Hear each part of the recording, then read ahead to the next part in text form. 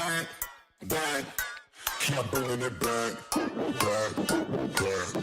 Said I'm bringing it back, keep bringing it back. But you can't fall like swinging back,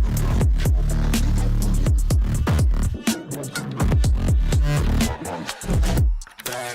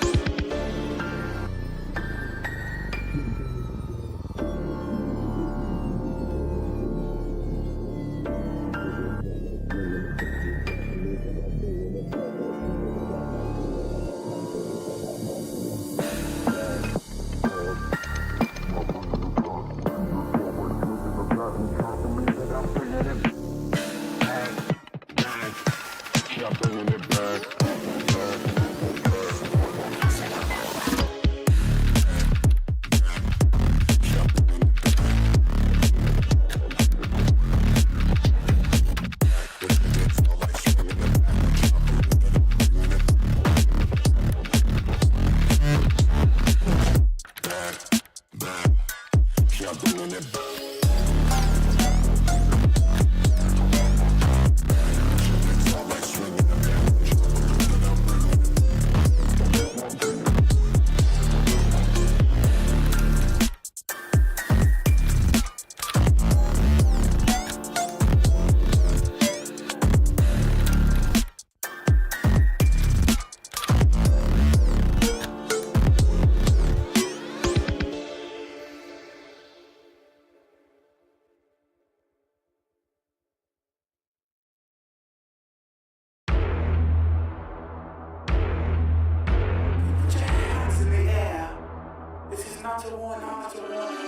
You think that I'm running in place? Y'all really testing my patience. Right before I blow up the spot, I had to get back to the basics.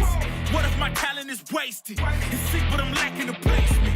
Thoughts as I rap in the basement, but my come up is legend, is greatness. I don't care now, it's pedal to the metal. I can never quit now, I will never settle. Puppet to the game, I'm pulling strings like Geppetto. We in the same game, but I'm on a different level. I passed it. Gotta keep grinding till I'm laid up in the casket. No fake round me, you feeling too plastic. Yeah, y'all feeling too plastic. They say my style crazy, but then it's straight jacket. Wow. Why you still testing my patience? Trying to turn me into something I ain't trying to be. All that hate is a heavy rotation. You gon' lose yourself, quit testing me.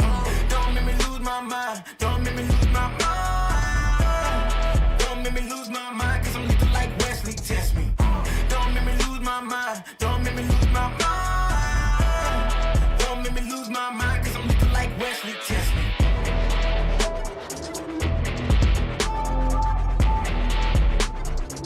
Cause I'm looking like Wesley, test me.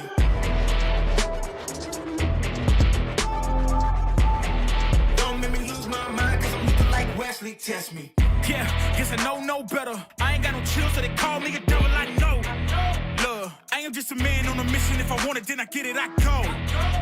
And if you're trying to test me a beast, you gon' need Liam Neeson. The chance that you taking is flagrant. You're testing your luck. If you think you make it out, then you're sadly mistaken. Careful what you putting your stake in, cause I ain't got no patience and no limitations. You trying to figure me out, and I know I don't make sense. But no one's there when you call like you trapped in the Matrix. You need to take a break from it. I think you should take 6. Cause yes, I hold a throne and no one else can replace this. The pain will only go deeper the harder you chase it. I'm the greatest that you ever made. It's time that you face it. So tell me, why you still testing my patience? Trying to turn me into something I ain't trying to be. All that hate is a heavy rotation. You gon' lose yourself, quit testing me. Don't make me lose my mind. Don't make me lose my mind. Don't make me lose my mind, cause I'm looking like Wesley, test me. Don't make me lose my mind. Don't make me lose my mind. Don't make me lose my mind, cause I'm looking like Wesley, test me.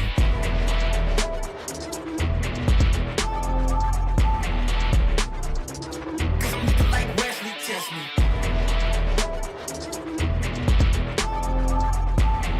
Don't make me lose my mind, cause I'm looking like Wesley, test me. Kiss like that. Kiss like that.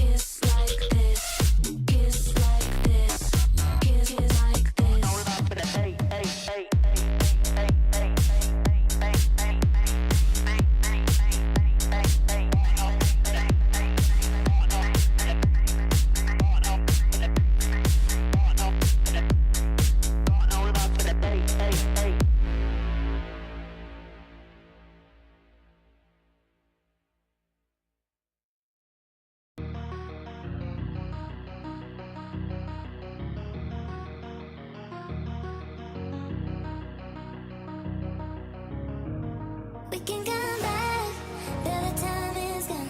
I'm running to escape from your left. Don't lie, 'cause I know your heart. Don't try looking for someone to forget. 'Cause I gave you my whole life, and instead you gave me nothing.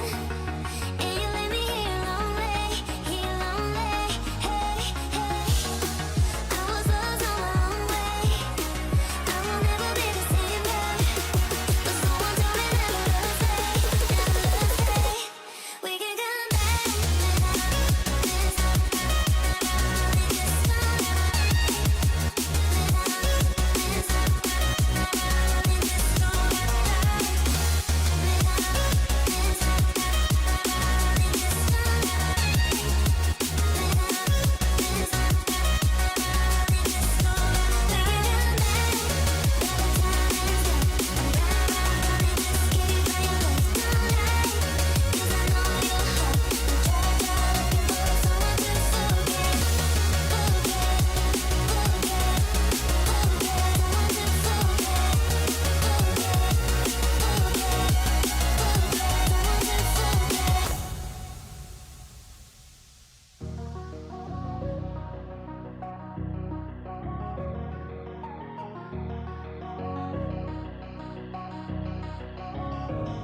We can come back, though the time is gone.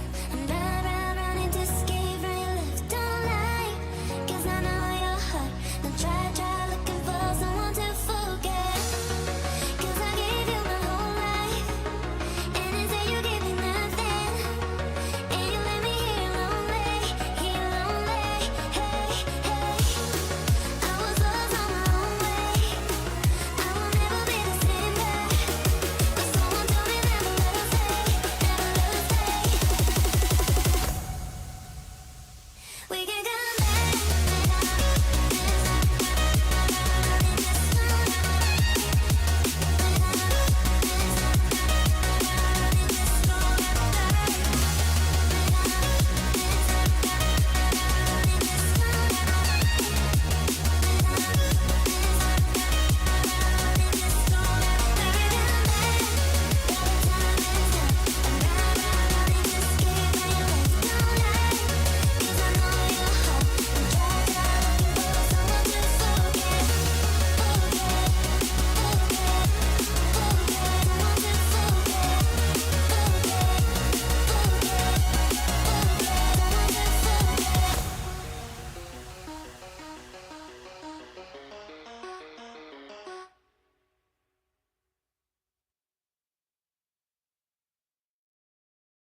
Cold like 0 degrees. I'm out the cage, gotta let out the beast. Revolutionary, gotta let out the streets. Locked in the cage, I'ma let out the hood, out the hood, out the wake up, get out the sheets. We came from one man, forget that piece. We take the west side, take out the east. I'ma put them in the cage, never let out the start. I heard him chat to me boys, move too quick, can't stop for the talking. I hear him chat with the boys, man so tough, but man's keep walking. Just too sharp with the boys, white girls gotta tell me I'm awesome, yeah. Hot like fire on the pine, if you wanna touch me, please use caution, caution, caution, caution, caution, caution, caution, caution, caution, caution, caution, caution, caution, caution, caution, caution,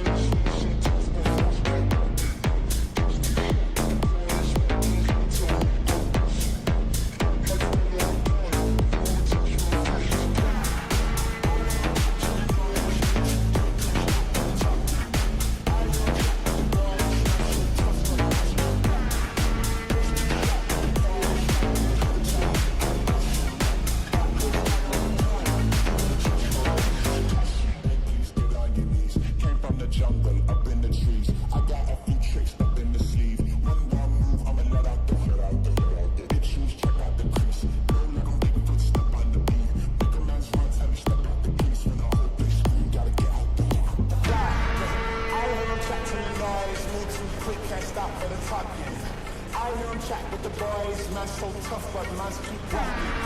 Just too sharp with the prize. White girls let it tell me I'm awesome, yeah. Hot like fire on the pine. If you wanna touch man, please use caution. Caution, caution, caution, caution, caution, caution, caution, caution, caution, caution, caution, caution, caution, caution,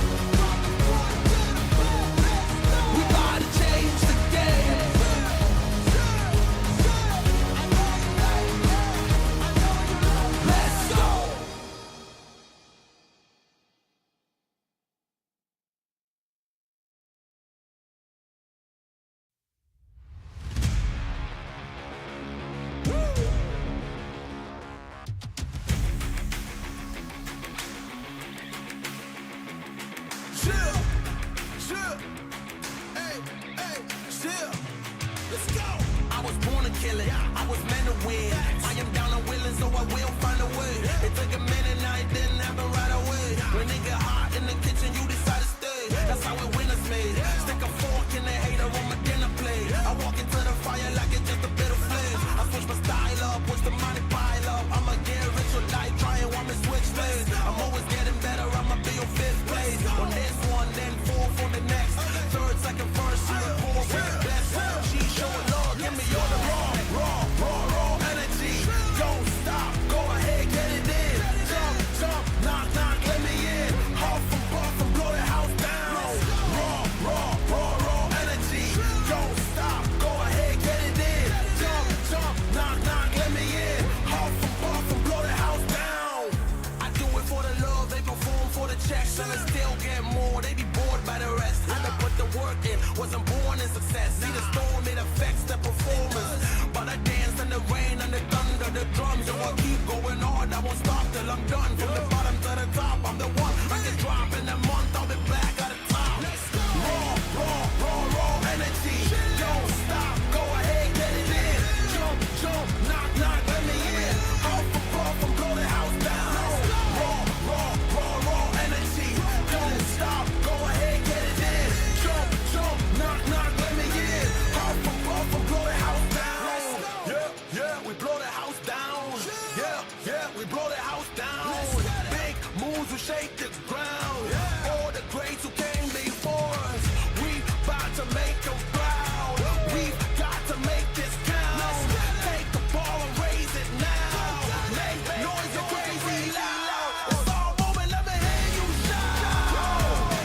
Don't give up, we can turn it round. We got the fire, we burn it down. Yo, I pop champagne at the back of the club. Yo, I'm back with a sweat, tears back with a blood. How to get it out of mud, kinda like Predator. Get to the chopper, pockets getting fatter, so she call me Big Baba.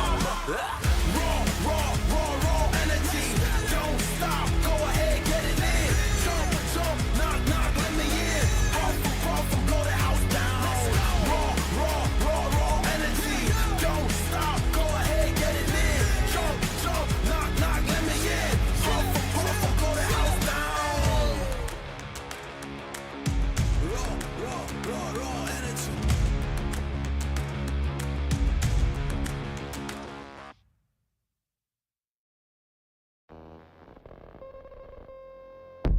Everything is twofold. What's joy is pain on the other hand. And what happens when the one that you love is the main cause of your suffering?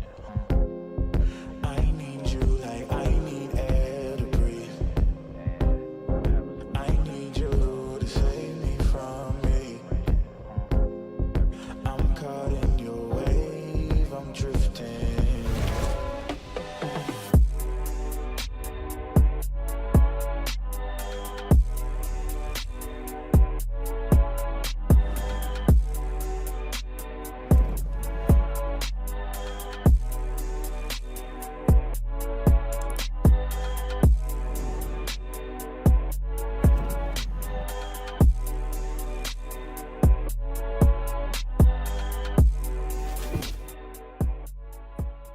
What's in store for Hellcup this time?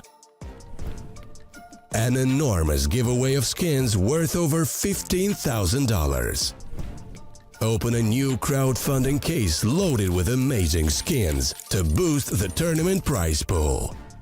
2 Twitch giveaways just for viewers. Type raffle in the chat and don't miss your chance to win one of the skins during both tournament stages, the group stage and playoffs. Get ready to join the action. Hello and welcome, ladies and gents. Good morning. Thank you for joining us here on the Hellcase Cup 11. Myself and Grimmy Ron are going to bring you for the first 2 best of 3s of today, and then Lucy and Brandon will take over for that winners game. We're looking forward to seeing how things are going to pan out. We've got actually a pretty spicy group as well. A lot of decent teams, a lot of upcoming youngsters as well, especially with Spirit Academy and Navi Jr. playing in separate matchups and favourites, arguably, to meet in that winners game. Yeah, I was looking at this group last night and I was just like, ELO. There's a lot of elo in this group because you've got Rare Atom, but apart from that, it's like 3 young budding teams who have all got pretty decent results. And at the crux of it, it's because individually they are literally some of the best players in Europe. And I think like maybe a couple years ago saying like, oh, you were really high elo on Face It was whatever, but like Kaiosuke is 5th in Europe on Face It. Like nowadays, you know, that means something. Navi Jr., like I think everyone's within the top like 150. It's like you literally have a team of the best players in Europe individually. Yeah, and you know, we already know that Spirit Academy have produced a lot of top talent. Donk, Zontix, Artfrost, the kind of all names to mention that have come through their academy back in the WePlay Academy League days. And this Spirit Academy is no joke, man. There's a lot of talent here, of course, and they'll be taking on Rare Atom, which is not exactly going to be the easiest of tasks for Rare Atom coming up against this Spirit Academy side who have been climbing the ranks rapidly. Then to follow that is going to be Navi Jr. taking on Cybershock as well. Navi Jr. another side with a hell of a lot of talent in their lineup as well. So Cybershock are definitely going to have to be tested in that one. And then, of course, well, that final game will be decided on how these first 2 go. So you're going to have to keep your eyes trained on that. It will be the winners matchup, though. So for me, I would say expectations probably Spirit Academy and Navi Jr. Yeah, I think that's a pretty fair assessment, to be honest. I think this first game especially could formulate to be quite a whitewash, and the reason why is because, as I've mentioned, like these guys are individually just insane, and then on top of that they're also getting some pretty serious results. Like, you know, they are beating some of legitimately the best of tier 1.5. Their last tournament was a CCT victory where, okay, they beat Favbet in the finals, but to get there, you know, they had to beat the likes of Monty, Zero Tenacity, OG, 3D Max, Sinners. Those are all RMR level teams, and for a lot of people, this Spirit Academy team is still in a very early stage. They've only been together for 4 months or so. They're in a very early stage, and just to get, and again, Spirit as an organization, I don't know what they've done, but they within 5 months have made the best player in the world go to their main team, and then picked up a top 40 team of an average age of 17.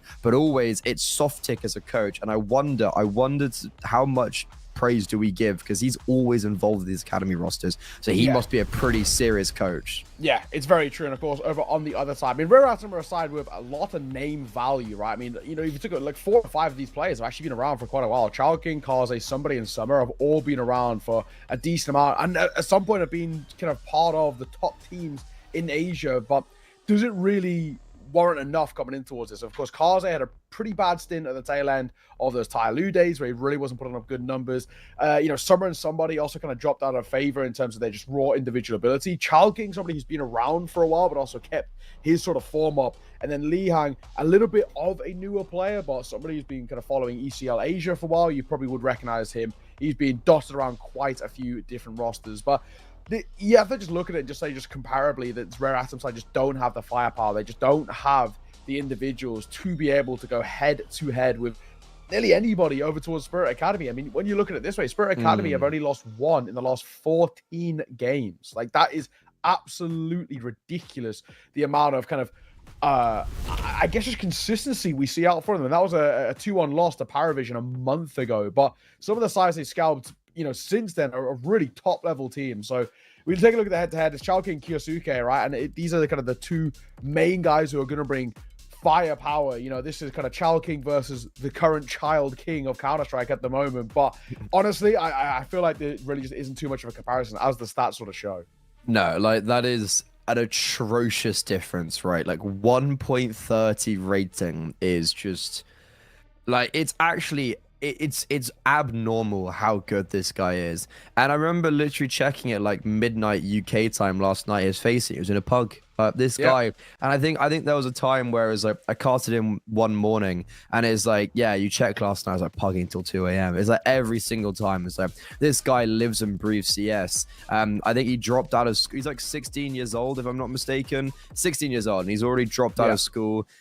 He lives by himself next to his parents, and like this guy was a relatively unknown entity up until joining Spirit Academy. Like, he literally didn't have anything else on record on HLTV till this roster, and I think for Rare Atom, even though they've been doing well quite well regionally, and they have come to Europe already this year. They did not do very well in Europe. True.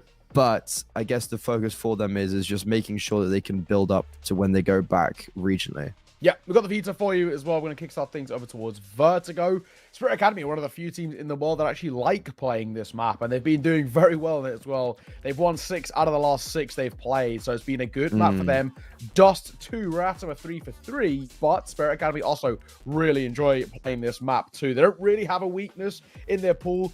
Maybe bar the Anubis, which kind of gets banned out in their second wave, and then we go towards that Ancient as the decider. And that is actually quite a bad map for Rare Atom. So if it does go towards a decider, which honestly I very much doubt it will, but if it does, I do feel like it's going to be mopped up pretty comfortably by Spirit Academy. The way this veto is set up, I would be very surprised if Spirit Academy don't just take this with ease.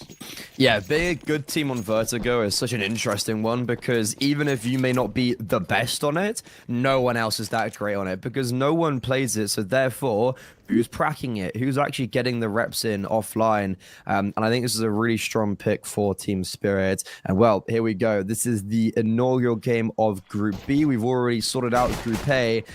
Spirit Academy, probably the favorites to take it all, are starting off very strong. Kaisuke just runs past. It is so clean, and he's just continuing his reign of terror. Finally shut down, but the damage has been inflicted, and Summer, left all by himself, is forced to retake in a 1 versus 3. Yeah, it's really hard to kind of come into a game like this and not just hard focus on Kaisuke. There's so much other talent in the Spirit Academy roster, so I feel like throughout this game we'll get time to give them their flowers, but a really good start from him. Gets 2 before he falls, so he can't complain at all. Summer, an impossible task as Alcoran will drop him in that one, and it will be a super simple T-side pistol round taken by the Spirit Academy boys. What you want to see, right? Coming towards this, set the tone nice and early. You're my pick. Don't pull any punches, and just make sure that there's just absolutely zero doubt at all. So solid stuff, no complaints. Rare Atom. It looks like we're going to go for a, kind of a no-buy here, which I'm a fan of. They didn't win out that CT pistol, so he's not going to have a stronger buy to work with regardless. This one a bit of a throwaway, but we can buy him towards the next. Yeah, Rare Atom are a really interesting team, right? Because they came over to Europe this like a couple months ago and did not do very well. But then they go back regionally, and they qualify for IEM Rio, beating the likes of Tai Lu and Atox, and they also do really well in the Shanghai close qualifier for the RMR qualifiers, right? Like they win out their Chinese qualifier by beating, I mean, yeah, like all the Chinese teams, Rare Atom, and like beating Tai Lu. So they do really well regionally. Unfortunately, they didn't actually get to go to IM Rio. They got replaced by Imperial because of visa issues, which is bane of the existence, right? But like they've got the RMR slot, and that's what they were building up for. So now they've come back to Europe. So like, well, it worked to get to the RMR. Let's go back to Europe and then hopefully go to the Asian RMR and be able to complete that process. But I think the issue is pretty much every team from that Asian RMR is in Europe right now.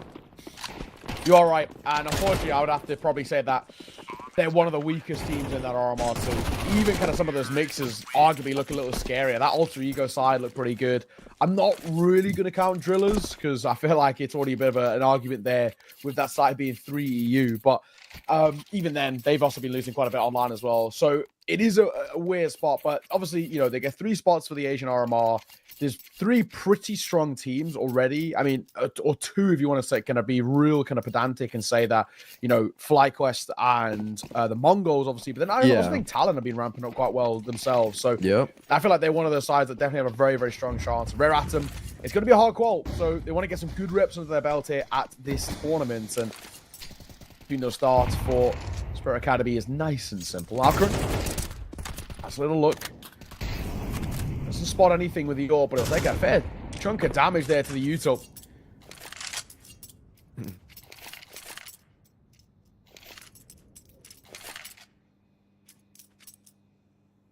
Pressure towards A early on, and it's very default just to leave the AWP there because he's able to take control and just maintain everything towards ramp, and then he's able to let the riflers search elsewhere. But now they're starting to shift around the map, As we can see, they are heading 3 middle, 2 B, which is honestly quite unorthodox as like an early default on your first gun round, but it's seemingly going to completely catch off Rare Atom. You've got one player, Kaze, who's looking towards mid. In the meantime, they're putting loads of pressure towards B, and yeah, Kaze, caught off guard, still has his life in his hands, but mid capitulated. Kaze standing strong though, he gets 2, and they shut down towards B. Rare Atom, they lose the first player in that interaction, but honestly, mediate that really well. Yeah, well played. It had to be said. They just make sure that they don't overextend, right? I think they don't give the opportunities over towards Spirit Academy, which they're looking for. They're looking to try and kind of be a little bit puggy at times, rely on the individuals, get the mechanics up close and personal, especially considering that was sort of a bonus buy. We had the open play, but also kind of a Mach 10 floating around, so it was a kind of a mixture of both. But what ended up happening is Rare Atom shut it down and shut it down well. It will mean that Kaze now has the big green to wield. He'll get a lot of room, a lot of space, and a leg as well on towards Alcaran.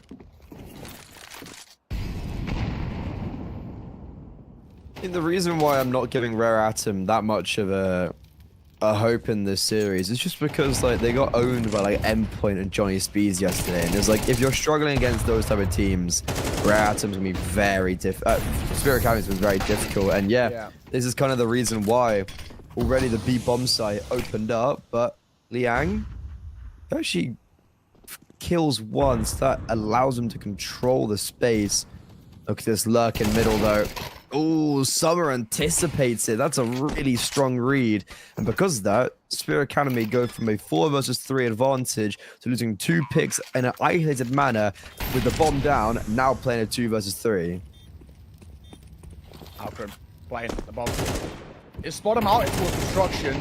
Second time I'm asking, he will fall close to personal. Robert's got to try and get both, but he can't. Damage not even able to be inflicted on towards Chalking, and another round as well taken for Rare Atoms. Starting to build on something at the moment. At the very least, there's an idea of what we're trying to approach here for the Rare Atom side, and they are still keeping, at least to some degree, this Team Spirit side on edge.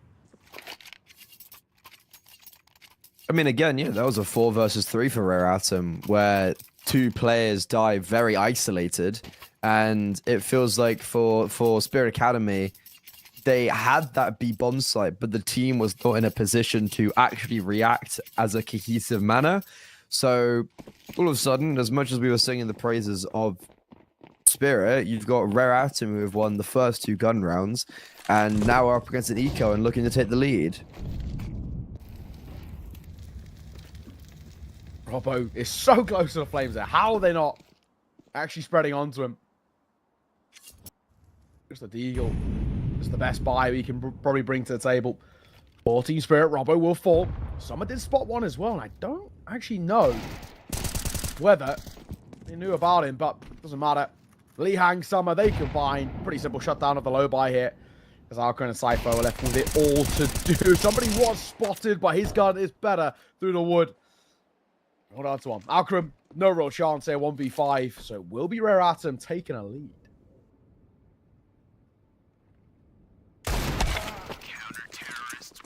Okay, I'm here for the upset, you know. Like, as much as we were kind of focusing the narrative around Spirit Academy, wouldn't it be really amusing if Rare Atom win this series? Because even though it is like an academy team, Spirit Academy are playing serious Counter-Strike recently, so this would be an interesting one to say the least. If this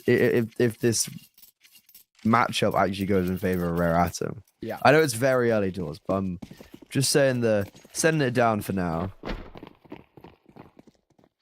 Well, the odds don't look that good for Rare Atom. I'm still believing for Team Spirit, but never know. Somebody up close might overlook him here as well. Do they clear? Play for the smoke. No, they don't. Gets one. Looks for a second. Delivers as well. Cypher will trade, but it's too little too late. That basically feels like it could be the round already done and dusted. The 2 versus 4 now. And Spirit Academy have just no idea of what the setup actually is for Rare Atom. They have no idea how many are towards each side. They've just been absolutely owned. Like, Kaiosuke's just died towards ramp and then a double from somebody. This is a really worrying start. Like, that's 3 gun runs now in back-to-back fashion where it feels like Rare Atom have kept control the whole way forward. Miss Molotov from Sypho is not going to help their cause anymore. Him and Mokajim having to re-molly towards Pillar. There is someone there. Liang, though. What? The Molotov's not affecting him? That's a massive blunder. 2 Molotovs towards Pillar, and he's still there. They're not going to clear Liang, but he swings out, and Sypho's holding for him. All of a sudden, a 4 versus 2 goes into a 2 versus 2. Child King hot on the scene, coming in with his teammate Kaze, who's got an AWP, which is a very unideal weapon for this position. This is tough now. I've been playing around this smoke, expecting a push through, but no cars just yet. Bomb will be planted. Sypho playing up towards Gen. It's a waiting game as well for these pushes to come forward. We're trying to bait out a bit of util. It doesn't come. They're looking to see where the swing is from. Sypho up close, but it's Kaze who gets one. Trying to line up 2. Sypho might give himself a chance, but he can't deliver on towards Child King. AWP scooped up, and another round won by Rare Atom. Damn. I mean, that should have been cleaned up a lot easier for Rare Atom. They had a really good start to the round. 4 versus 2 within like 10 seconds. They win out the round, but that got way too close. And yeah, a tactical pause called by Spirit, because that is a very poor start for them. Sitting 2-4, and it's because of the pistol round.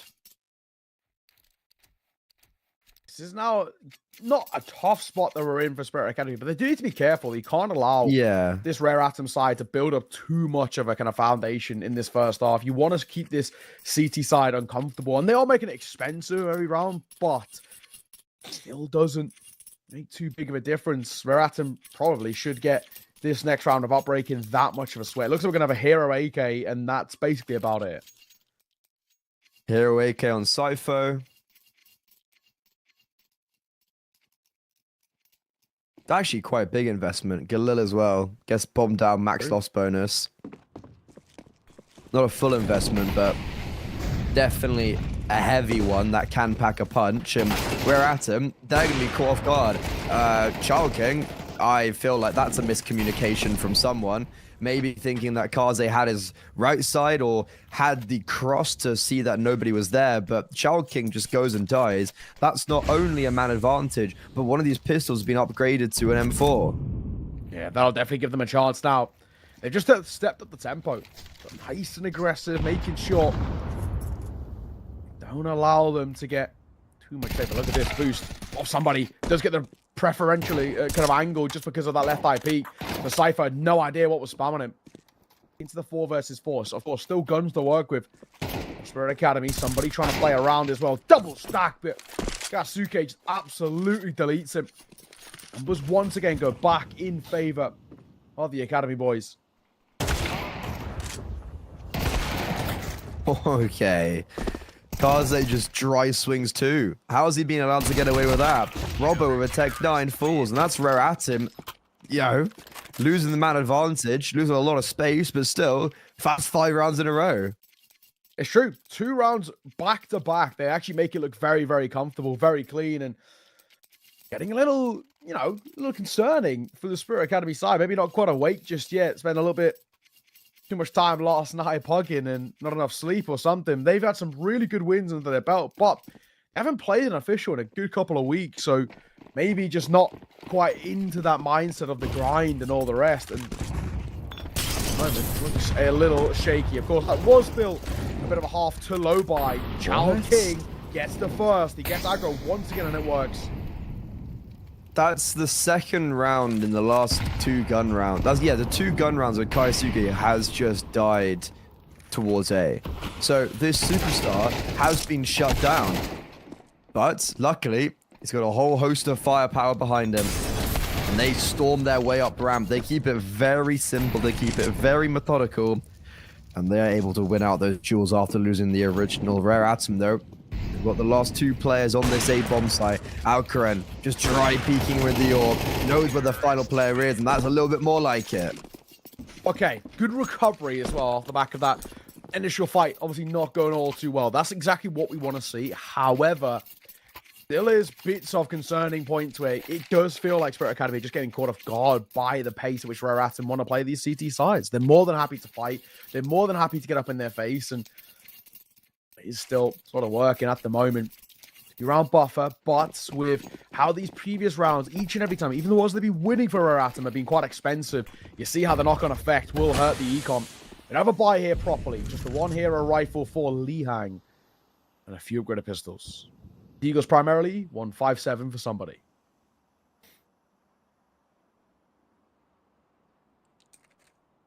Crazy to win 5 in a row, and money is chalked. But they're going to have a full buy in the next regardless, so this is a tactical decision to not purchase up too much. Team Spirit's realizing maybe the death ball tactic's the way forward. Come on, guys. Let's not lose to a round where most players don't even have armor. Okay. You lose the opener, but able to calm the nerves. They split out the final player on default. That is a shot and a half from Child King. Child King's Deagle has just taken down 2. Summer, if only he had armor or just anything more than a Deagle, this would be so winnable. Gaiosuke is on 8 HP, but Alcarin just swings him and ends that round off. Spirit Academy, they are testing my nerves today. Yeah, a little closer than I think even they would have wanted. You know, in the same vein that we were talking about Spirit Academy losing rounds, but they was still making it expensive. I was like, okay, maybe there still feels like there's something here to work with. Vice versa there for Rare Atom. Good couple of shots coming through that Eagle. We'll see a second tack pause called by Spirit Academy. I think they've realized as well that things are still ever so slightly concerning. They don't want to get to a point where they're really having to slug it out on the CT side to make this work for them. They want to build up as much of a repertoire as they can in this first half. Rare Atom are just putting up such a good fight for me right now. Like, I'm actually really impressed with what I'm seeing from this side. Yeah. Especially considering, like, they're making Spirit Academy sweat even when they have the advantages. Like, these rounds are getting really too close for comfort. And I think there's definitely an element of Spirit Academy have not anticipated this level to be brought out. I thought I would assume they probably thought it'd be quite an easy morning for them. Rare Atom, like, let's just, like, clean this up and go next. But, yeah, on their map pick of all things, Rare Atom are showing signs of, you know, not too bad. Okay. Back into the full investments, both sides. Long-term econs, not good. What? Atoms. This is a round that has to be won. The flashbang. It's so simple for Child King. One flashbang from Summer, and so many kills just slot themselves into place. That's such a rookie error from Spirit Academy. It really is. Sure, okay, fun. You know, that's a great start. Are we really... First, I love the fact that Chocking has the 3 kills, and he's the only player alive now on the A-bomb site. Like, everyone else around him has fallen and overswung. So, Rare Atom, great position, yet now on the brink of potentially losing this round because of missteps. Child King falls and doesn't get much damage, but look at the flank. Initiated Sipho. What a read and what a shot. Somebody has no idea what just hit him. Liang drops the bomb, initiates the 1v1. Robbo on default. Liang doesn't know where he is actually, so you can see he's searching high and low for this final player. 40 HP, and Robbo makes noise.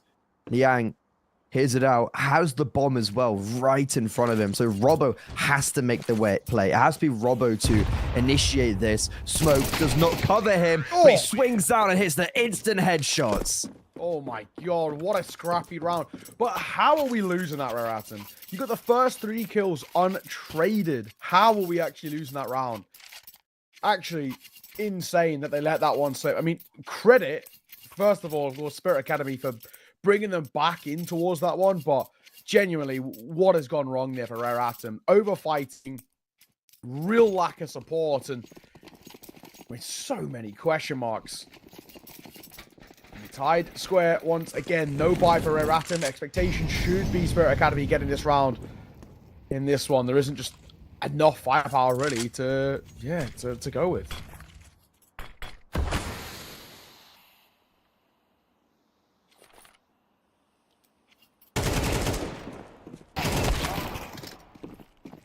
dude, we're talking about the firepower of Team Spirit. Like, Rare Atom are hitting some shots and a half. So, I'm starting to give them a little bit more respect. They are on boot camp naturally as well. But, already on paper, they seem to be putting up a much better fight than did against either Johnny Speeds or Endpoint yesterday. Oh, soften up somebody and he gets seen up there as well. Nice and simple in the end. You know, only a couple of casualties. Cannot complain. Final round of the half. Spirit Academy guarantee that bare minimum tied game. They'd like to guarantee that bare minimum lead just to give them, you know, a little bit of leeway, you know, just in case the pistol goes wrong, just in case they try for a force and it goes south, etc. Just have a tad bit of breathing room to work with. But so far, so good. I think, you know, the recovery was pretty good because at one point Rare Atom were looking very stable. So I can't complain.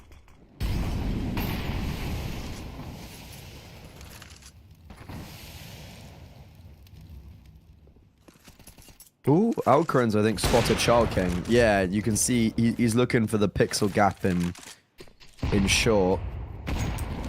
Oh my god, that's a lot of people swinging him. Okay, so Alcrans just got a whole host of information. There's like 3 minimum, 4 maximum. So you can see Robbo's already taken this space up towards B. Very easy counter strike from Spirit Academy. They were in the right position to react onto that B bomb site, and they do so perfectly. Smoke once against Robbo. Cypher will trade. Keeping the numbers in their favor, even though his bit of chip damage is primarily over towards Summer, who's now left low. And 1 for 1. They bring it back into a 3 versus 3, but still that low HP of Summer. That's the real thing to keep an eye on for. 1 bullet is enough. Algren with the AWP. Double AK as well. Time ticking. Algren makes that AWP sting as well. Summer might even get checked. Nobody jumping around just yet as well, but Cypher was waiting for it. That's the half. Yasuki will close it the same way he opened it in the pistol. Spirit Academy 7-5 at the halfway point. Pretty happy with that.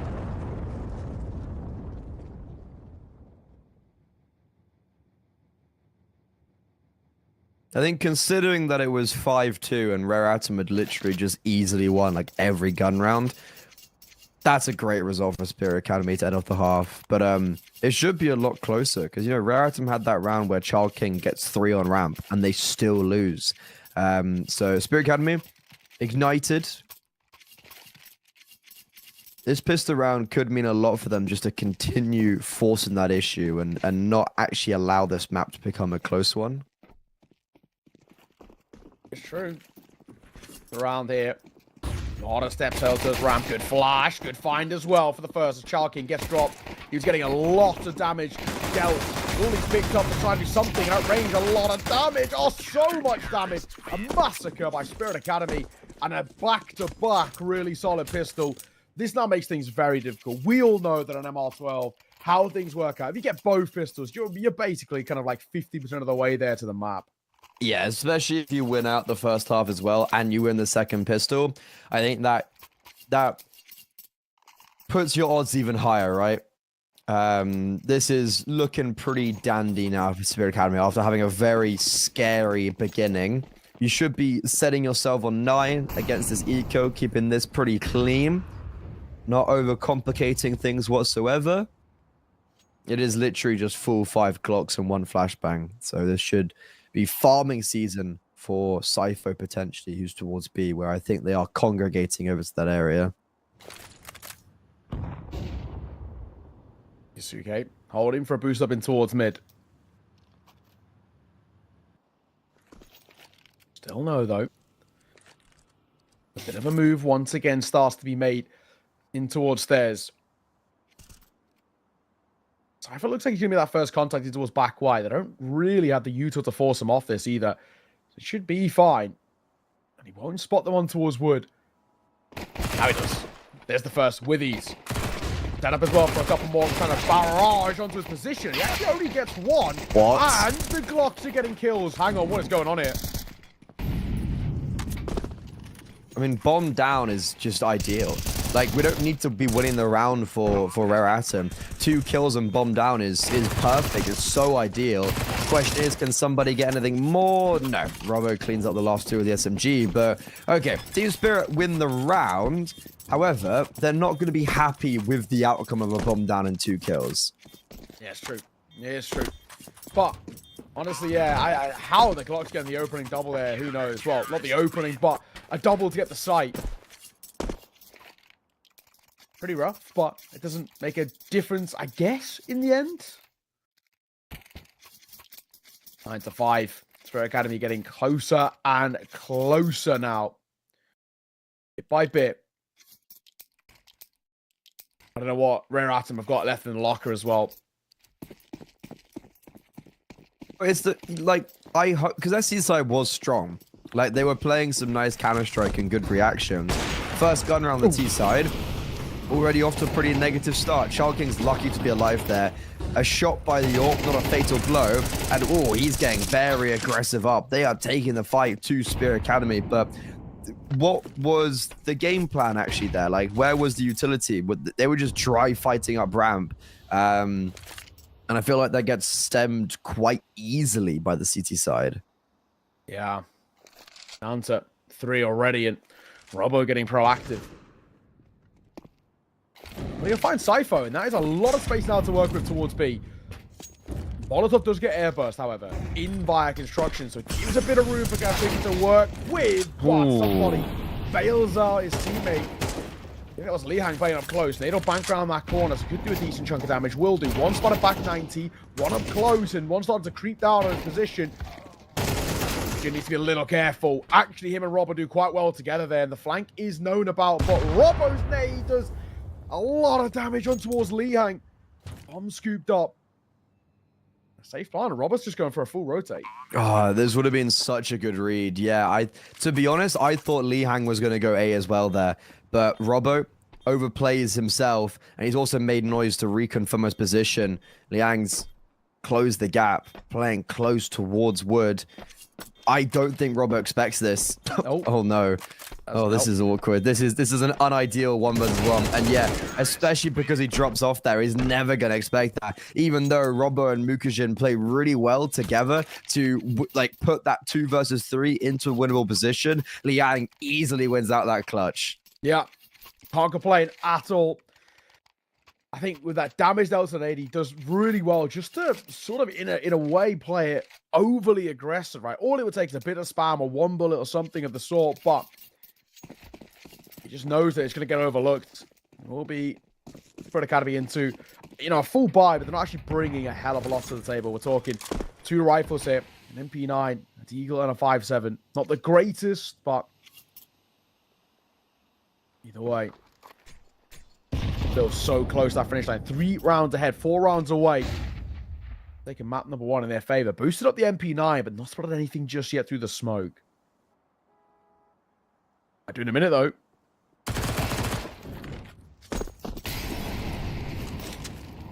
That's a little gimmicky play to give them the advantage.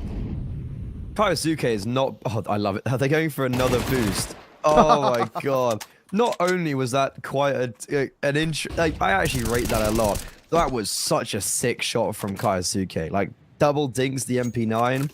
Yeah, fair enough. Okay, Team Spirit, they're pulling out all the little gimmicky plays, the flash peaks as well. The Liang, though, he's found some space. That's a massive misplay. He shouldn't be able to kill Cypher there, and he definitely shouldn't be able to get the second onto Outcran.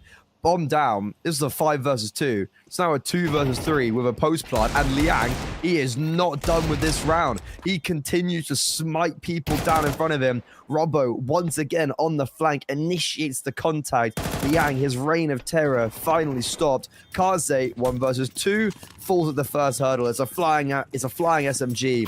And Team Spirit, they lose 1, but they instantly claw their way back in. Yeah, well played. I think, Rare Atom getting a bomb plant out of that is pretty good, but 2 boosts that work back-to-back in quick success, and I think for Spirit Academy to make that sort of a round work for them just showcases what they've got in the locker. A couple of strats and a couple of little gimmicks that can play super well in their favor, and it's just so simple.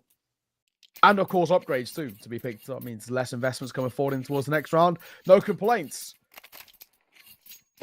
and 6. Inching closer and closer. Double AK is the buy. It's a sort of a double hero buy and then a triple low/half buy. So finance is going to be a little funky for Rare Atom for a while at least.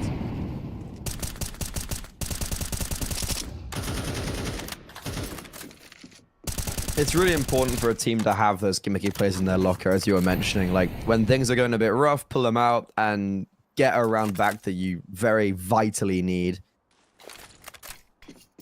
You were talking about the economics of Rare Atom. This is a very interesting one, right? This is a double hero AK buy. I mean, do they get the bomb? Like, I guess they need to get the bomb down this round if they can buy into the next. If not, with them playing for overtime, you've got no utility as well. So you're dry peeking into this bomb site. And Cypher playing towards quad is a great position because of the lack of utility. They can't flush him out. And there's also been a rotation over towards mid and B because Mokujin and Robo have all of ramp. There's got 4 players now on the scene. So Rare Atom, they're contacting in. Sure, they've got the element of surprise. There's 4 players here. Flashbang. Oh, Cypher reveals himself to the masses, hoping for his teammates to support him, and they do. He drops, but as I was mentioning, there's 4 defenders here for Spirit Academy. You lose 1, and it's like a Hydra head. You cut off 1, 2 more spring out. It does feel like now that for Rare Atom, really just running out of opportunities, running out of time in this game. We spoke about with that previous buy, it was just so odd, and it will lead to them having a very uncomfortable kind of decision to be making here in terms of what investments Chowking and Lihang are making. I mean, for him, yeah, both going to go towards the Mac 10s. So they want to bring up a bit more of that utility. This feels like it's Spirit Academy on track to lock in this in. I can't see a world in which they don't. What's up down? How can it be forced away? At the very least, it's something to work with.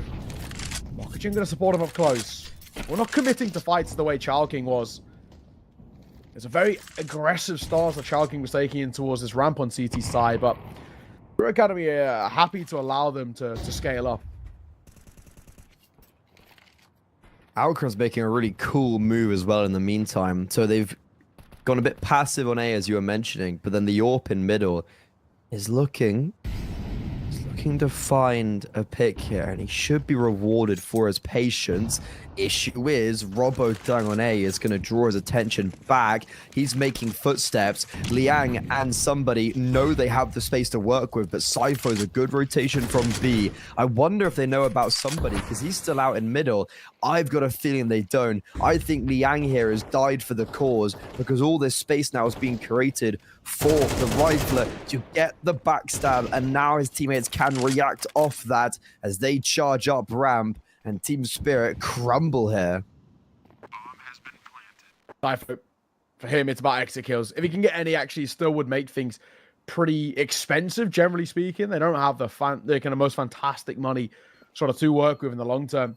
And there were plenty of chances as well. I don't think Spirit Academy worry too much. For Cypher, he's still sticking around at least enough, just in case somebody walks in towards the trap, but I think he's unfortunately evaded all of them sort of perfectly.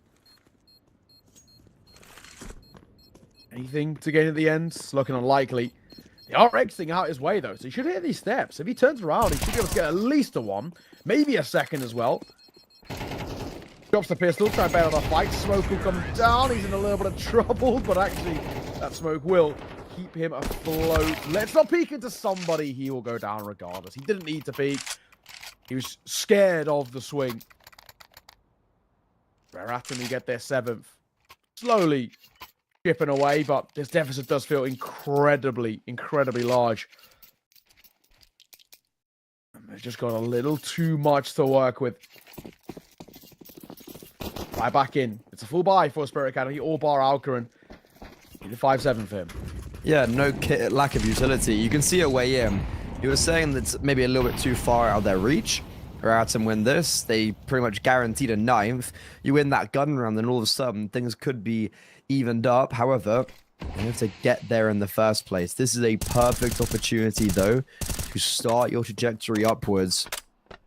You have the firepower for Team Spirit. You have a big lack utility, and as mentioned, that Outcran 5-7 is a deficit to this defense.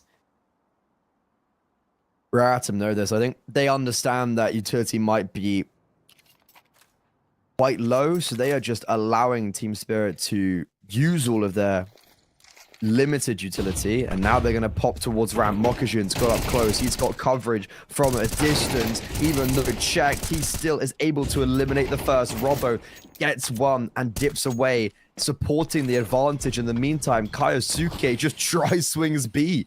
Deep B. Okay, it's a shutdown. Team Spirit, who needs utility? Yeah, not us, apparently. Cypher will also swing as well. 4 to 5 of those fights were taken just dry on their own. No ability to trade. If they had fallen flat, it actually would have given opportunities over towards Raritan. But it doesn't matter because they just hit the shots. Lovely stuff. And it will be now 5 match points or 5 map points to work with for Spirit Academy to then try and lock out their map pick in their favor. 12 to 7. Unfortunately, once again, financial issues for Eratum and AK Aglil. A couple of Mach 10s and 1 Tech 9 to try and keep them afloat here on Vertigo, but it feels quite unlikely.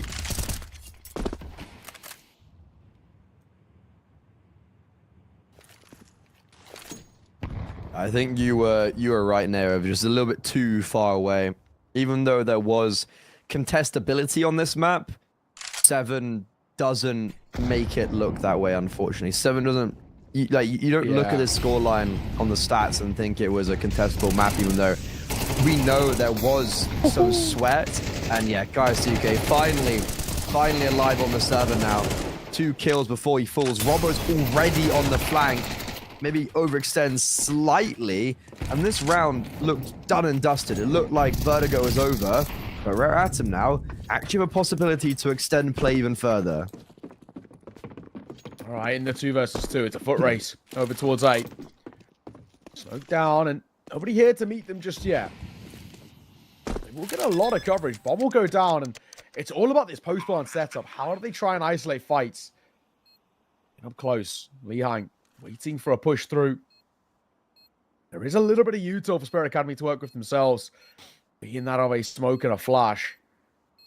Taking their sweet time because this is a pincer maneuver. And because they're isolated, they've got to win out raw angels. It's as simple as that. First spotted, but not capitalized upon there by Li Hang. And with Cypher finding Kaze, he could be in trouble. Down he goes, and that should be the map. There is enough time as well as this defuse comes through, and it will be Spirit Academy finding themselves with a map under their belts. Pretty comfortably taken in the end at a 13 to 7. There was moments out there from Rare Atom, but unfortunately just not enough in that second half. Yeah, there were moments of success, but that moments of success do not formulate to actually a full victory. So because of that, we do see Spirit Academy take their map pick. They're the favorites going into this series, and they do prove it. The question is, can they keep up this consistency going on to Dust 2, which is a map that Rare Atom have played very well regionally, but haven't played it yet in recent times in Europe.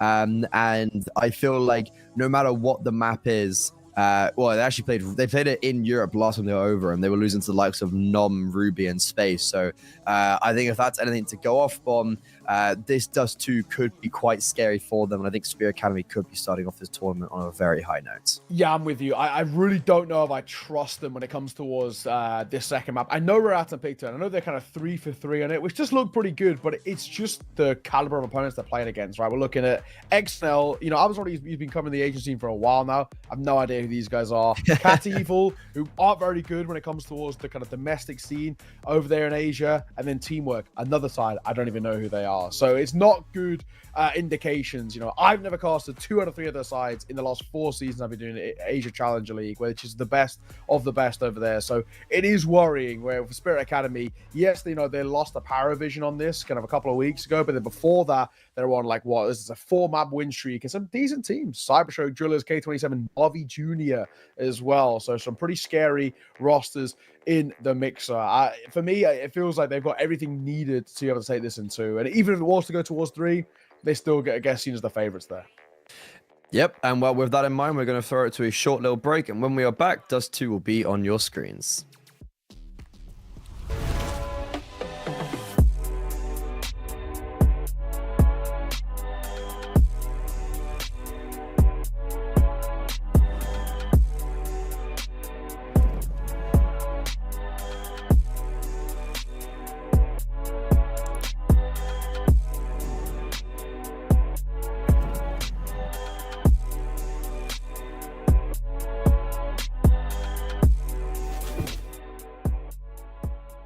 What's in store for Hellcup this time? An enormous giveaway of skins worth over $15,000. Open a new crowdfunding case loaded with amazing skins to boost the tournament prize pool. 2 Twitch giveaways just for viewers. Type raffle in the chat and don't miss your chance to win one of the skins during both tournament stages, the group stage and playoffs. Get ready to join the action.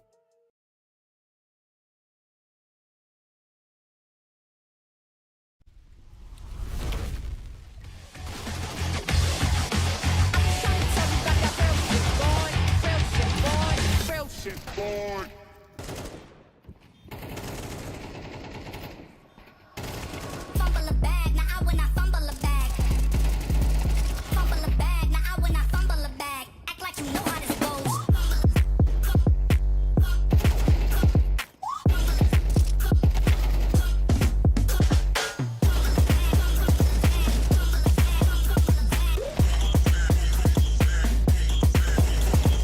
Fumble a bag, now I when I fumble a bag. Act like you know how this goes.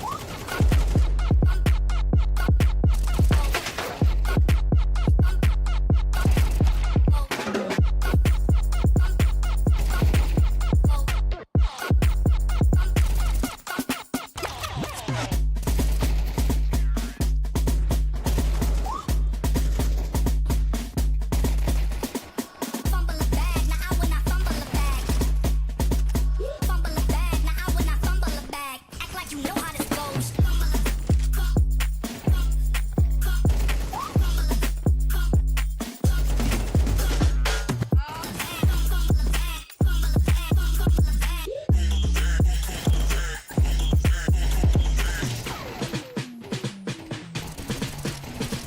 Fumble a bag, now I when I fumble a bag. Act like you know how this goes.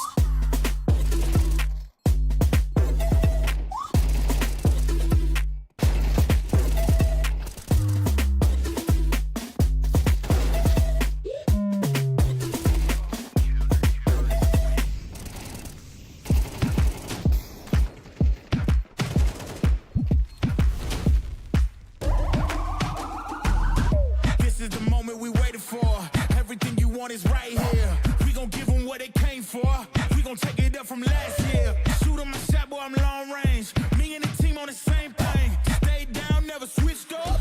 Only thing changed was the game. I'm in the zone now. Nothing can change what we on now. When I pull up, know it's going down. Foot on the gas, ain't no slowing down. Aiming for greatness, no settling. Kick down the doors, they won't let me in. Taking no else, yeah, I gotta win. Watch me kick down the doors, they won't let me in. Who running the game now? Foot on the gas, can slow down. No, my team, we holding it down. We know we running it now. Watch the game change. Watch the game change. Watch the game change. Watch the game change. Yeah.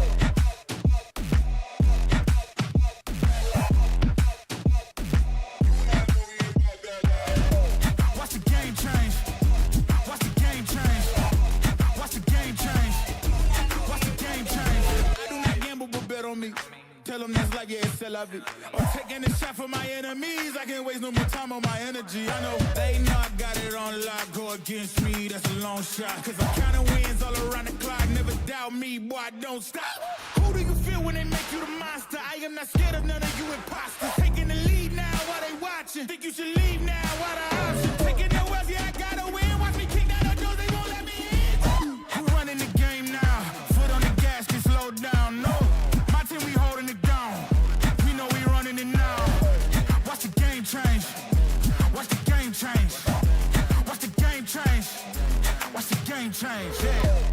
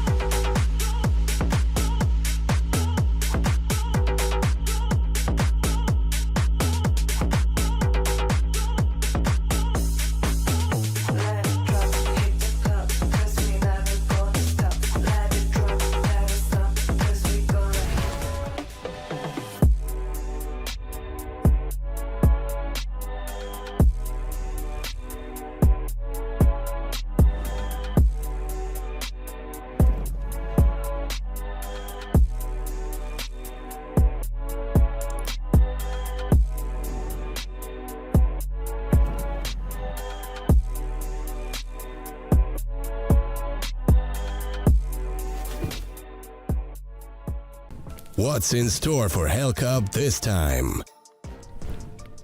An enormous giveaway of skins worth over $15,000. Open a new crowdfunding case loaded with amazing skins to boost the tournament prize pool. 2 Twitch giveaways just for viewers. Type raffle in the chat and don't miss your chance to win one of the skins during both tournament stages, the group stage and playoffs. Get ready to join the action.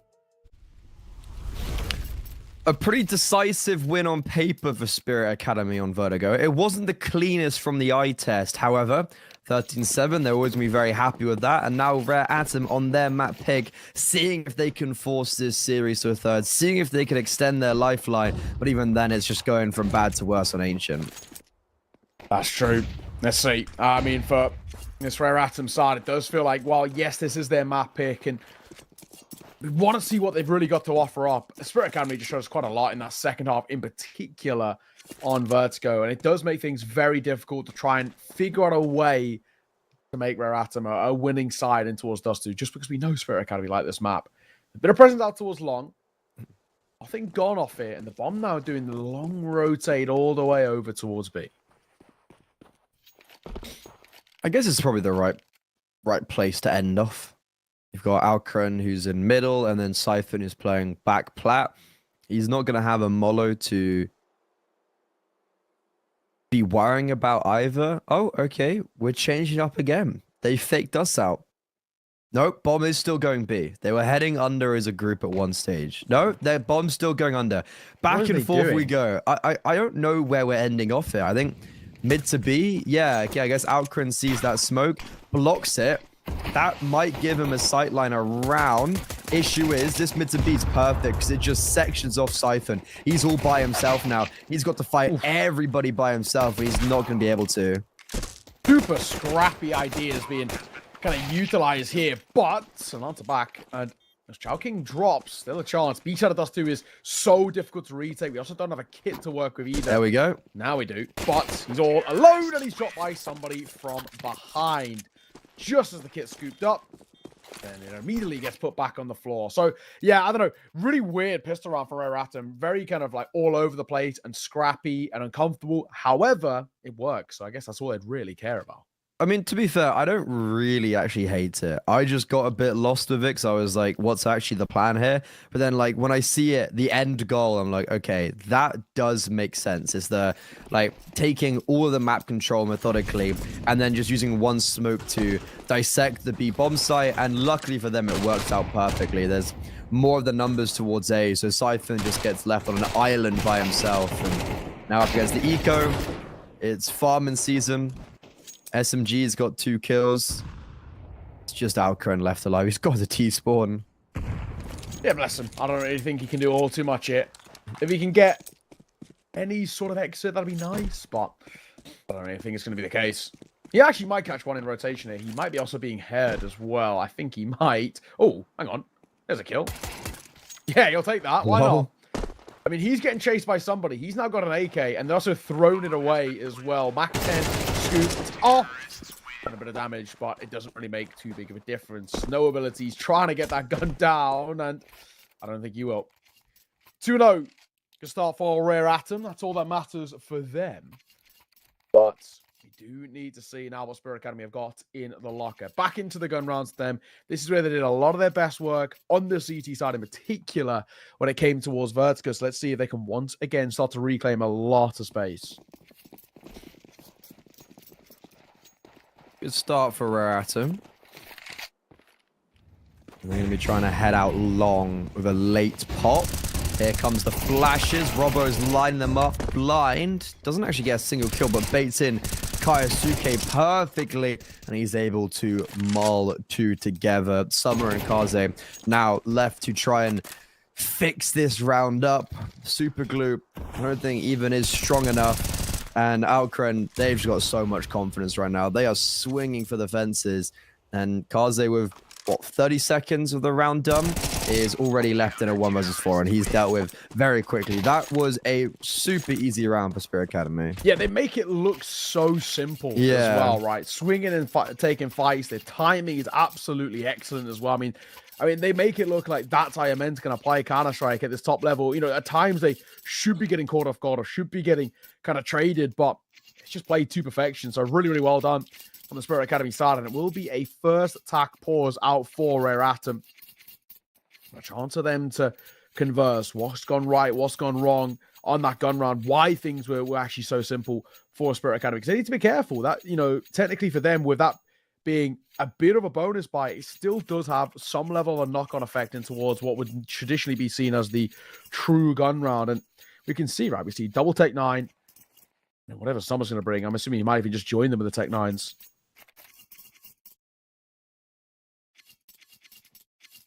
It was also like the good timings on the swings, but it was also like they always felt it wasn't random. They always had someone next to them as well.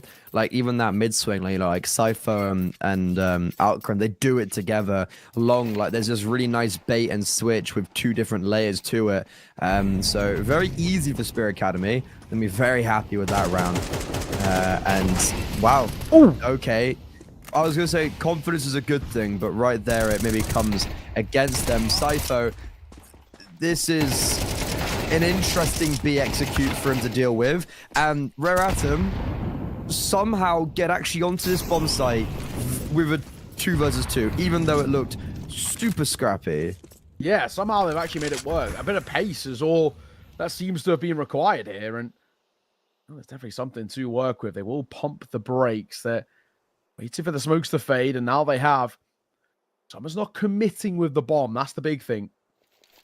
He has a bit of time to move around. He's doubling back to transport his teammate, but both the fights just fall straight in favor for Spirit Academy, and it will be another round taken for them as they tie things up to a piece. But even still, credit to Rare Atom 3 for making that some level of a kind of a conversation. That felt from the get-go like it was going to be nothing, but some scrappy and weird fights, and it works. Should have been realistically a better B hold. It felt like they got like Team Spirit got offered up a really easy round, and they made it a little bit harder for themselves, especially with Alcrin just dry fighting middle early on. Like those aren't really the narratives you'd like to be seeing, but regardless, I guess as you said, like the round's still won, so it doesn't really matter. And now Rare Atom are on a full eco, and these Glocks are just hoping for someone to walk into them. Get a bit of cash, essentially. Suke holding for the swing out and towards mid. Rare Atom doing the sort of tack pause about calling attack pause vibe as they huddle up and let's probably talk about what they're going to do in towards the next gun round. Out towards long they go.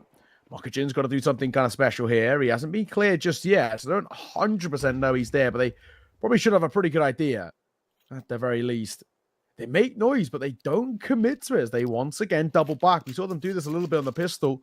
Noise out towards long, but then just fall away and not stick around all too much. Still, though, we need to be just a little careful about making sure that we don't go before time on this.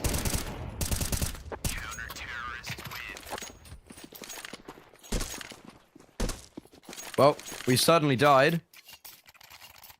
1 kill for somebody. Always nice just to minimize the economy, even if it's slightly. Those 1 kills can go a long way.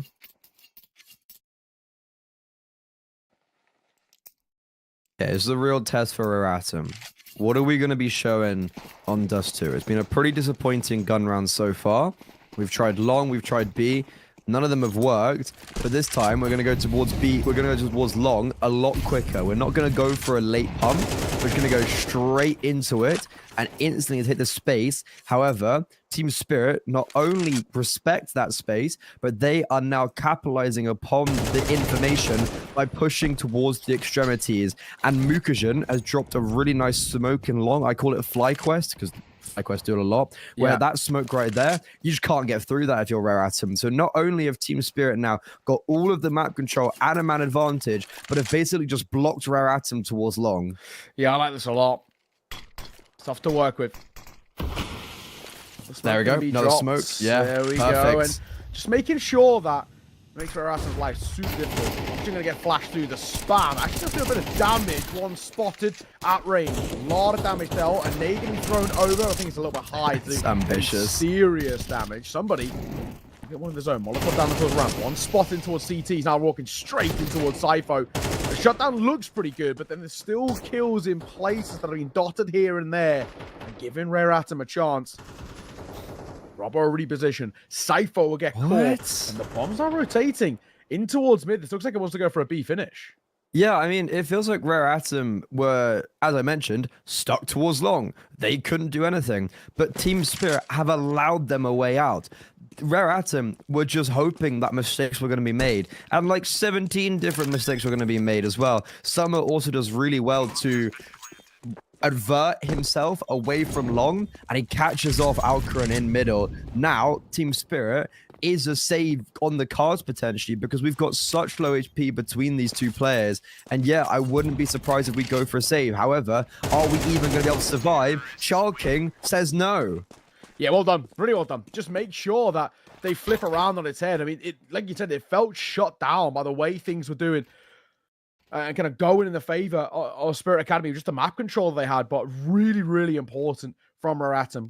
A great mid-round adjustment, making sure there's so little to work with, and, you know, definitely leaving us kind of questioning a little bit. If Reratim can keep on the fly, just doing these rotations and causing a couple of problems, you're still going to have opportunities for Reratim. If they could get up to 5 rounds on this T side, I'd still be pretty happy. Most of the way, Robbo is very lucky to stay alive.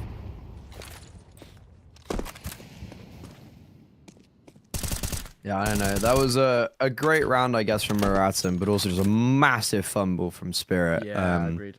They need to make sure that type of stuff doesn't happen again going into the future. Like, you are the favorites, and, you know, some of these rounds can be quite easy, but you had great foundations of a round, and you couldn't build it together. Now, it's an interesting setup from the C side. They're actually playing quite heavily towards mid, and a missed smoke as well. That's unfortunate. That was supposed to cover doors. But now Child King, they're going to have to use a lot of utility to get themselves out of this. And Child King, ooh, gets hit by the Yorp, similar to Robbo, but it's not a fatal blow. Kaiuzuke gets this false sense of security that he can go for a peek and try kill the low HP rifler. But instead, it's the man advantage now for Rare Atom. Close as well, Robbo. Going to get boosted up. Barely alive, but it's a bit of an insurance policy. Smoke trickles down and towards CT. Now couldn't reposition. Not seeing too much of a setup here for Spirit Academy. They've got to try and isolate a fight though as best they can. Alcoon goes for reload as this starts at the pop. Now he could be in a little bit of pressure. He wants to try and catch them rotating. Oh, but Child King will be the one to lead him. That's a really good shot. I think Spirit Academy in a bit of a problematic spot now. How do we actually give ourselves a go here? Do we actually just call for a save? Yeah, they were posturing up with the hope that Rare Atom split mid to be there. And short was like the one thing they didn't want to happen. But Rare Atom go up short, and Alcaram, he was in a good position, gets owned. Like, he just gets obliterated, but you also don't really want the Yorp default. Like, you want the Yorp to be playing more towards the corner on long to see them coming up short, but he puts himself in a very awkward close range position, and because of that, round over. Mukajin trying to fight his way out. He gets 2 kills, but somebody gets the final blow, and that's a really big kill for Reality picking up, because Team Spirit, their money is less to be desired. It's true. It is. It's a bit of a dicey spot that they're in. I'm assuming it's just going to be a bit of a low buy around these 2 rifles here. A couple of upgraded pistols, like the 5.7s, and just a bit of a hope and a prayer. But we're sitting at currently, Atom are making a good notion about this T side. It felt a little uncomfortable at one point, was feeling and looking a little dicey, but starting to come in towards their own. That's sort of exactly what we want to see as well. Just flex their muscles a bit. Robbo, however, getting a bit proactive. Gobber spotted and somebody will delete him.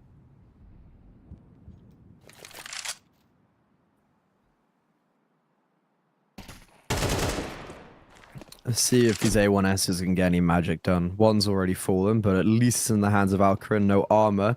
Mukajin's trying to create space for Alcarin, and okay, no armor's not an issue. A1S picks up one. Sipho with the armor on default picked up one kill. His second kill could mean the round is won, but unfortunately he falls. And that should be the round with it. Yeah, okay. There was definitely realms of that getting quite scary. Maybe Kaisuke picks up another kill. Not even that. Yeah, not meant to be.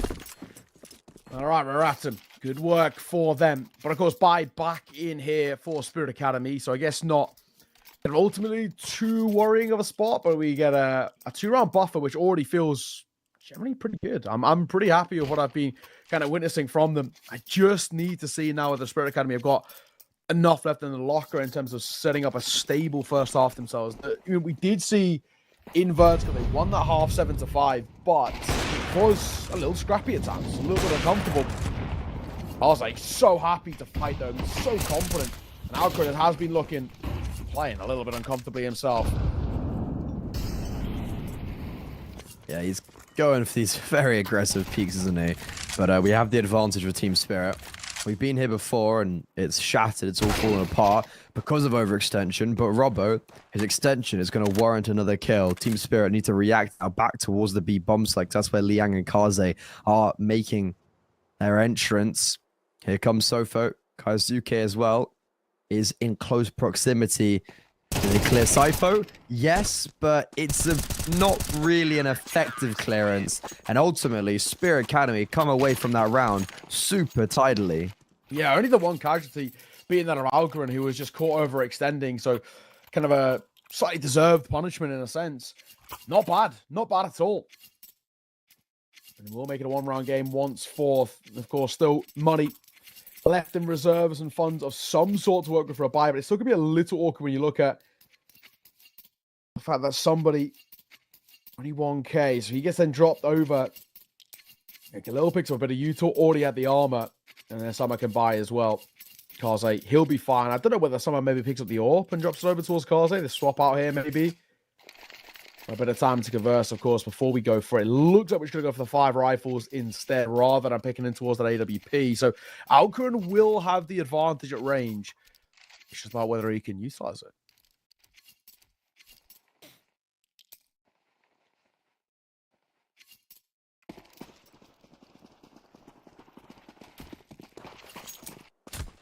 Heading towards B early. Where's the AWPer? Where's Alcarin gone? He's gone towards long. He's supporting his rifles to take that space. So, Spirit Academy, pressure towards long. They're going to have to revert now towards B. They've just run through a Molotov rare at him. They are already very low because of that utility. This seems like a really easy clothesline of a round. Just need to make sure they tip it over, and yeah, somebody in Summer now left alone. Now it's just Summer fighting his way out on the B bomb site. You know what? He's picked up a hat trick.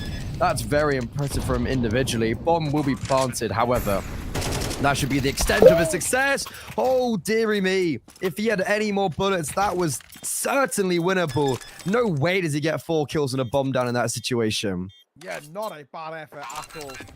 Being credit where it's due, he's made a conversation that round when it felt like it was completely off the cards. Fair enough, but it will be still. Spirit Academy to tie this game up. Maybe, just maybe, we get to see where Spirit Academy recover. This is exactly how things are looking previously. We saw how Raratum, I think it was 5-2 up on Vertigo. Half ended 7-5 as Spirit Academy ramped up towards the tail end of the half. This could be once again exactly what we see here. Just having that comfort over the pistol round and a little bit of breathing room goes such a long way. That's perfect. Against the low buy, but they've been pretty clean against these sort of purchases, which is very important. There was an AK in the mixture as well, and that just didn't even have the opportunity to do anything. Didn't even have an opportunity to try and get anything going. Still can't believe that 1 versus like 4 almost worked last round. That was ridiculous. All right, Spirit Academy, they've guaranteed that they've got a tied game. The same thing they did in towards Vertical, they guaranteed that. They got that final round to make it a 7th, which, just confidence-wise, you're not going to complain about at all. But we still need to see if Rare Atom have anything to lock it. They really struggled in the second half of... we don't want it to be the same here in towards Dust 2. Need over to give him the cross there.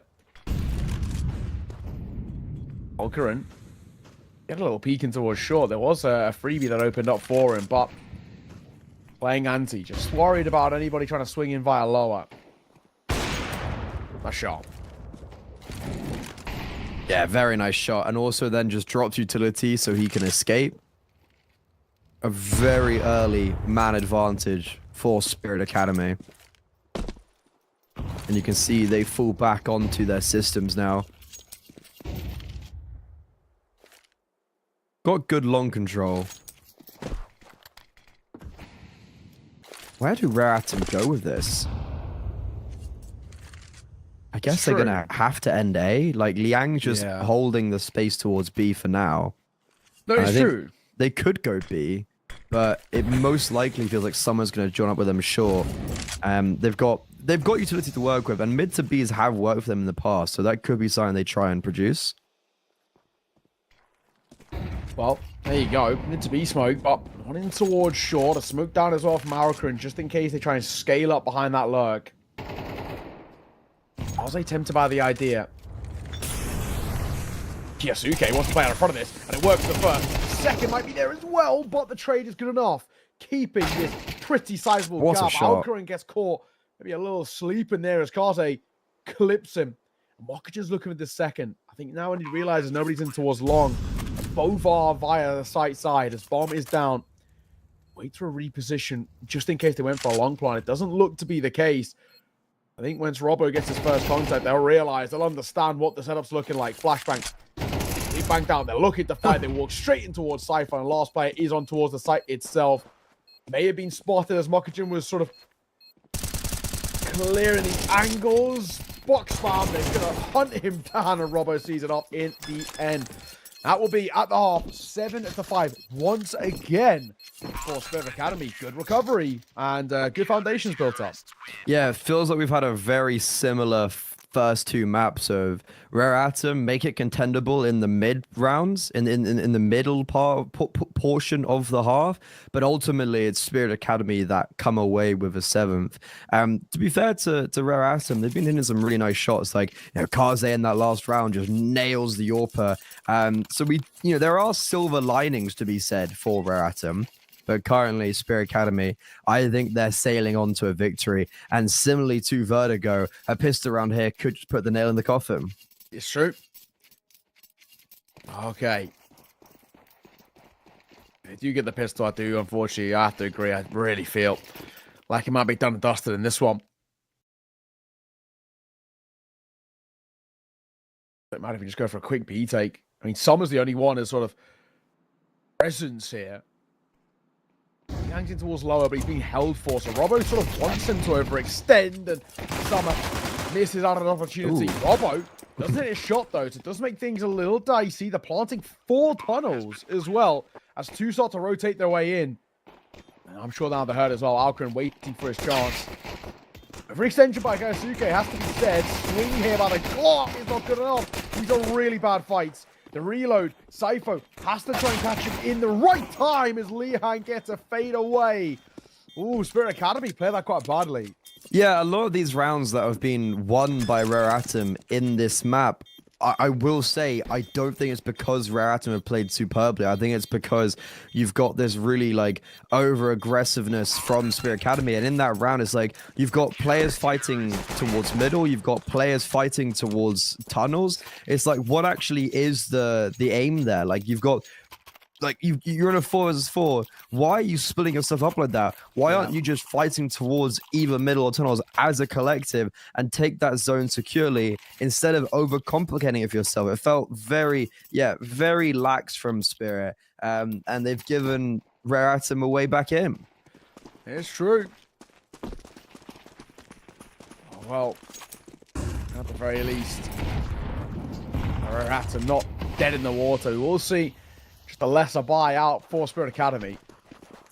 This round feels like a bit of a non-starter. You never know. A couple of nice deagle shots. You might have a conversation to work with. Especially if they can pick themselves up in towards any sort of a gun. Head over towards Shaw. Nice little chip damage as well and towards the player scaling up. And someone will reposition. His Kaze backside is probably going to be this main point of contact.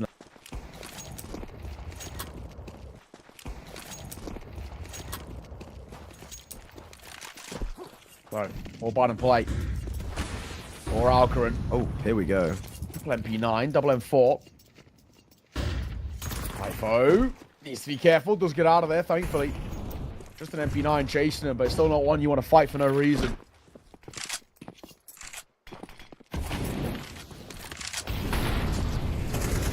We're going. We're going up long. We're on site already. Rare Atom have control all over the map. Issue is, your A defense is crumbling. And it's crumbling monumentally. Summer, he had all of B, and he's relying on his 4 players on that bomb site to succeed, and they barely even get any damage off. That is a real shutdown from Team Spirit, and the only kill is a consolation with Summer picking up the AK and maybe trying to survive as the round's already over. That's unfortunately the case. Well, Summer, an AK kept alive is short, nice, but I don't think Rare Atom are too happy about the spot they're in. Actually, in all fairness, the AK might not even stay alive here. As long as Alcaran doesn't get too ton of vision, but good flick, good find. And that'll be a nice shot indeed. 8-7. Good Academy. Trying to bridge as much of a gap as they can, of course, but Rare Atom do buy back in. Orb, double M4. Triple, and I'm assuming Summer will go in towards an M4 A1S as well. He'll have to bring in a lot of the util, as funds do dry out after the rifle investments.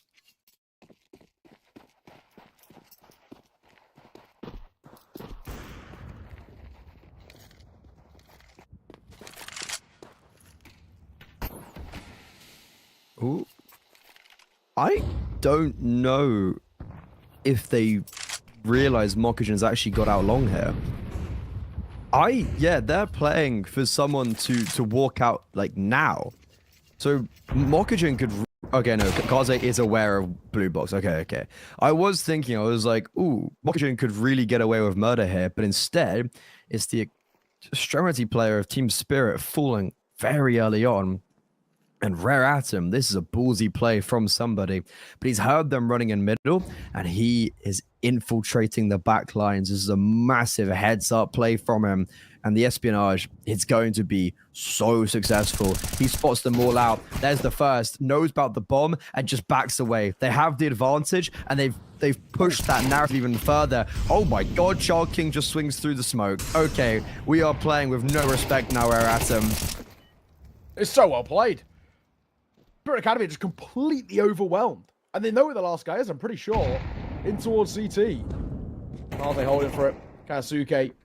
He's a dead man walking, that's for sure. Surely, absolutely no chance. Good for the first, but that is about it. It's a consolation kill and nothing more. What a round from Rare Atom. It's unbelievably risky, but it's a risk that absolutely pays off.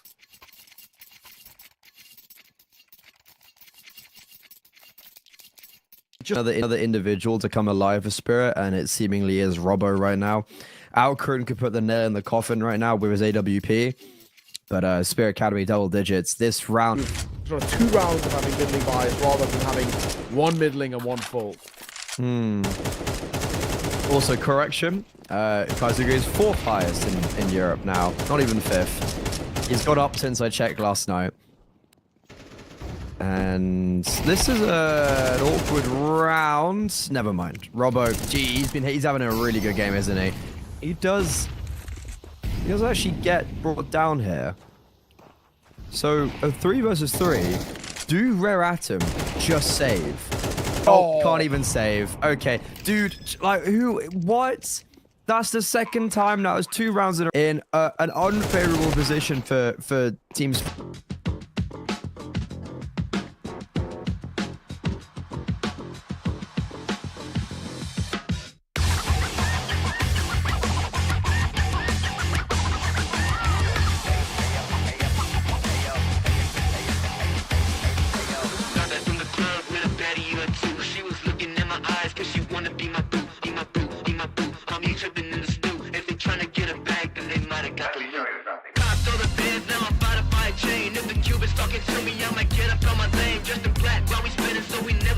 thing. Gotta light up when we do it so we don't gotta feel the pain. I was trying to tell you about that real shit, boy. You been steady capping on that fake shit, toy. I was trying to tell you about that real shit, boy. Real shit, boy. Real shit, toy.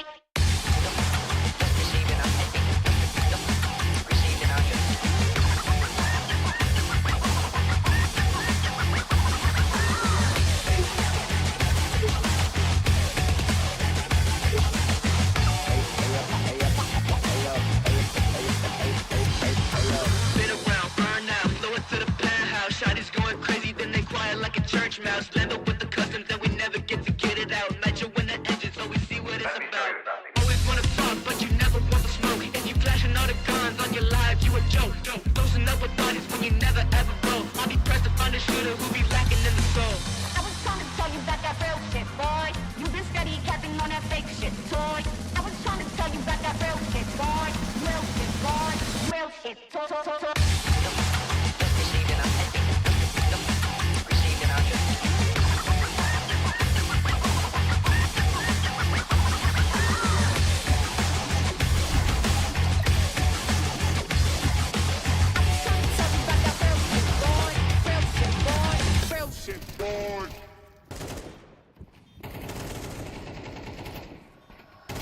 Fumble a bag, now I when I fumble a bag. Fumble a bag, now I when I fumble a bag. Act like you know how this goes.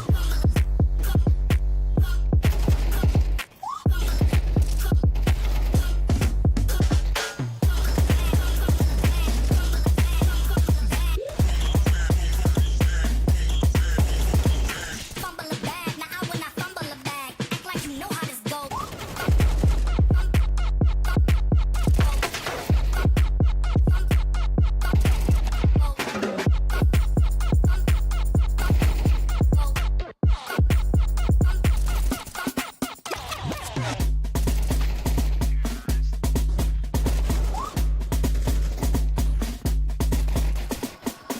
bag, now I when I fumble a bag. Fumble a bag, now I when I fumble a bag. Act like you know how this goes.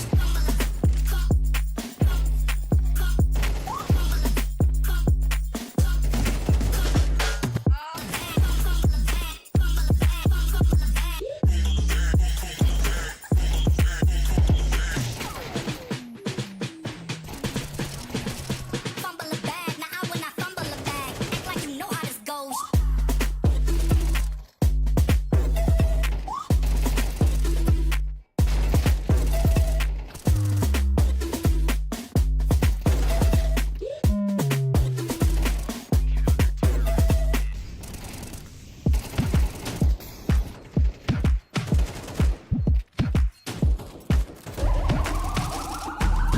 This is the moment we waited for.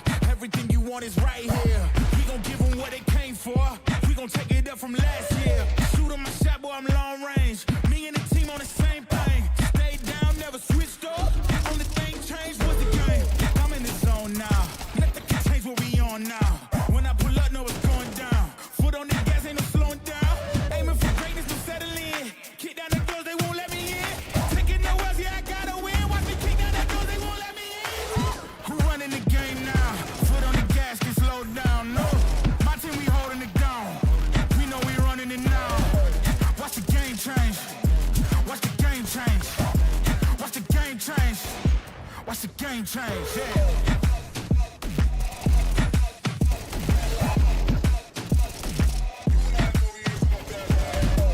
Watch the game change. Watch the game change. Watch the game change. Watch the game change. I do not gamble, but bet on me.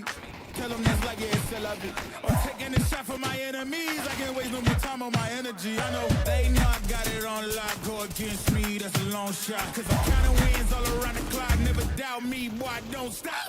Who do you feel when they make you the monster? I am not scared of none of you imposters. Taking the lead now while they watching. Think you should leave now while the option. Taking no else, yeah, I gotta win. Watch me kick down the doors, they won't let me in. We're running the game now. Foot on the gas, can slow down. No, my team, we holding it down. We know we running it now. Watch the game change. Watch the game change. Watch the game change. Watch the game change. Yeah.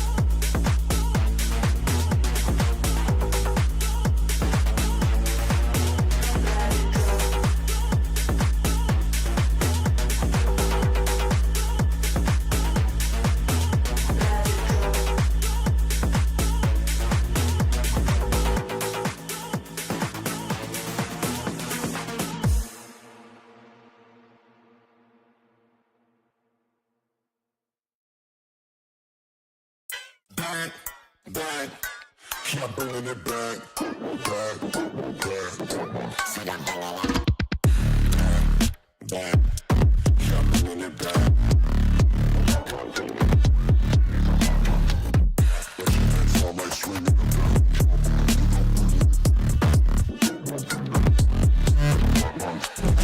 Back, back, yeah, bringing it back.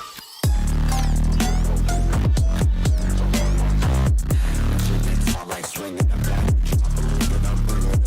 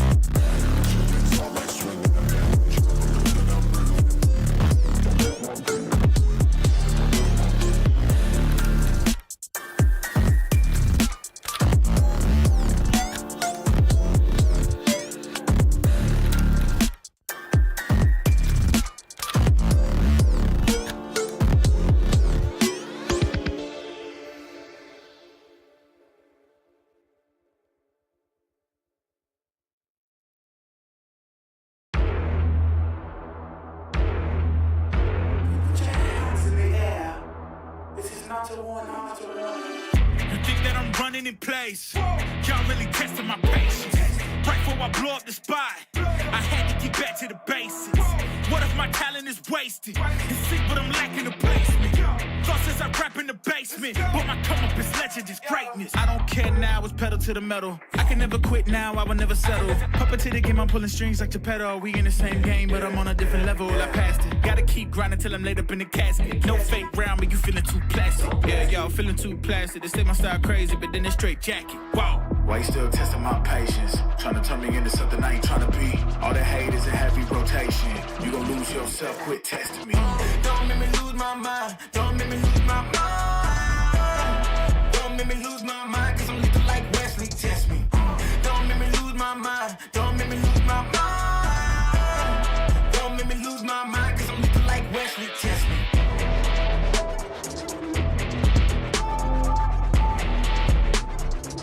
Cause I'm looking like Wesley, test me.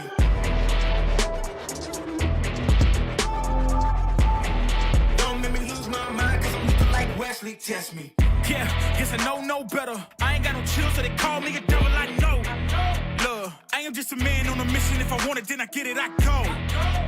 And if you're trying to test me a beast, you gon' need Liam Neeson. The chance that you're taking is flagrant. You're testing your luck. If you think you make it out, then you're sadly mistaken. Careful what you putting your stake in, cause I ain't got no patience and no limitations. You trying to figure me out, and I know I don't make sense. But no one's there when you call, like you trapped in the Matrix. You need to take a break from it. I think you should take 6. Cause yes, I hold a throne and no one else can replace this. The pain will only go deeper the harder you chase it. I'm the greatest that you ever met. It's time that you face it. So tell me, Why you still testing my patience? Trying to turn me into something I ain't trying to be. All the hate is a heavy rotation. You gon' lose yourself, quit testing me.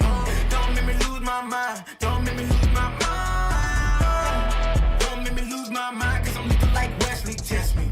Don't make me lose my mind. Don't make me lose my mind. Don't make me lose my mind, cause I'm looking like Wesley, test me.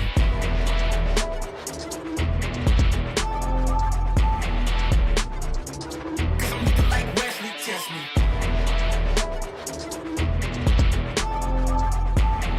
Don't make me lose my mind, cause I'm looking like Wesley, test me. Kiss like that, Kiss like that.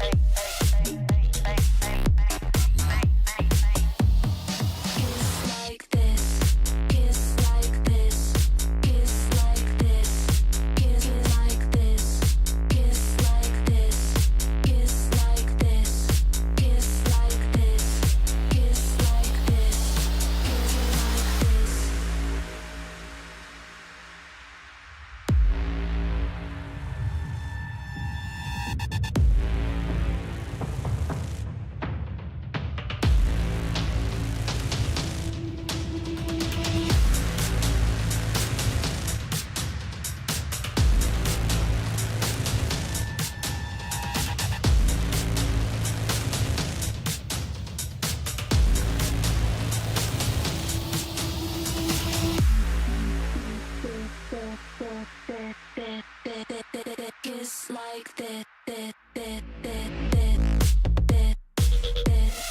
kiss like this, kiss like this, kiss like this, kiss like this, kiss like this.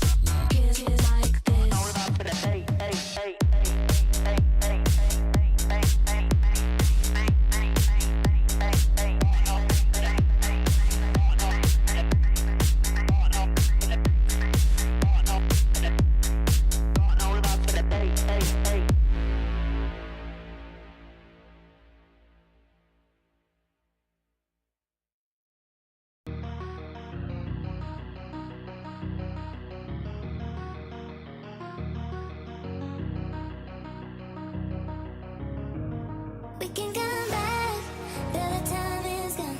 I'm running to escape from your left. Don't lie, 'cause I know your heart.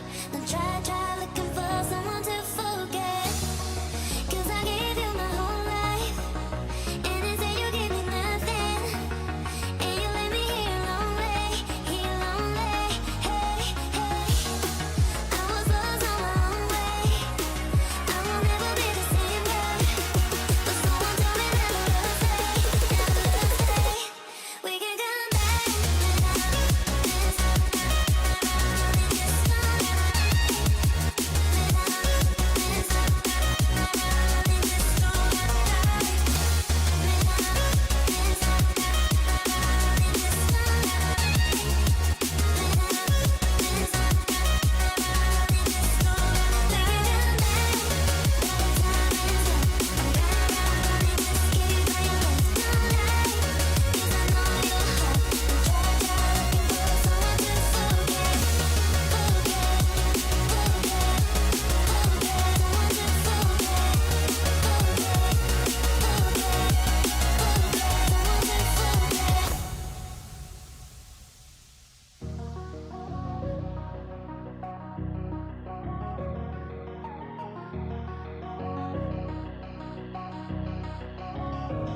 We can come back, till the time is gone. I'm running to escape from your left. Don't lie, 'cause I know your heart. Don't try looking for someone to forget. 'Cause I gave you my whole life, and instead you gave me nothing. And you let me here lonely, hey, hey. I was lost on my own way. I will never be the same girl. But someone told me never to stay. We can come back.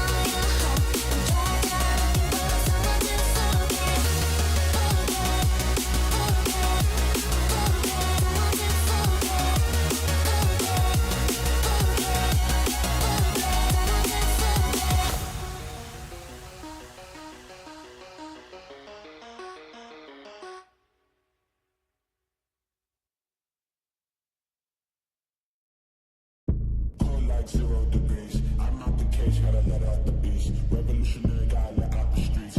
Locked in the cage, I'ma let out the hood out the hood out the. Wake up, get out the sheets. We came from one man, forget that piece. You take the west side, take out the east. I'ma put him in the cage, never let out the I hear him chat to me boys, move too quick, can't stop for the talking. I hear him chat with the boys, man so tough, but man's keep walking. Just too sharp with the boys, white girls better tell me I'm awesome, yeah. Hot like fire on the pine. If you wanna touch me, I'm please use caution, caution, caution, caution, caution, caution, caution, caution, caution, caution, caution, caution, caution, caution, caution, caution.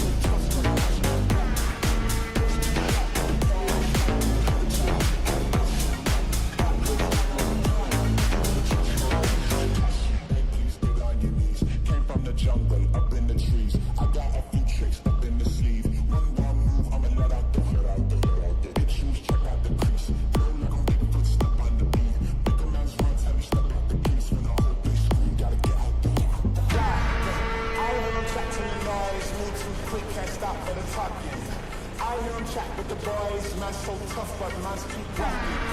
Just too sharp with the prize. White girls let it tell me I'm awesome, yeah.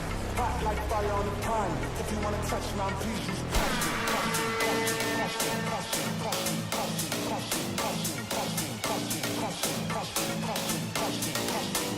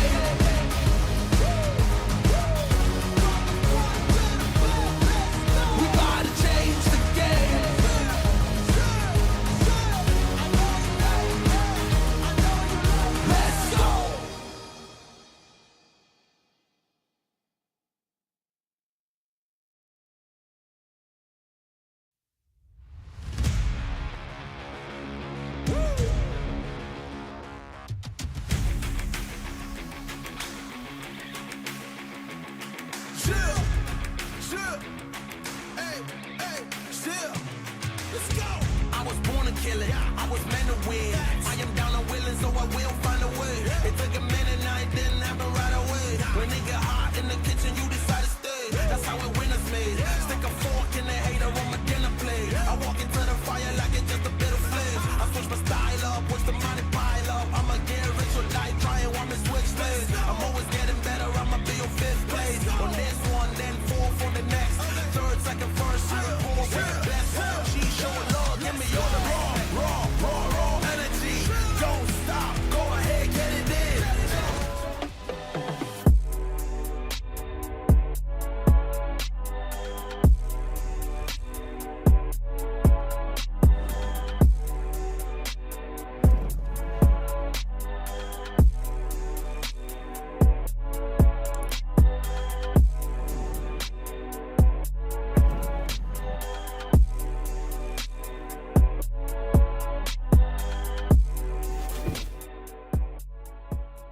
What's in store for Hellcup this time? An enormous giveaway of skins worth over $15,000. Open a new crowdfunding case loaded with amazing skins to boost the tournament prize pool. 2 Twitch giveaways just for viewers. Type raffle in the chat and don't miss your chance to win one of the skins during both tournament stages, the group stage and playoffs. Get ready to join the action.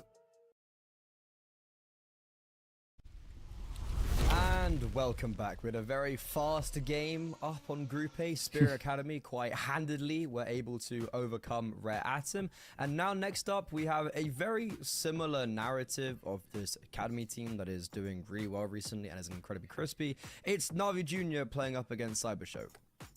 Yeah, I'm actually really looking forward to this just because, you know, in the same vein, we were speaking quite a lot about what Spirit Academy are bringing to the table, their youngsters. Navi Jr. on some like insane form themselves, you know, on a 5-match win streak with, you know, some decent teams in there, Ecstatic, Drillers, Gaming Gladiators. You can say what you want about them, but they've had some really decent win streaks under their belt. I mean, you look at them now, I think they've got like 2 losses in like the last like 12 plus games. I mean, ridiculous sort of consistency coming through for this level of a side. And of course, within that, Cybershock, it's been a little bit of time, but about a week ago, their most recent matchup was a loss to Navi Jr. And it wasn't exactly a close one either. It was a 13-5 on Nuke and a 13-7 on Anubis as well.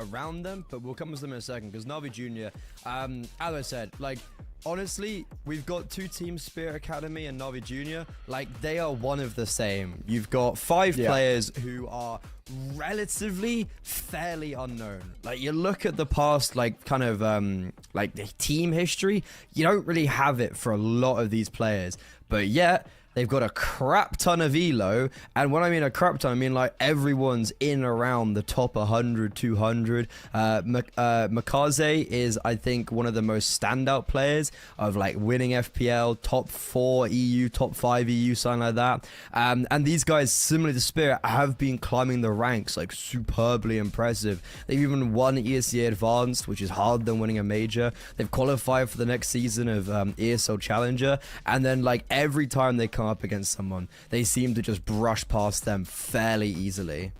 Yeah, it's true. I mean, this is a side who really have had a hell of a lot to work with. I mean, McCarthy as well in the middle. He, in particular, is definitely somebody who has started to make a name for himself. He won FPL.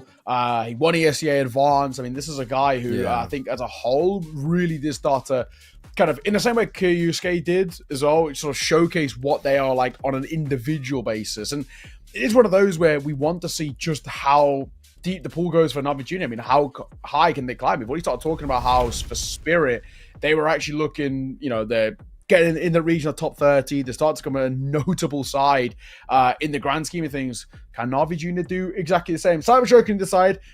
You were touching on them. When they first came to fruition, this felt like a really cool side with new players and a new outlook.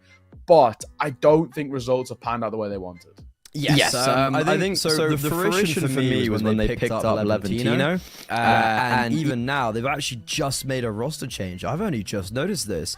Stinix has been replaced by Trunic, and this is actually going to be his debut on Cybershock, previously of Team Space, where we've seen a few of like higher level players go in through the CIS team, but ultimately like not too much success there. So you've actually got like a brand new change up here. I don't know if he's playing. Like I'm assuming he's going to be playing instead of Stinix, because we have, I think, yeah, he should be playing today. And I think this is a Cybershock side that, yeah, when Levantino joined, they were starting to make like legitimately good runs, and it was the same time as like Gun 5 as well. So you're like, oh, you know, more CIS teams winning these CCTs and getting into an upper echelon of Counter-Strike. But since then, they've seriously cooled down and have now actually started to become like a team that might not make playoffs, and even if they do, are instantly going to get owned in like CCTs.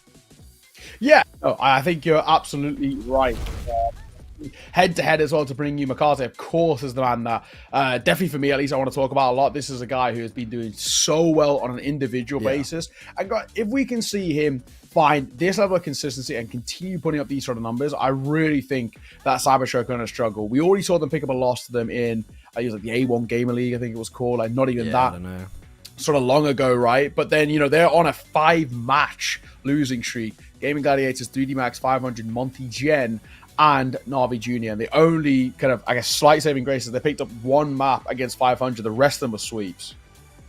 Yeah, and it's just Makaze. Like I've heard he has his own issues with mentality. I hear he's maybe a bit toxic in the pugs. Sure. But like he's 17 years old, and if you remove that side of things, he's very, very talented. I think that's one thing that no one's ever taken away from him. But the veto's an interesting one because Cybershock, as you mentioned, had played against Navi Jr. 11 days ago, and their first ban was Dust 2. Nuke was picked into them and they got obliterated. This time they ban out Nuke. Dust 2 is in the veto, but as a decider, it's still going to be Anubis as the first pick. 13-7 to Navi Jr. last time, but instead of Nuke or Dust 2, it's going to be Ancient, and it's just showing how deep the map pool right now is for Navi Jr. It feels like they could go anywhere, and they are realistically going to be their heavy favorites.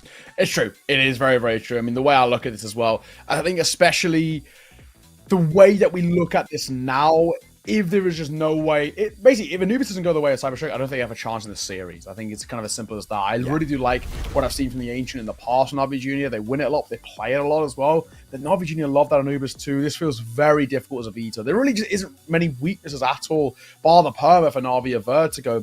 So it makes life super difficult to kind of decide how we're going to make this work for us, or how we're going to find opportunities in our favor. We do have a couple of tech issues, however, so we're going to throw it on to an ever so slight break and hopefully get underway and towards the game as soon as possible.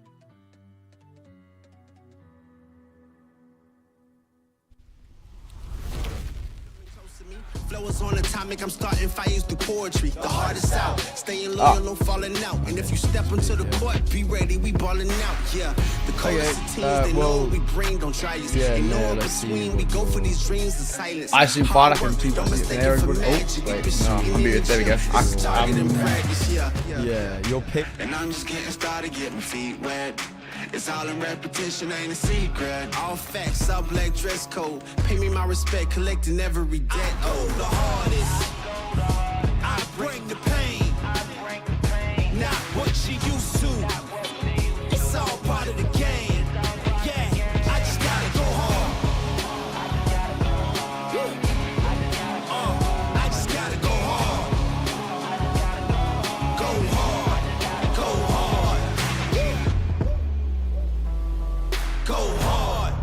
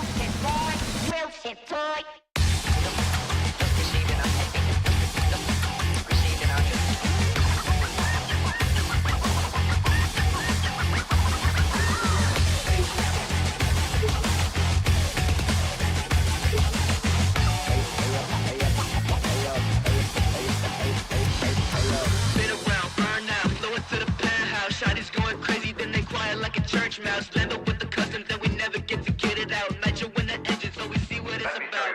Always wanna talk, but you never want the smoke. If you flashing all the guns on your live, you a joke. Closing up with bodies when you never ever roll. I'll be pressed to find a shooter who be lacking in the soul. I was trying to tell you about that real shit, boy. You been steady capping on that fake shit, toy.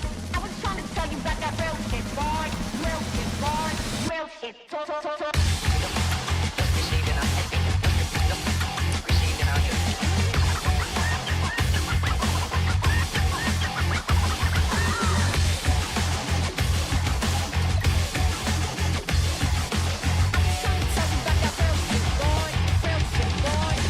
Shit, boy.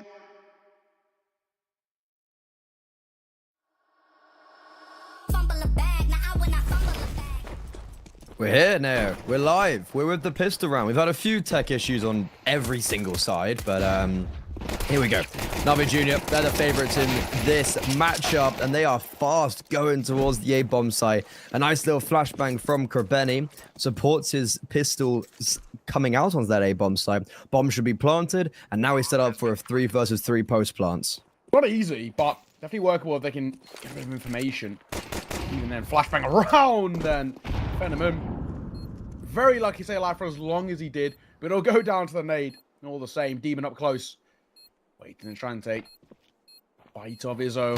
Here's these steps, swing to find the drop. And a lovely little setup there. McCarthy and Demon do super well just to make sure there's absolutely zero in routes in towards that site. It's simple, it's effective, it's all you can ask of them. And that'll be a 1-0 start for Navi Junior. No complaints at all from us. Yeah, I mean, like, I've actually, I don't know about you, I've never watched Navi Junior. The only things I know about them are the individuals, their good results, and beating Sangal 13-1 in the ESL Challenger Katowice Open Qualifier on Ancient, which is next map. That's all I know about Navi Junior. And, like, I just know they're incredibly, like, individually crisp. And when I was talking to, so I was talking to some like people like around like, you know, who play at kind of like a high elo level, and they're all like, yeah, like these guys are just like, it's 5 players, but like everyone's nuts. Like every single player is insane. And I think actually the only player that's really got any, so like some of these guys have been, I think it's Demon's been around in like the Navi. Yeah, yes, Demon's been around the Navi system for a while. But apart from that, the only guy with like real team history is Krebeni. I've caught him a few times from the Kosovo region with like Blink or KS in like maybe a smaller tournament. But apart from that, like you've got Dizug. Oh, someone taught me his pronunciation last night. Dizug, who's like, you know, he's 16 years old. He's like played a bit in Romania, in Lithuania. But apart from that, he's like a brand new player. And same realistically with like Cementry and Makazi. Yes, I mean, I caught them once in, I think it was like one of those like United 21 or EU Pro League or something along those lines. They're playing Drillers. And I went for Drillers, but I stayed for Navi Junior. Let's put it that way. Yeah. They dominated them 2-0, and it was a pretty simple game all the same. And they're a very solid side when they get going. So definitely one to keep an eye out for. Molotov down. One sort of a smoke, but Krebeni might just play in front of this, and he will. I like this. He's starting to get up close and personal in towards Dark here, and a Molotov down, it won't really make too much of a difference to them. They're going to swing through it, try and get a bit of space. One spotted backside, back flat. Going to be cleared, and quite effectively too. Cyberstroke already down to 3. They might even just save. It's just so simple. Just everyone hit the first bullet headshot. What more do you want, really? Krebeni's an interesting one because I think pretty sure on the T side, he actually has a lot of, like, he's the one who spearheads a lot of the control and attack. Someone says to me, they were like, oh, watch out for him on nuke outside if we get nuke. Haven't got nuke, but already like look at him towards connector, you know, getting ahead of the utility, controlling that space. So he's yet to get a kill, but you can see he's getting impact outside of just the fragging department. So, you know, you maybe stick around to see if anything comes his way, but it doesn't look like it's going to be the case. Pretty simple stuff for Navi Junior. It goes without saying. An exciting team to watch. They play fundamentally very good Counter-Strike. They rely off their individuals, and they do a lot of good work with them. And well, a 3-0 start, absolutely nothing that we can complain about right now. I think where we're at, things worry me a little bit for Cybershock. And if things continue on this trajectory where it's, you know, very simple rounds for Na'Vi to be finding, I want to see an early attack pause out for Cybershock. Just a moment of kind of, you know, a break and a bit of a conversation. We saw Rare Atom trying that against Spirit Academy. Granted, didn't work out for them, but the idea was there. Just try and break up their momentum a bit. That's a good flash play from Cybershock. Issue is, look how many players there are here. So, sure, you do actually completely flash one player off the angle in A main, but it's like a Hydra head. You cut one off and there's two more there. You cut two, or there's four more there. It's like what I was saying about Spirit Academy just in the last game of like, they seem to always have the numbers there. And you just always have someone else to trade. So now, Na'Vi Jr., they get the opening kill, they give themselves the advantage, and they just pump the brakes. They cut noise and wait for a reaction from Cybershock. If they get nothing, they will just commit towards A, and when they will, Levantino's the only player there. Up close, waiting for a chance towards main. Oak down, I'm going to try and play around this as well. Question whether they boost above it. They might spot the player up close left. Reposition towards pillar. Molotov as well, or hit that angle. More than weak in just a moment. Just as that smoke's fading too. He's in the flames. The flash comes out. He tries to go through them, and Levantino, he's had nowhere to escape, to be perfectly honest. 5-7 does damage on 42nd as well. And there will be a little bit of a trade. The numbers just better for Na'Vi Jr. So once again, it is one of those rounds that can be chalked up to being fundamentally kind of simple, Fred. Yeah, I mean, it's just, as I said, like, you just pump the brakes when you get the advantage. Don't allow yourself to make a mistake. Wait for the other team to make the move, and then you've just got the trade. It's very easy, very simple. Really good start for this T side. Cybershock, you've got, we've been talking very highly of the individuals for Na'Vi Jr. You've got Phenomen on your server. This guy is cracked. He is insanely skilled as an individual. On that AWP, he needs to flourish. More so, you've got that emphasis on him in this map. Yeah, this is where you kind of say his best work. The odds there as well. Pretty Na'Vi Jr. favored as sort of we were in the pre-show.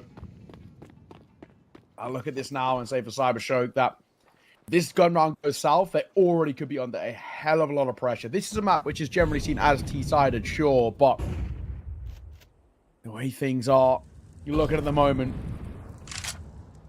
I'm a little concerned. Ready? He's waiting for a swing. This McCarthy going to be the first to fall. Okay, we've got an opening kill, but it's Krabeni now making the move through connector. Lovicus no match for his onslaught. And now we're looking to strike towards the B bomb site. Grenade almost scratches Krabeni down. There is an extra layer of rotations. Levantino has come to help Trunic, and that rotation will pay dividends. Trunic set up for success. Dzug's left into a 1 versus 3. He's found the first. The dust will settle. He will be able to pick up the bomb. But Phenomen and Notaneki are fast encroaching towards connector. You might get the right idea, but it's just that range. Yeah. Trying to find Phenomen there. That's the only unfortunate thing. He had no information to work with. He tries to be a little proactive, and I like the idea around it, but doesn't end up paying off, and that'll be at least the first on the board for Cybershock. Maybe something to build on, to work with, and all the rest, but a lot more needed. We did say, though, this gun run had to be converted. If we had lost that one there, I'm already talking about this starting to feel very uncomfortable with Cybershock. So that's going to give them something. Well, even still, no real issues buying back in for the most part. I think the only one will be Demon. I don't actually think he can get a drop here either. Oh, he does actually get one out, so it's okay. He gets a drop over. And the only hit they really take is that Galil coming through. For the most part, it's all right. Na'Vi Jr. can respond as well. A lot of financial pressure gets put on towards Cybershock. They don't have any sort of funds left in the long term, bar Notaneki and 2K. It's a pretty big swing round, to be honest. Yeah. If Cybershock want to get any early footing on the CT side, It has to be this round. And Notaneki is going to have the whole force of... He's timed out. Fenneman had already taken damage. Yeah. Oh, I was thinking, I was like, what is happening? Like, what setup is this? This is so risky. Are they still going to potentially able to calm the storm?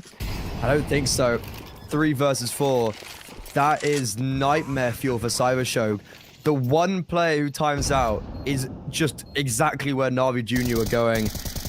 Oh, you hate to see it. You really do know.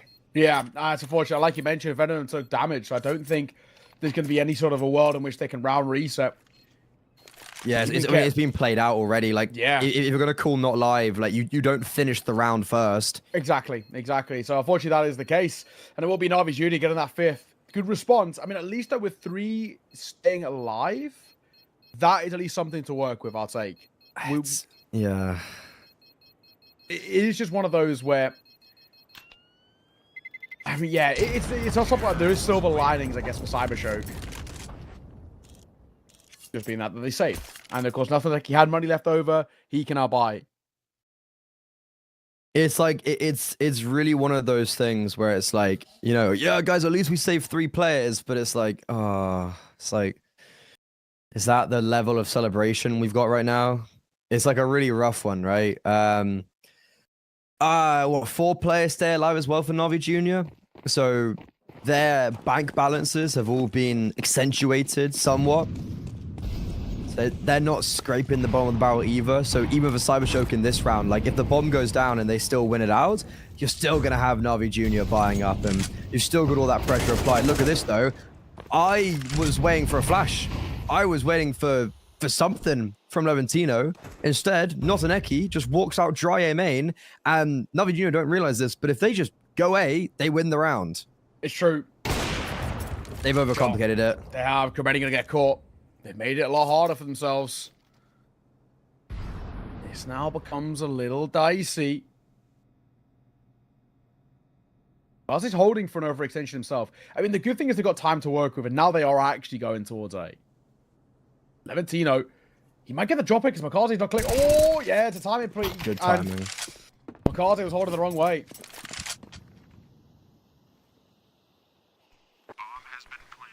Okay, it's not an easy retake, but it's certainly possible. You've got a kit on Trunic, and you've got a boatload of utility.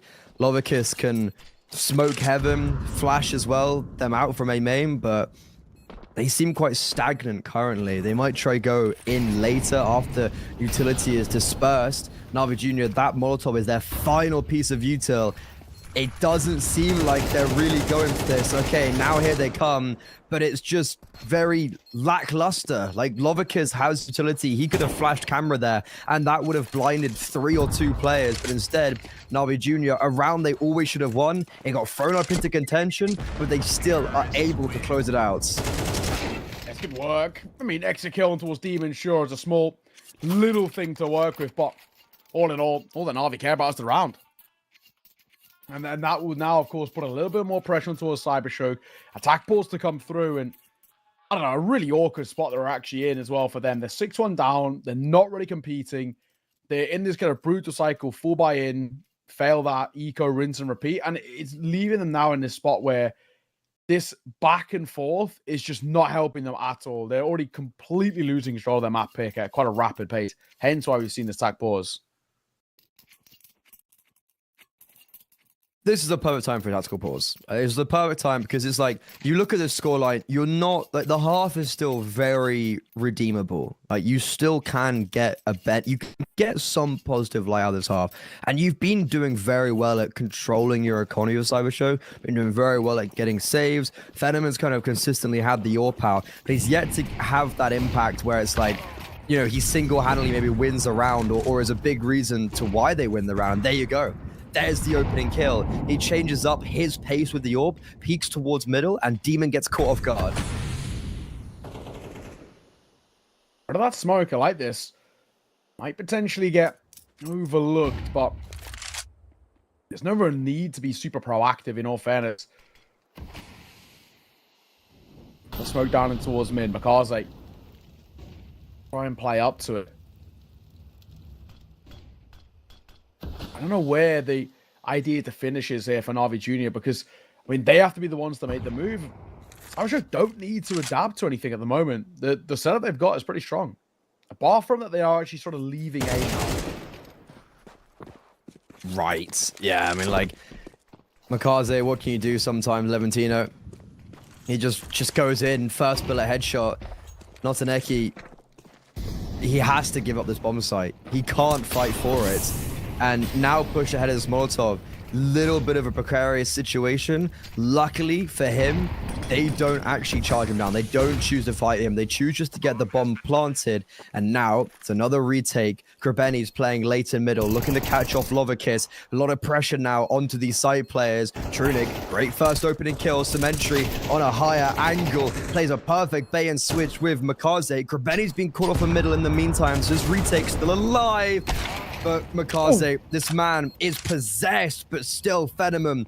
He started off this round looking to end it off, makes noise jumping onto the bomb site. Cementry knows where he is, playing with his food a little bit, and a missed shot from Fenneman will cost him his life. Yeah, well played. Well played. He's just making sure as well. BM, BM as well.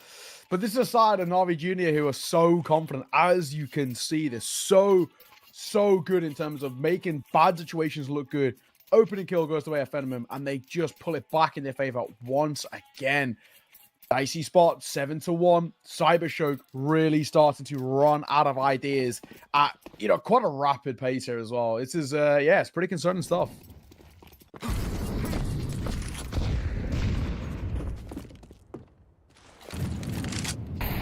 7-1. This is daunting when it's your map pick, Cybershock. They're getting run through currently.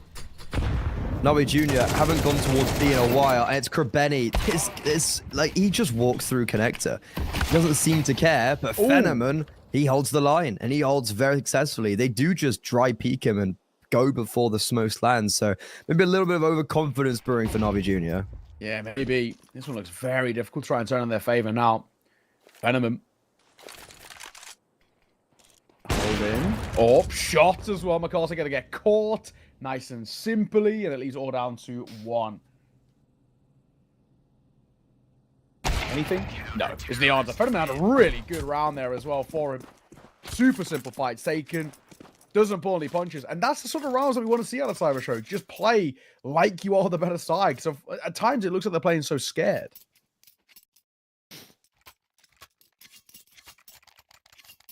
Well, what's going to give you energy is Fenneman. What's crazy is Navi Junior's money is just shattered now. It's true. So even though we were 7-1 up, Cybershock, they win this, you're pretty much guaranteed a 4th. And then from that, 8-4 is a pretty decent standing considering how badly this half was going. And then on top of that, a 5th round would be amazing. Fenneman's finally alive on the server. I feel like he's the one player that you need for Cybershock to come alive who can contest against this kind of like level of individualism. And with that energy, he's pumped it into the rest of his teammates as his riflers on both extremities succeed. Valentino up close. McCarthy gets caught. Might even be a temptation to keep out of the AK here, if I'm being completely honest. For Krebeni, I mean, Demon, I don't even know if he's going to be able to get any sort of an upgrade, but for Krebeni, it's just about, I mean, what else have I really got to gain in this round? We're not pulling off a 2 versus 5. We've barely done any notable damage, bar to Notaneki. This round itself is done. So it looks like we might shell up. Potentially, might want to get this Mac 10 going, but another smoke will deny any chance of that.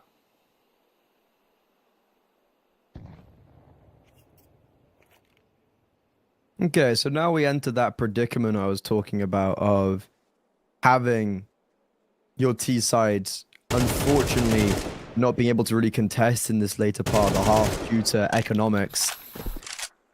Krebeni and Demon, maybe they can get something going here. That's a good start. Hosaneki, low HP. Will they clear him? That's the question. And no, they won't. Blindsided. He's able to get both. So it's also a very easy round for Cybershock where they're not very expensive. They keep 4 players alive. It's really beneficial to them. They'll be looking for a 4th against the eco and then seeing if they can push their luck that one step further to get a 5th on the city side, which then ultimately makes it so you've got a great half. True. Where we're at the moment, Cybershock are doing a good job of recovering. If they can get a fifth, that would be an absolute miraculous showing. This because like we saw, 7-1, they look completely out of this game. At the same time, may not be this round, but if Junior are even to get up towards 8, that's already a very stable first half of Counter-Strike. And we know the CT side can cook as well.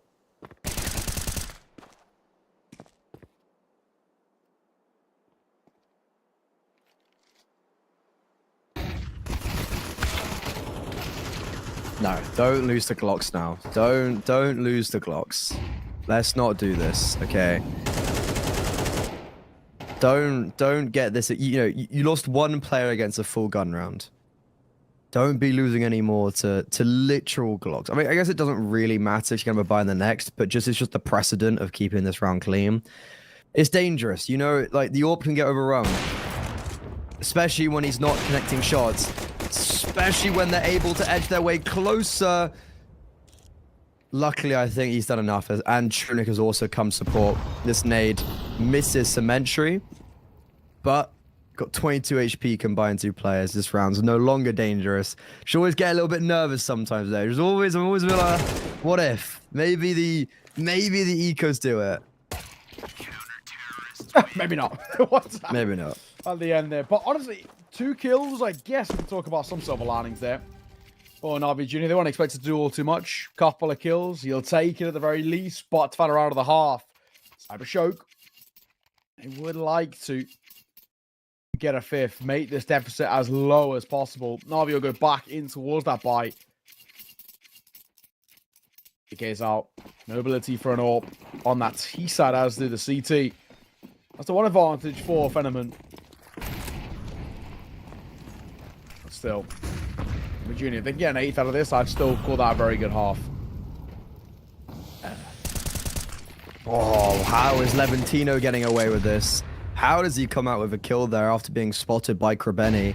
And now, Fenneman, next layer of defense, is just going to mollo and look to pivot away from middle. Navi Jr., you've lost a player in middle, and you know there's one more there, so you're trying to clear out that space. In the meantime, Cybershock are also being active on the extremities towards A main and towards connector, just getting this map control and able to anchor down on these bomb sites as Navi Jr. rotate towards B. Cybershock have all the information that this is happening. Waiting game as well. And he comes out. It was a little deep though. Not as much time as they want. Of course they're going to get caught. Molotov back flat. Moving towards the site, but focus is being drawn over towards mid here. Krabeni also going to get caught too. They've got the A site. They've got the bomb down. Matsuneki's kill. Pretty important. Flash round. Everybody there. And actually, Demon doesn't really even get to clear it as much as he'd want. He also gets caught pretty heftily by that flash around the smoke, but it works against him. Truly gets gifted one. A lot to be done here for Demon, who's now so low. 1v4 to 1v3, and he has just no chance. Final round. We'll go the way of Cybershock. Honestly, a pretty good recovery. 4 rounds in a row at the end. It's a really good recovery. And that's kind of the thing with CS2 of like you can be 7-1 up, but then all of a sudden, especially on a map like Anubis, if they start getting the ball rolling later on the CT side, it completely it changes up the narrative completely going into the second half now. And even that final round was really lovely. You've got contact being taken towards A main, and then even though they do completely give up B, and it looks a bit odd why they're just leaving, it's because they're just clearing out everywhere else. Like they're allowing for the individuals to then focus solely onto that B bomb site and not have a single worry in middle, as they didn't actually have mid control in the mid rounds. So Cybershock, they're building their way back in. Navi Jr., they have to stem the bleeding because 7 rounds on the T side in a lot of scenarios might actually not be enough. Very true. Very, very true. We do go towards a tech pause, unfortunately, before we get kind of the show underway. But Navi Jr., they don't find a pistol. We could be under a hell of a lot of pressure. That goes for sure. And we'll have to see sort of how things pan out. But I'm a little concerned for Navi Jr. They let things slip towards that tail end, and it could start to have a bit of a knock-on effect towards their confidence. Yeah, I'm just taking a look at what happened 11 days ago. It was a 9-3 half for Navi Jr. Cybershock strung some rounds at the end of the half, and then they got the pistol, but then it was actually Navi Jr. who won out on the rifles. If 9-3 was more than enough, if 7-5, then fine, especially if they were doing okay on the gun round. So yeah, I mean, like, we're simply just going to have to see what happens in the pistol, because if Navi win the pistol round, okay, you know, it's like back to winning ways. But if Cybershock win the pistol round, boom, like this match then has the legs to it that we maybe weren't expecting like 10 minutes ago. That's true. We've lost Levantino. Hopefully we can get him back in a moment, but there he is. There we go. You ask and your wish shall receive. Yeah. So we look at this now, and definitely chances where things start to potentially look up in the air for Navi Jr. Off the back of such a strong start, let anything slip like that is generally a concern. But the easiest way to dispel any of that is just to get this first pistol, get the the force off the back of it, and you're already absolutely cooking. So match medic comes to play there as well. We should get back on the way, and we are. Tech pause done. Yeah, let's get the show on the road. Let's go, baby. Okay, this is interesting. I'm glad Cybershock have put up a little bit more of a fight, because I was worried they were just going to be a one-sided, like, Navi Jr. the whole way. So we actually have got a little bit more to offer. This pistol round, though, as I mentioned, it dictates a lot of where the narrative of this second half will be. Fenneman's P250, I can guarantee this is going to a very dangerous equity in his hands. He hasn't got a kill just yet, but he has forced these players to push towards B main, and Trunic is holding for them. This interaction, whoever wins this, maybe just wins out the whole round. And yeah, Makaze, he instantly snipes him down, and that forces Cybershock towards A and allows Navi Jr. to maintain this three-man hole that they have orchestrated. As I mentioned, it was just that opening kill. Trunic instantly dies, and from there, it spirals. Okay. Oh, nice shot. Boom. Boom. Deleted. Lovicus, surely no chance at anything, even a consolation kill. With this sort of form, he will get one. 1v4 needed off the back of it as well. He just has no idea. The Sharks smell blood in the water. They are circling on towards his position. Bit of damage. Another kill. Oh, and another dink as well. All right. Krebeni is super low. Will they clear the pillar? They don't. Demon deletes. So it was a brief moment. Thankfully, not to be. There was a brief moment of hope where everyone sits back and goes, surely not. And I was like, no, that's not going to happen, is it? But, okay, Navi Jr. back to winning ways. And also, no bomb down for Cybershock. That's really important, because it means that Navi Jr. are going to be able to kind of get this round for 3, and then you have a gun round at 9-5. If that's won by Navi Jr., we may as well already be thinking about the second map. So, good. Back to winning ways, back to basics. And also just back to Navi Jr. exhibiting perfection with their mechanical prowess. Kaze, just tapping away over towards stairs, just in case somebody takes a audacious peek. So far, so good. And where we're at, Navi are getting closer and closer to seeing off their opponent's map pick. Feels very unlikely now unless Cybershock can spiral super positively. But this round, it is sort of pointless in a way. There was a moment there where somebody could have been caught off guards. Not in the end. And now they're just hunting. They're all kind of locked in. They've actually let them pass in a weird way, though. They could drop the bomb here. They should. And they will. That's the bomb. It's gas. And they can just play around it. I really wonder how they do the scouting for these teams, because it's like, I would love to just talk to the scouter of Spirit or Navi, because Navi now have like a, so this is Navi Junior, they have the Navi main team. They also have a Navi youth team. Yes. Which is, I don't even think they actually have like a HLTV. Okay, there is a HLTV for Navi youth, but there's no one actually on the page. Like, I think the average age is like 15, maybe 14. Insane. And like, so where do you fight? Like, where does this come from? Like, a lot of these guys on Navi Junior is like, okay, I guess they're somewhat known within the like high elo levels of CS in Europe, but it's like very relatively unknown with Team Counter-Strike, splatterings of matches here or there, if that. And yet you formulate this team, and within a couple months, it's like, okay, top 40, top 30, sick. Like, how? How does that happen? And I think, you know, a lot of credit has to be given to just how good the individuals really have been in terms of whatever they've spotted has done absolutely perfect. I mean, it's half of this team until Navi Junior I'd like never heard of. I mean, most of them never heard of, basically. I think the only one that really rings a bell is Demon. Because he's been around in Navi Junior for a while. Exactly. Like, I heard of McCarthy because I think he's just like, he's very high elo. Like, you hear the name. Yeah, I heard of Benny him I've casted, but that's it. Yeah, but all of that as well was after he got kind of picked up into Navi Junior. So where they found him, who knows? Sure, yeah. Right? Kind of insane, but credit to them.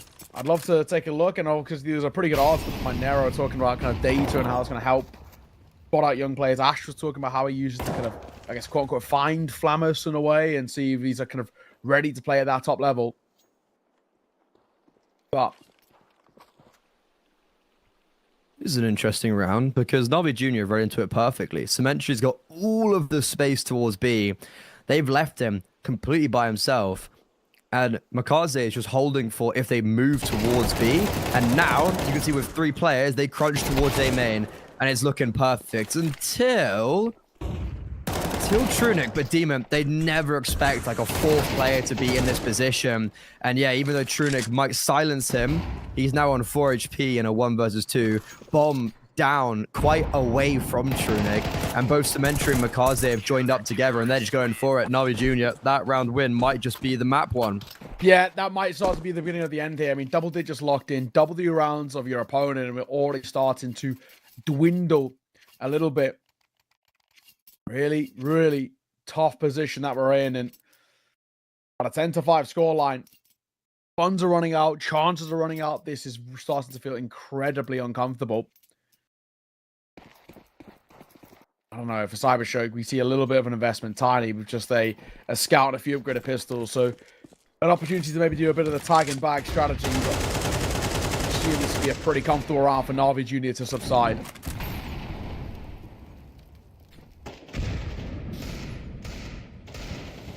It's actually one of the guys I coach. He played a cash cup or like played a little bit with Dazoogs like 2 years ago. It's like he was 14.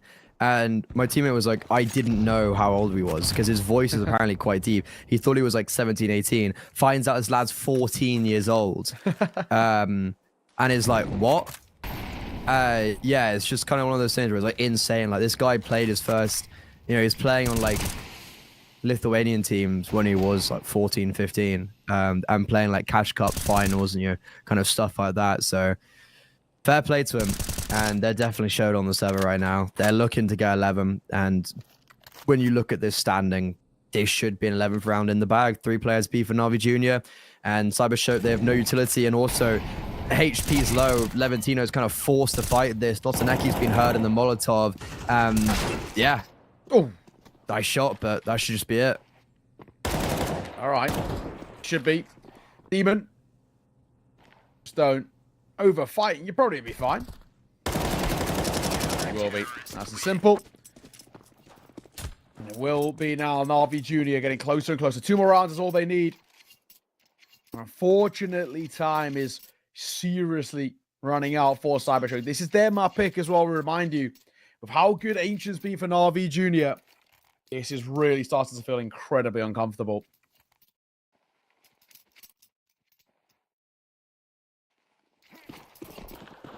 First time I've watched Navi Junior, and I'm so far pretty impressed. Cybershock are not an easy team to be 11-5ing, for sure. I've seen them go quite high up in these like European tier 2 tournaments. Sure. But I guess there is that one discrepancy of Trunic and change of roster. But look, these setups are really clean. Already an opening kill. However, over on the A-bomb site now, you take a look. Notaneki decides maybe we actually do want to get around, guys. And alongside Phenomen, they create some space, but the rest of the team are not quite in a position actually to react. So Makaze has been able to rotate in, and alongside that, Demon and Symmetry are also very much on their way. Makaze, though, we put the emphasis on him, and he just pushed the smoke. He does not care. No respect given. Spams Levantino down to 10 HP and just charges him down. Wow, what a round. What a round. And well, just like that, it feels like that might have been the one chance that they potentially had with 3 versus 3 and a bit of space towards the A site, and it dwindles so rapidly. 12-5. You get these buys coming back in. We get the Galils coming out and a triple AK really, really thin on the util, unfortunately. For Cybershock and Navi Jr., they have just spiraled so positively. Snowball effect well and truly underway. I can't see a world in which they lose from this position. And at 12-5 with how well they've been playing too.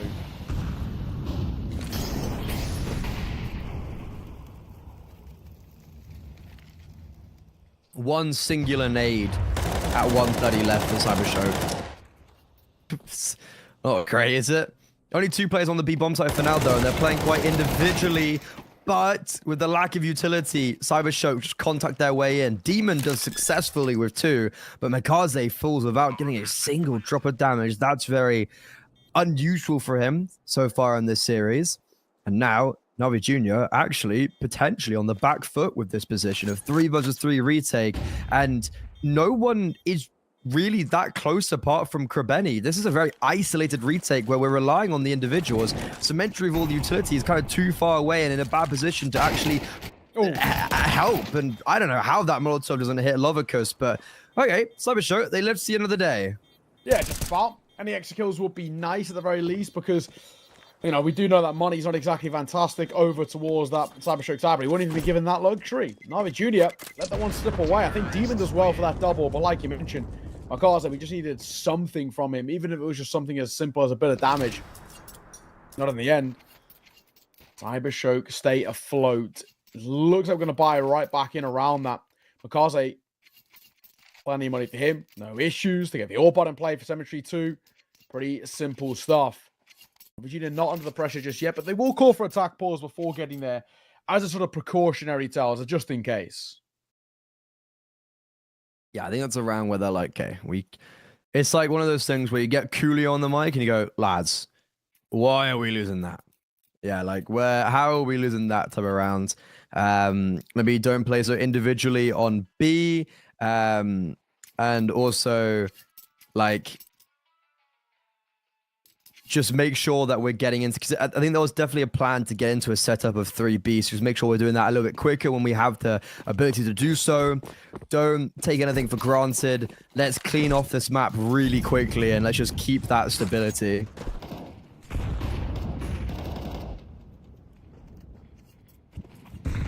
Focus. Makes a bit of a move as well in towards water. We've been smoked out as well. Need to play around here.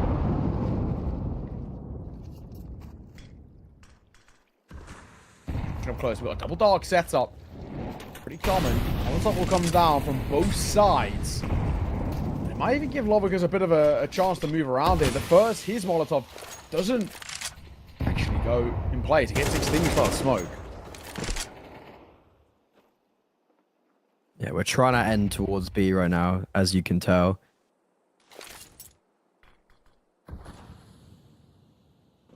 Lovacus needs maybe Notaneki to hold on some of that utility so we can bully towards Connector. That's an unfortunate Molotov from Makaze as he gets extinguished just as the smoke fades.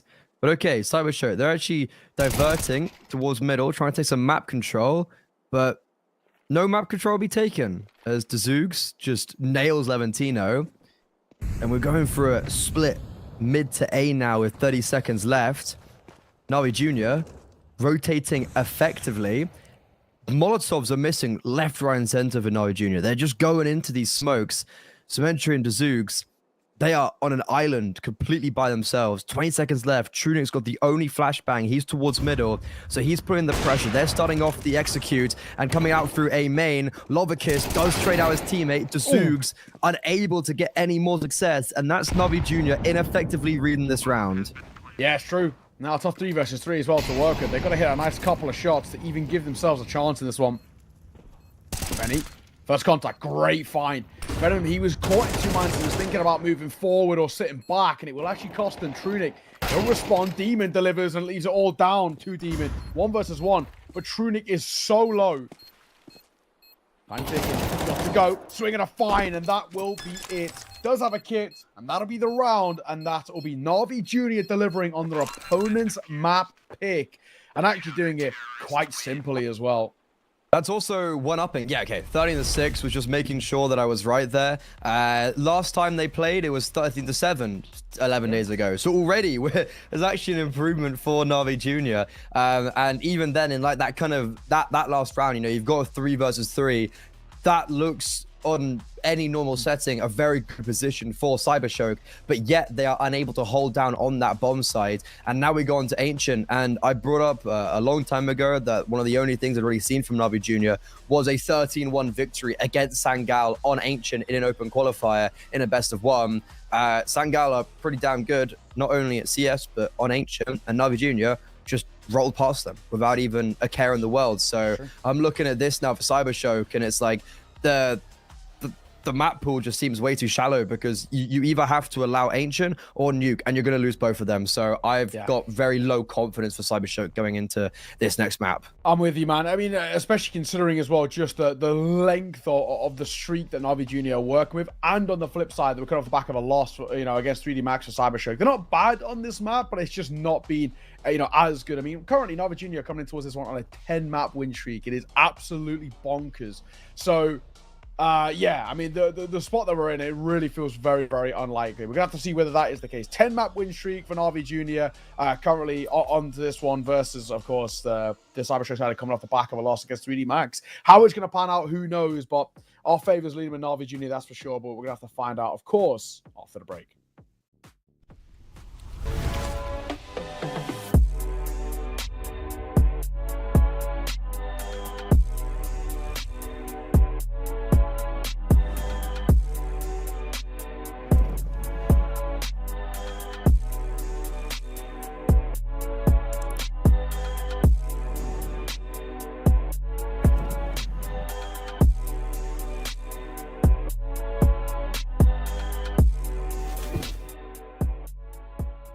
What's in store for Hellcup this time? An enormous giveaway of skins worth over $15,000. Open a new crowdfunding case loaded with amazing skins to boost the tournament prize pool. 2 Twitch giveaways just for viewers. Type raffle in the chat and don't miss your chance to win one of the skins during both tournament stages, the group stage and playoffs. Get ready to join the action.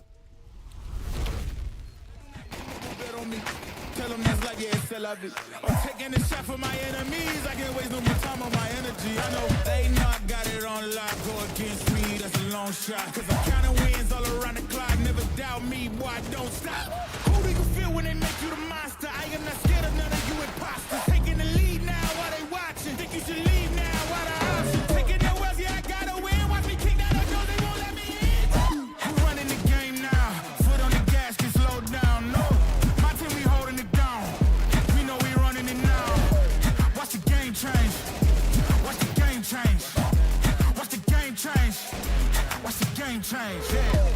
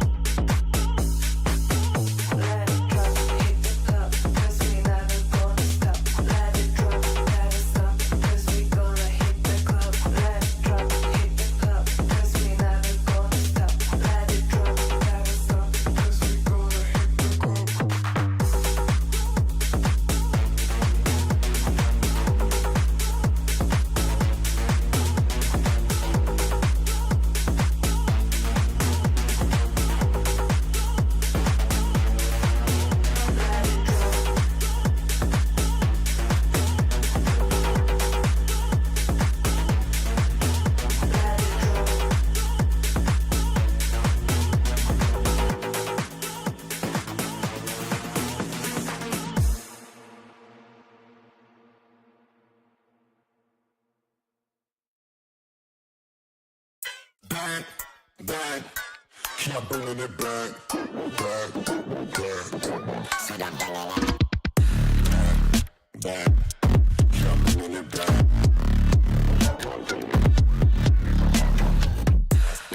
I might swing it.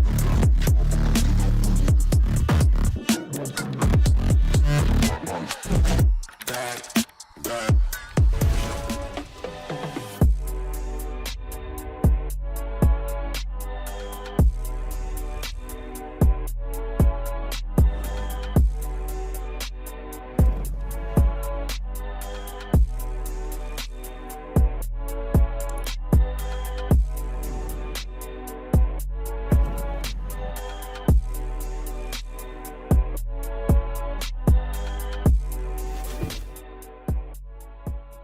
What's in store for Hellcup this time? An enormous giveaway of skins worth over $15,000. Open a new crowdfunding case loaded with amazing skins to boost the tournament prize pool. 2 Twitch giveaways just for viewers. Type raffle in the chat and don't miss your chance to win one of the skins during both tournament stages, the group stage and playoffs. Get ready to join the action.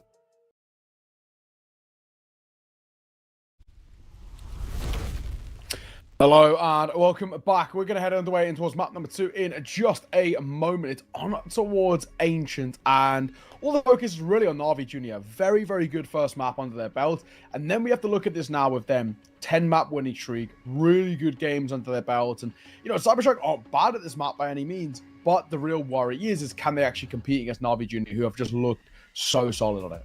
I think that, yeah, that's the main question of like, you've actually got both teams who are pretty self-sufficient on this map, and Cybershock, even though we haven't been putting much of the kind of successful narrative around them, like they are a good team and they have been good on this map with like either very close losses to Namiga, who are a very serious team on Ancient at this level, and then just kind of beating everyone around them, apart from maybe like the bigger dogs of 3D Max. But Na'Vi Jr. just seem lights out right now, and I think they're looking to continue that trend here on Ancient. Let's see, pistols on the way, Demon flying in towards the fight, Nottingham gets clipped. They are so quick here, but it might not always work out. Speed can work against you. These trades are scrappy. 2 remaining, make that just one. They know where he is, so they don't actually have to commit to fight, but Lovicus will be dropped in the end. Na'Vi Jr. relentlessly quick in that pistol. If there's ever a good way to start off on a map, that would be it. That is a phenomenal beginning for Na'Vi Jr. Blink and you miss it. just kind of ended, really. So it's always a really good beginning. Hopefully for Na'Vi Jr., that's setting the tone and foreshadowing the future. For Cybershock, hopefully not. Yeah, this is going to be a pretty uphill battle for Cybershock, and this is not the good start they would have wanted. No, flashes towards middle, and actually poked head quite well, and it allows for Makaze to get a couple to start things off. Krebeni will come in for sport of his own. They know where at least one of the last 2 are, and they just don't have to fight them, to be perfectly honest. Make their way over towards this B site. No one's home. They'll get that down quick, and yeah, they'll leave it around. I think I like the idea of Cybershock, right? They just try something a little aggro, a little different, with a bit of a play in for a flash over in towards mids, but unfortunately just not the amount of kills that they wanted.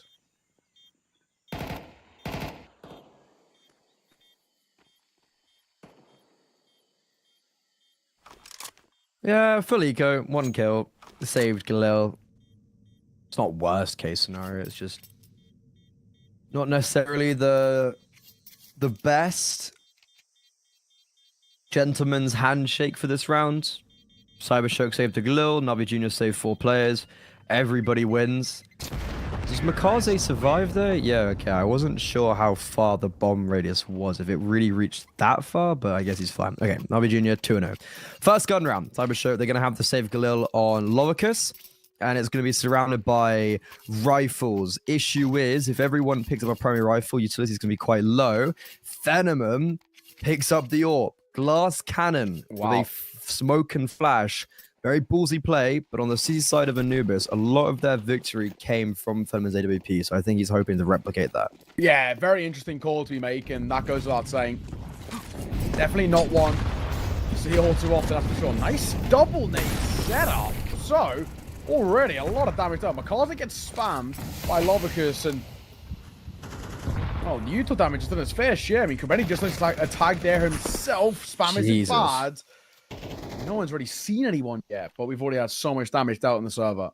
Yeah, the big issue with that round for Navi Jr. is Makaze dying. You can see that Dezoogs was looking to charge into Cave, and he probably would have been able to catch off Levantino, who was tagged down already a little bit. But as soon as their mid player dies, you have the scare of someone coming up heaven. So they just instantly cancel and look to reset. They tried to propel themselves up ramp, but utility stopped them. Now, dust settles. We're heading back towards the B-bomb site, where 2 defenders are low. Fenneman is here, potentially to save the day with the AWP. Zeno. 1 for 1. Not terrible, still keeps the numbers there. The glass coming off for us. Flash over. Good find. Good swing. And another from Demon. Oh my god. On the reload. Oh no. Oh, he's running out of ammo, and he does get the kill. What is happening? And Lovic is not there to trade. A little too far away, unfortunately. This is pretty ridiculous where we're in. They've actually recovered this round so well. Lovicus, though, looking to give Demon the ace. All 5 kills. And even though he does get every kill, my tip of the hat goes certainly to Krebeni, because that flashbang was magnificent. Blinds both the site player and the AWPer, and it just allows Demon to reign supreme. Now we're in a spot where Cybershock once again feeling the issues, feeling the problems that we've seen for them. Demon doing so well in that instance is exactly what we want to see. I mean, this is a guy who also has had his moments, and it's time in the spotlight where McCarthy may have taken it recently. He's still showing what he's got. McCarthy, good on that entry. Krebeni now going to go out in front of him as well. Did quite a bit of damage there to the Flames. Control taken, and it's something that Navi Jr. doing super well.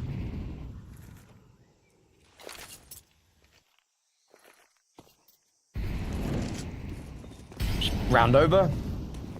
Makaze just needs to survive and just maintain all of that control, because they're kind of searching for him as of now. Then yeah, a round, it's just one of those things where it could get dangerous. I think Navi Jr. only keeping 2 alive in the last means that you want to be looking at 5-4 alive at a minimum. And so far, that trajectory is on point, on plan. Just don't get overwhelmed. You've got to play a heaven. It's a little bit too late, but yeah, that's the one death. Life is fine. There we go. 4-0, Cybershock back into some level of investment we see. I mean, MP9 coming through for Levantino as he picks up at Utah. We're going to go back into the AWP for Fenneman again. Still a slightly difficult predicament in the sense of RB Jr. look unbelievably confident at the moment.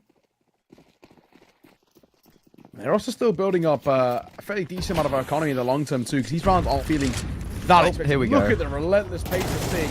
Kaze! You're kidding me. Who gets him? But Levantino gets a double with the MP9, so it still keeps his somewhat doable, but I honestly thought that we just got the drive-by there from a Kaze. Demon is on fire at the moment. I don't even know what to say. I'm lost for words. All 3 of those kills from Demon were immaculate. And now, job's not done for Navi Jr., but Krebeni is looking to pierce Cybershock in the back, and there you go. Demon, no ace from in this round, but 4 kills. I'm fine with that. You know, actually, you know what? Why didn't you get an ace, Demon? Where was the 5th kill? Come on, be better. That's the level we're kind of getting to with this kid. That's so aggressive from Navi Jr. Rounds are being one and done in the first 20 seconds at this point. And there's just absolutely no opportunity to have a conversation. I mean, Cybershock want to try and fight, and they want to try and play some sort of a CT default, but they're not being given any luxury at all. Brilliant display. Paul's going to get called at 5-0 down, and very understandably so, because they know that the pressure that they're under, but I don't think it's going to affect Navi Jr. at all. What a streak they've started off in towards their map pick.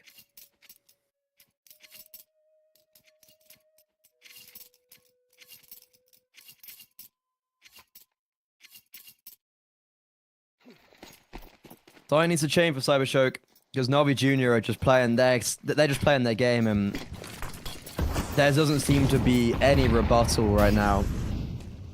Demon, I mean, it's by name, by nature, and he's just unrelenting. He's possessed towards this B-bomb site, just constantly peppering them, bullying them, not allowing any space to breathe. Levantina's going to try boost up. I was just waiting. I was waiting for the one tap. You know, and now I just saw it. I was like, he's just going to one tap him, isn't he? But okay, well, he didn't get the one tap on Levantina on Lovicus, but he got it on Shurinek. Yeah, the lovely shot. Spam is on for the smoke. So much damage done towards Levantina. Round over. Yeah, that's it. Once again, it is just, like we have mentioned time and time again, it's relentless. There is such a display on show here. And RV Jr. and I mean, this is borderline textbook. Cybershow cannot even seem to scratch the surface as to how good this T-side is at the moment. I don't know. This is already starting to feel like the series might be on the brink of being over. There's just nothing on offer. Crazy how we've got Spirit Academy and Navi Jr. who have been a full 5 for very similar time, about 5 or 4 months, as like a full 5, and they're already both breaking like top 40, top 50, quite oh sorry, Jesus Christ. Like they're breaking that top 40 like already. It's just kind of ridiculous, and I know you're going to be speaking about us a little bit more later today, aren't you?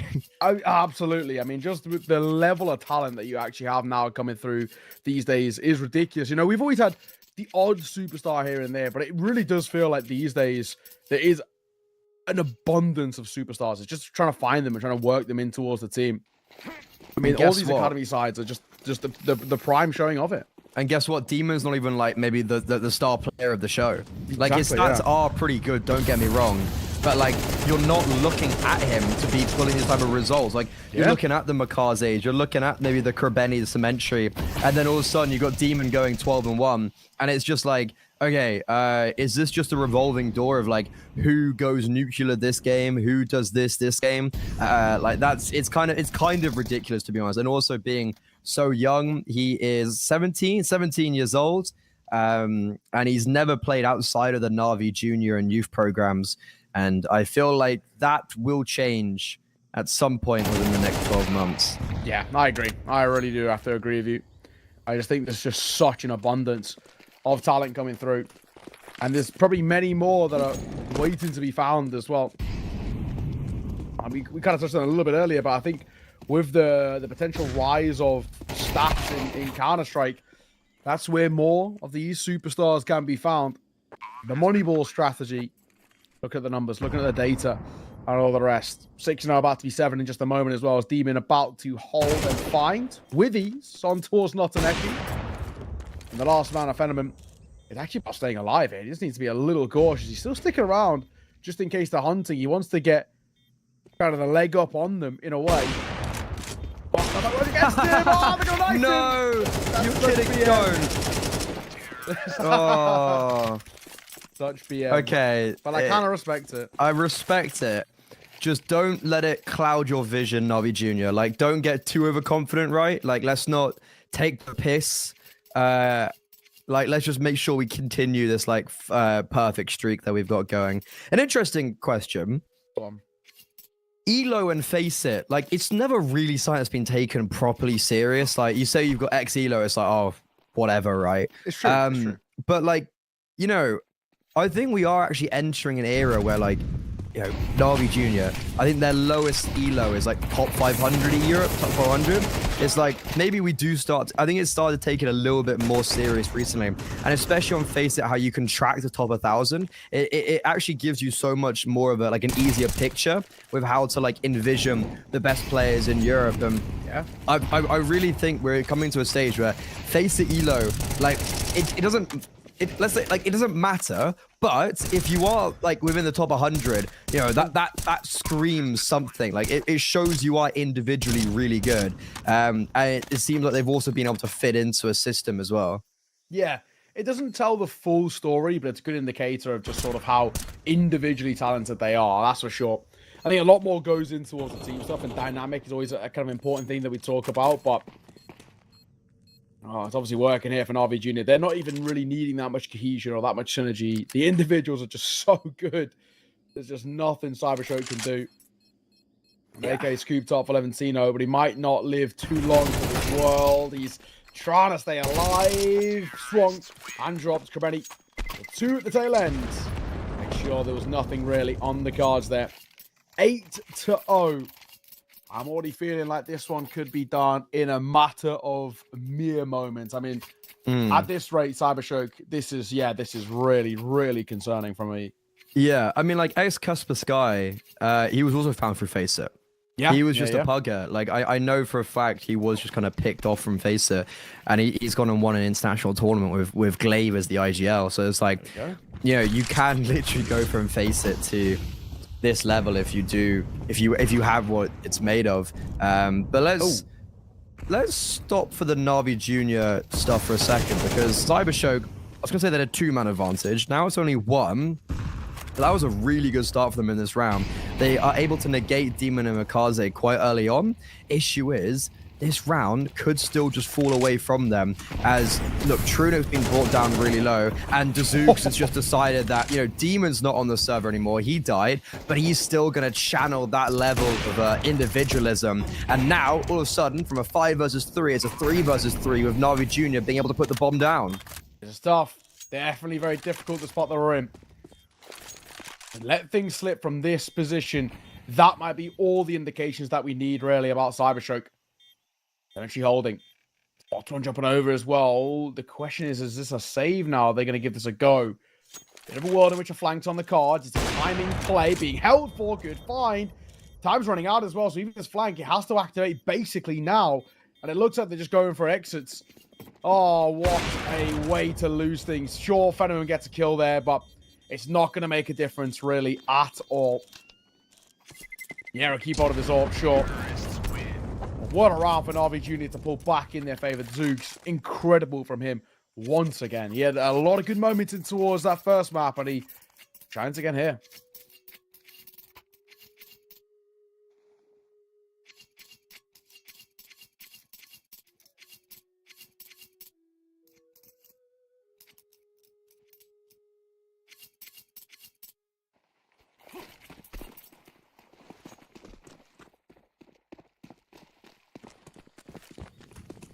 Back in the way. B9. Play for Levencino. Falls around it. Ooh. Enderman, nice shot. Full blind. Catches Mikaze. He's been relentlessly aggressive. Right. The response is good. The nature did the job there. Doesn't even matter. The Zooks will dip it. And it actually just overextend and all fall apart. That's another round where you have a man advantage for Cybershock. They had a 2-man advantage in the previous, and it didn't seem to matter. Dazooks hasn't even had a bad map. It's just he's been overshadowed by the other individuals on his team. And in the last round, he single-handedly won it out. But now we've got more of a team effort. But it's not over just yet. It was a 4 versus 2 for Navi Jr. Now it's a 3 versus 2, but Notaneki goes overextending. And Trunic, they know where he is, so the bomb can be picked up, and it's a very long route towards the A-bomb site. But Dazooks is obviously going to be there first. He's going to be able to anchor down that position, allow for Krebeni to come through as well. Trunic might actually catch him off with his back turn, but then that's information in itself. But I don't think that's even going to happen either. And Trunic, I don't know, like what can you do in this position? It's another round where Cybershock had an advantage and an opening kill, and another round where potentially it's just let them slide the wayside. Okay. Never mind. Trunic, seeing off, being held by Cemetery. I mean, his shadow was probably betraying him as well for the vast majority of that. 10-0, another attack pause for Cyberstroke, but at this point, I don't even think it's really going to make too big of a difference, if I'm being completely honest. At a 10-0 scoreline, this one most definitely feels absolutely dead in the water. And credit has to be given where it's due. Navi just not putting a foot wrong. Just the fact that they actually get to do this so often from a man disadvantage is the big thing too. Like, we've seen, 3 separate rounds in recent memory. Things have slipped. They lose the opening fight, and then they don't care. They pull it back.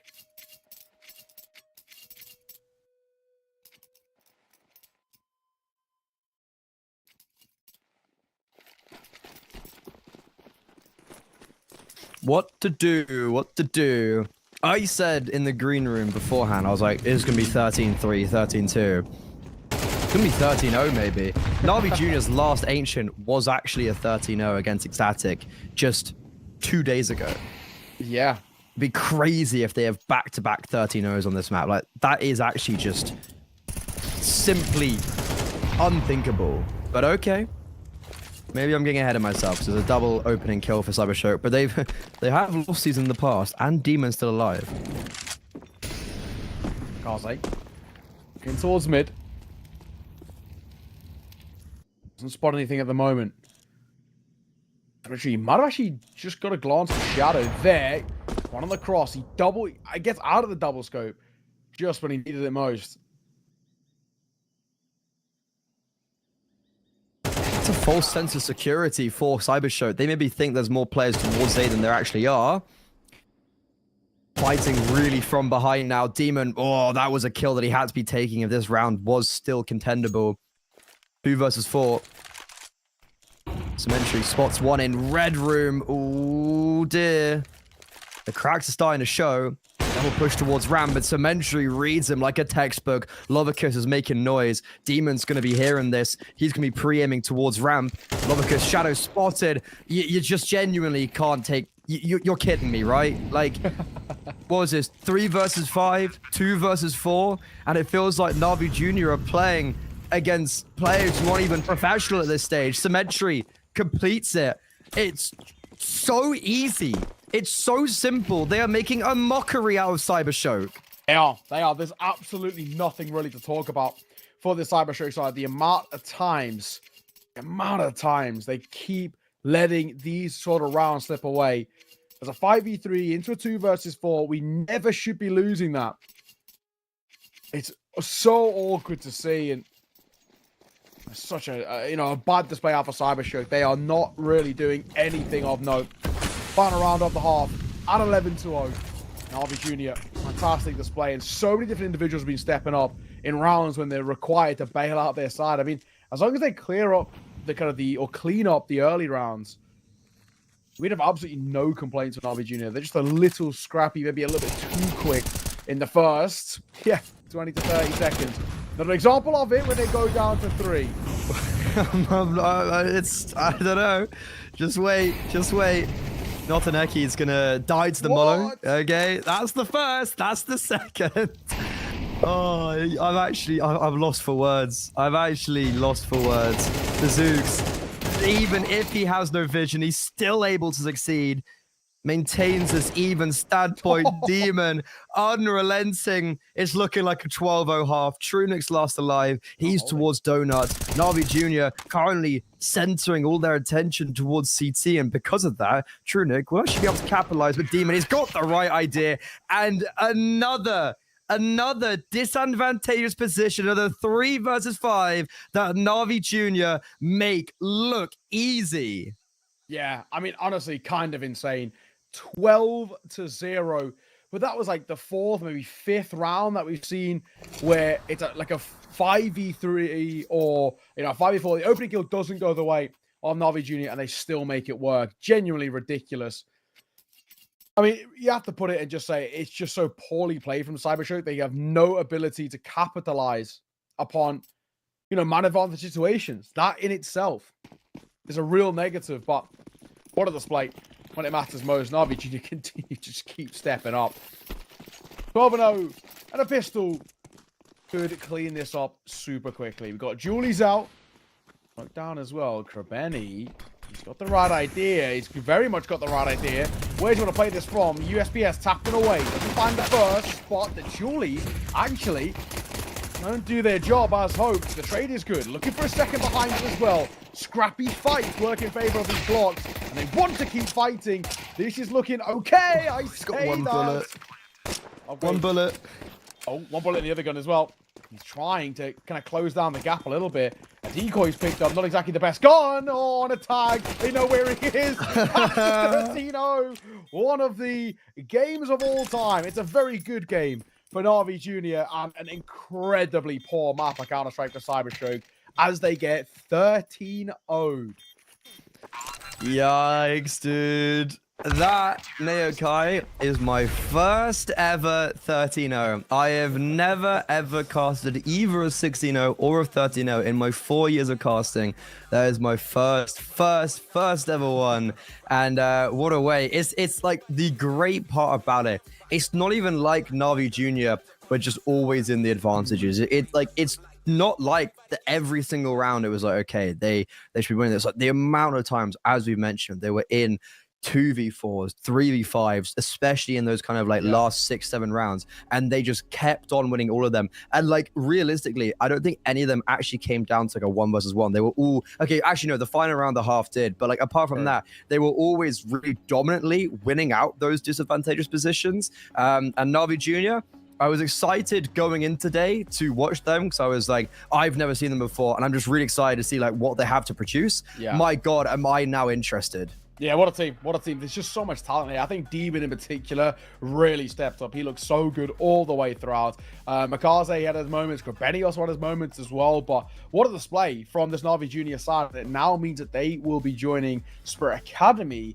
in that next winners matchup. It's actually quite a spicy game, if I have to say, just because both of these are kind of these hot prospect talent teams at the moment. So it becomes quite difficult to predict. I mean, I still feel like maybe Spirit Academy have, I would say, maybe, I don't know about the skill ceiling, but a bit of a higher floor. I think there's moments which are a little bit weak for Navi Junior, like those opening engagements, like the first 20 seconds where they're maybe just a little bit too audacious.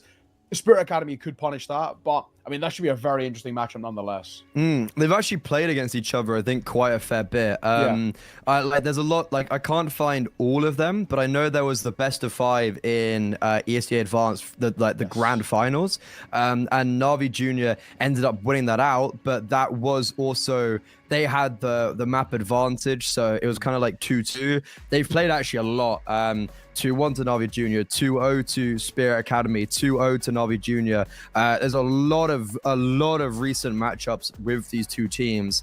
But Navi Jr., like the most important aspect of them winning in advance was that it wasn't just the finalists that made it through the challenger, it was the winner only. So Navi Jr. have as a challenger next season, whereas Spirit Academy have to go for advanced again this season. But this is going to be honestly a really, really exciting game. I wish we'd be able to stay here and cast it, but it's actually going to be Lucy and B-Dot. They're going to be on the mic in about an hour's time, which I'm happy for them, but I'm really jealous, to be honest. Yeah, I'm absolutely with you as well for that one. But like you said, there's actually a bit of time as well before we get underway in towards that one. So we're going to first one to a break, and then that final game of the day will be up on your screens. But for myself, I'm Green Runner. Thank you for joining us. And until next time, I'll see you soon.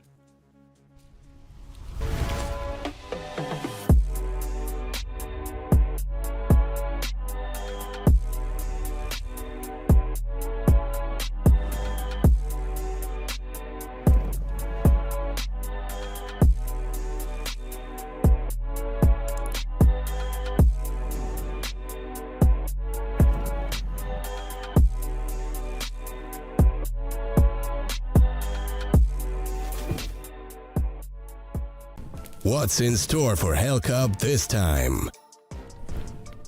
An enormous giveaway of skins worth over $15,000. Open a new crowdfunding case loaded with amazing skins to boost the tournament prize pool. 2 Twitch giveaways just for viewers. Type raffle in the chat and don't miss your chance to win one of the skins during both tournament stages, the group stage and playoffs. Get ready to join the action.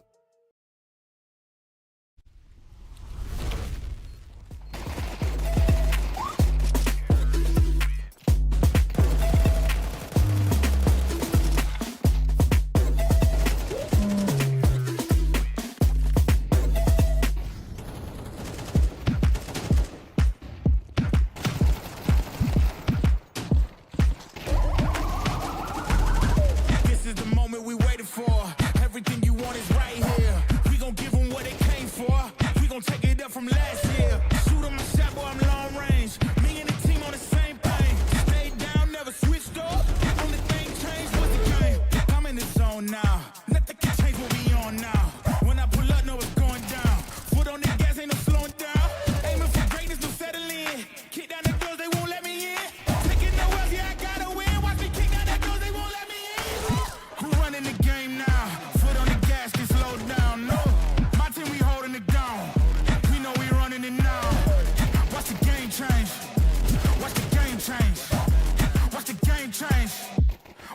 game change, yeah.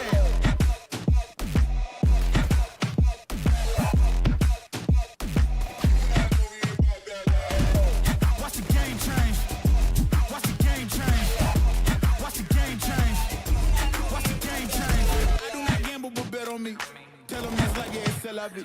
I'm taking a shot for my enemies. I can't waste no more time on my energy. I know they know I got it on lock. Go against me, that's a long shot. Cause I'm counting wins all around the clock. Never doubt me, boy, I don't stop. Who do you feel when they make you the monster? I am not scared of none of you imposters. Taking the lead now while they watching. Think you should leave now while the option. Taking no else, yeah, I gotta win. Watch me kick down the doors, they won't let me in. I'm running the game now. Foot on the gas, can slow down, no. My team, we holding it down. We know we running it now. Watch the game change. Watch the game change. Watch the game change. Watch the game change, yeah.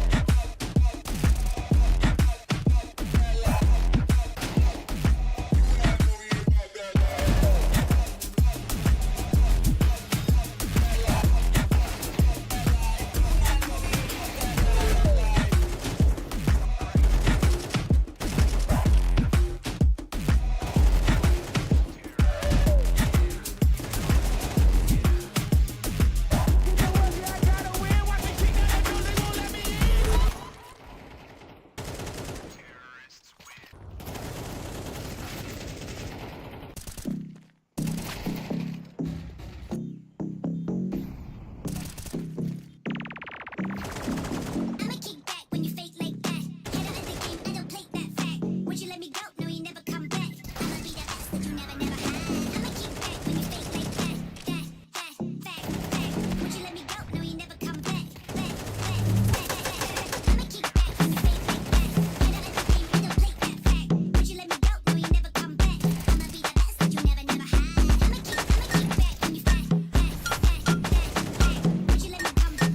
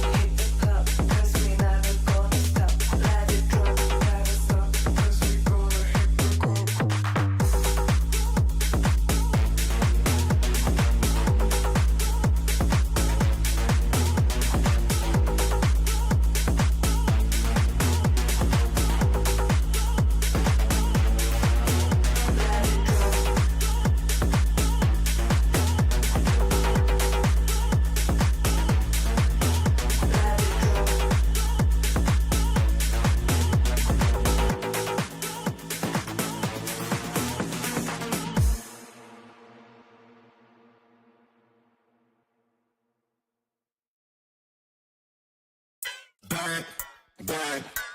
Yeah, bringing it back, back, back. Said I'm bringing it back. Yeah, bringing it back. But you can fall like swinging it back.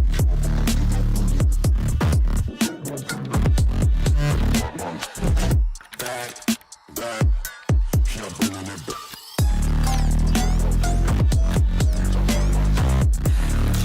Like swinging the back, then I'm bringing it.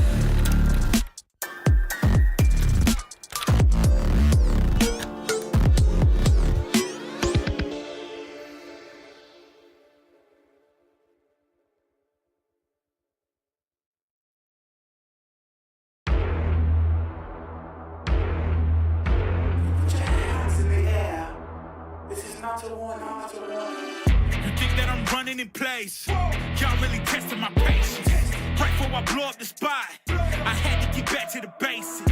What if my talent is wasted? You see what I'm lacking the placement. Thought since I rap in the basement, but my come up is legend, is greatness. I don't care now, it's pedal to the metal. I can never quit now, I will never settle. Puppet to the game, I'm pulling strings like Geppetto. We in the same game, but I'm on a different level. I passed it. Gotta keep grinding till I'm laid up in the casket. No fake round, but you feeling too plastic. Yeah, y'all feeling too plastic. They say my style crazy, but then it's straight jacket. Wow. Why you still testing my patience? Trying to turn me into something I ain't trying to be. All the hate is a heavy rotation. You gon' lose yourself, quit testing me. Don't make me lose my mind. Don't make me lose my mind. Don't make me lose my mind, cause I'm looking like Wesley, test me. Don't make me lose my mind. Don't make me lose my mind. Don't make me lose my mind, cause I'm looking like Wesley, test me.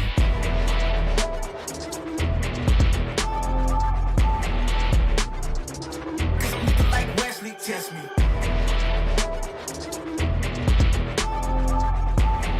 Don't make me lose my mind, cause I'm looking like Wesley, test me. Yeah, guess I know no better. I ain't got no chill, so they call me a devil, I know. Look, I am just a man on a mission. If I want it, then I get it, I go.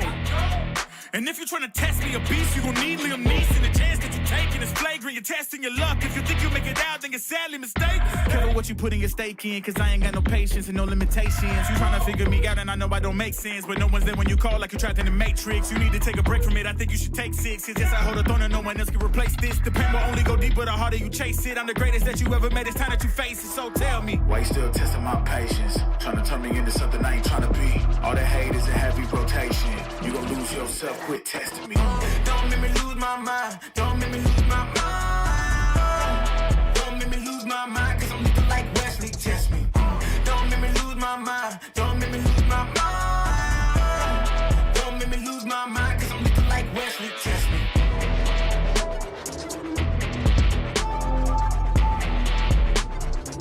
Cause I'm looking like Wesley, test me.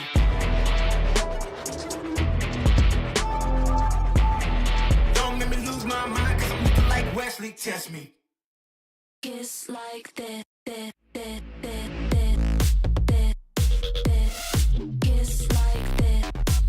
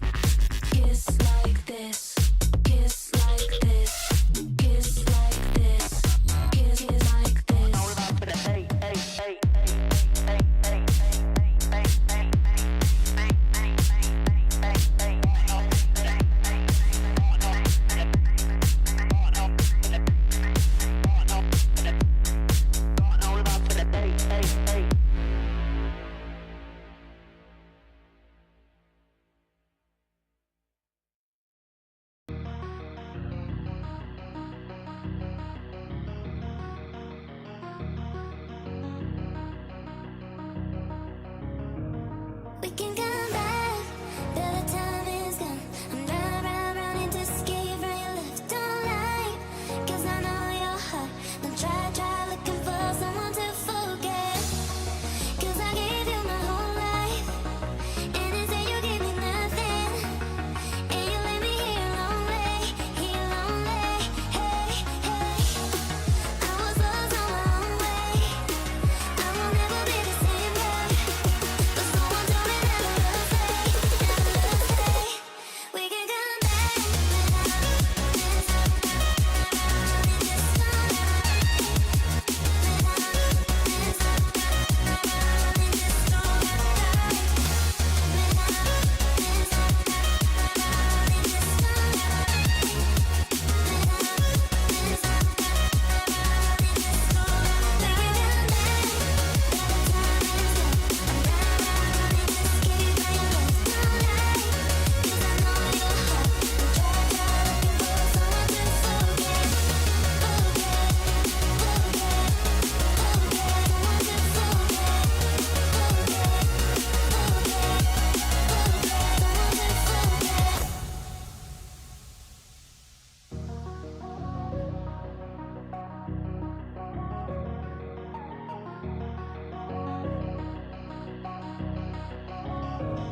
We can come back, but the time is gone.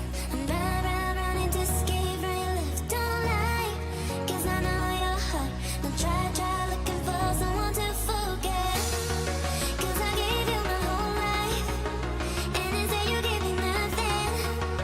And you left me here lonely, hey, hey. I was lost on my own way. I will never be the same girl. But someone told me never love stay. We can come back.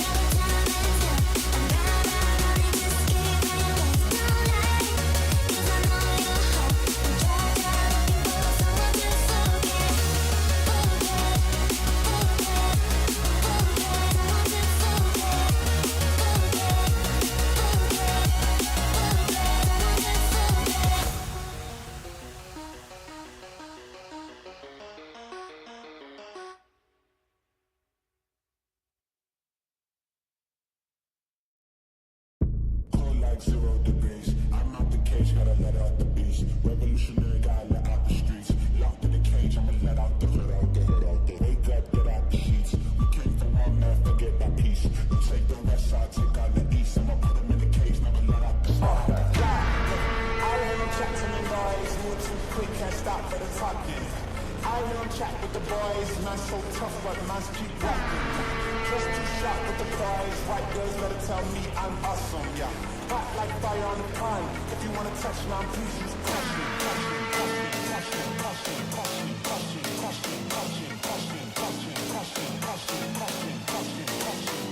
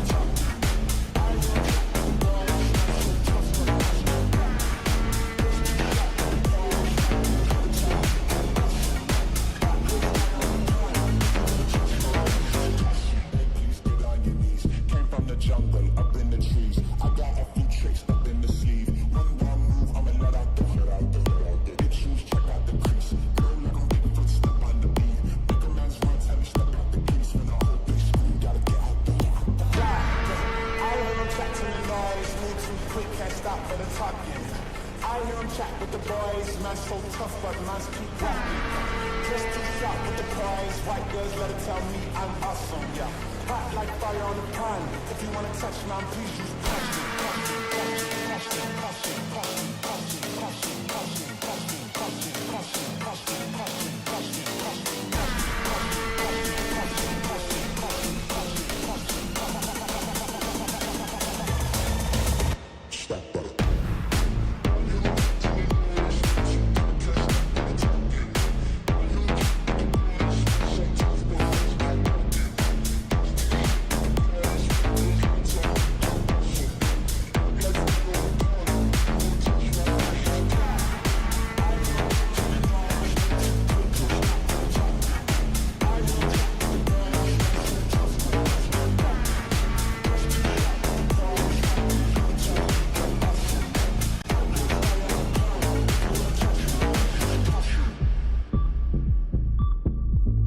Stop that. Stop that. Stop that. Stop that. Stop that.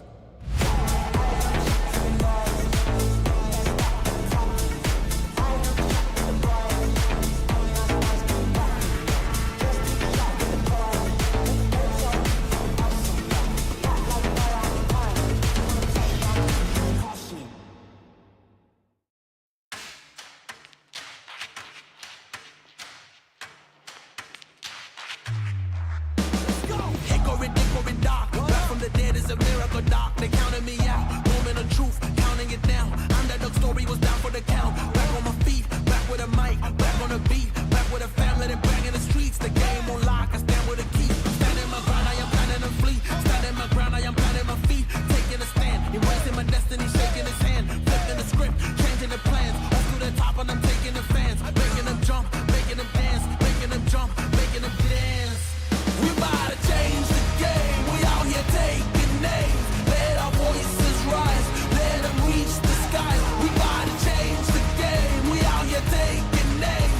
Let our voices rise. Let them reach the sky.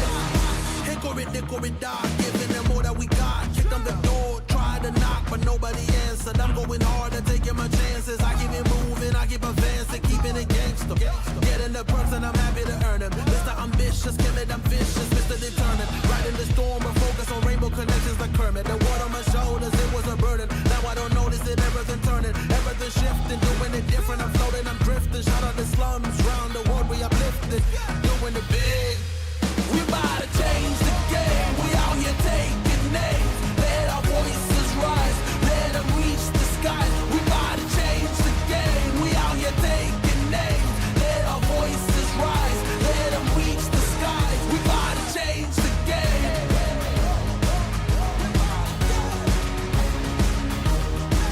We about to change the game.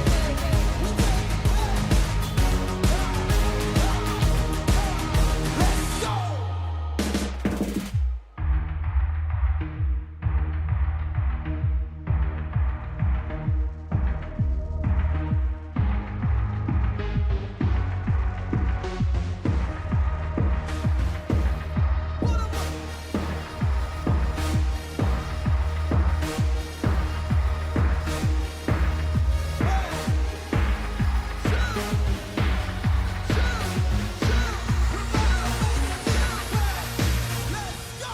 We about to change the game. We out here taking names. Let our voices rise. Let them reach the sky. We about to change the game. We out here taking names. Let our voices rise. Let them reach the sky. We about to change the game.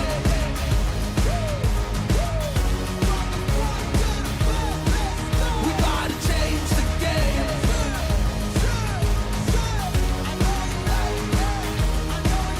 Let's go.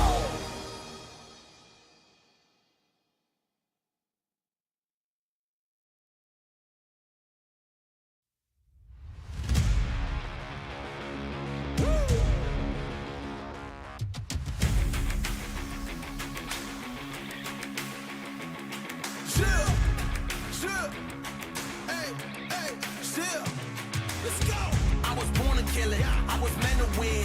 I am down and willing, so I will find a way. It took a minute, now it didn't happen right away. When it get hot in the kitchen, you decide to stay. That's how we winners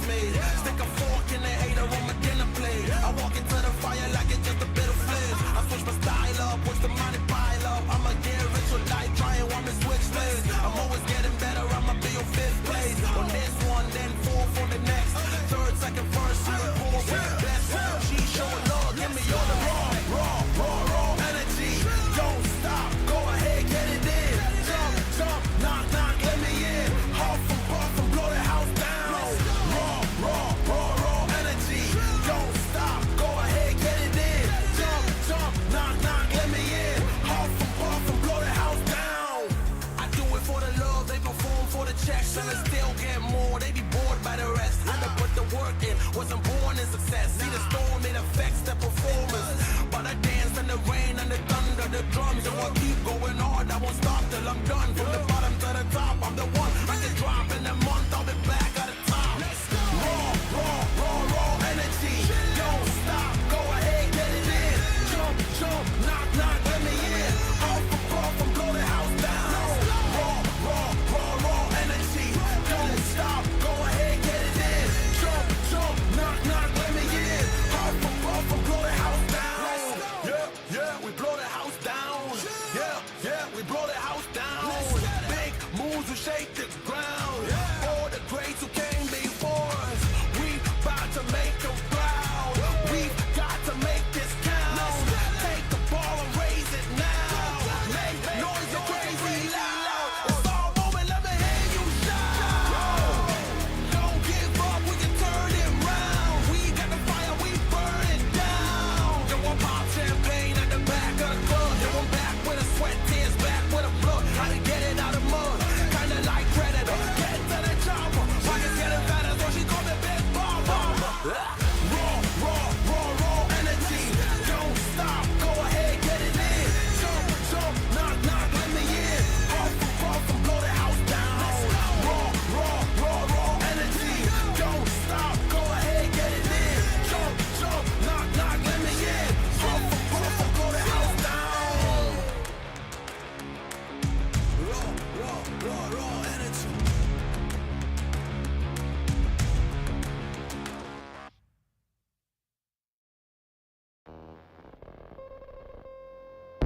Everything is twofold. What's joy is pain on the other hand. And what happens when the one that you love is the main cause of your suffering? I need you like I need air to breathe. I need you to save me from me. I'm caught in your wave, I'm drifting away. I need you to save me. Please don't let me drown. Please don't let me drown.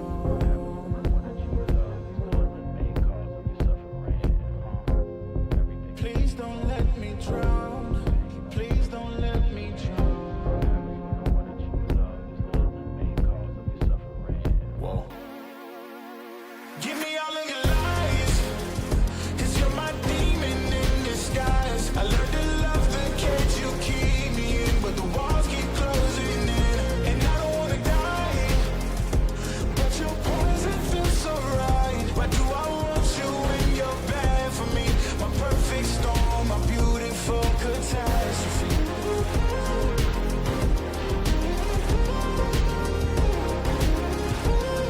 My perfect storm, my beautiful catastrophe. Like I'm drowning with all of this darkness surrounding.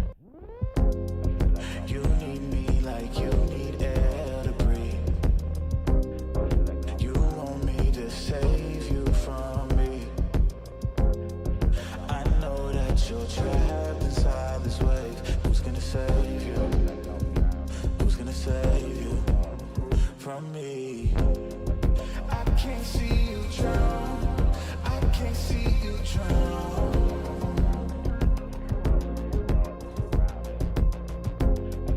I can't see you drown.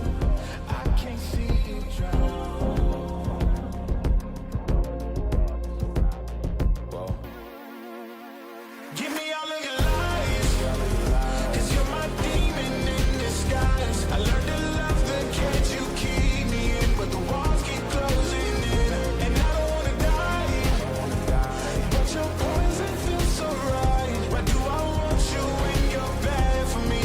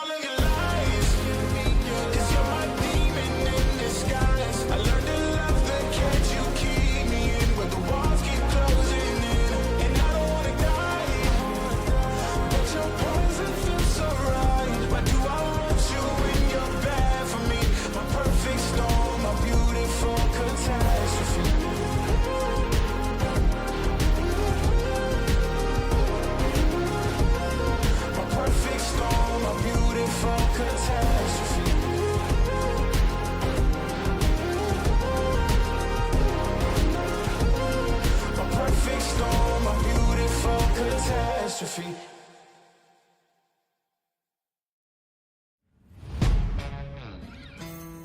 Yeah.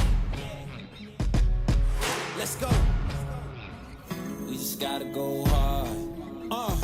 I go the hardest. I bring the pain. Not what you used to. It's all part of the game. Yeah, I just gotta go hard. I just gotta go hard. Go hard. Go hard. Yeah.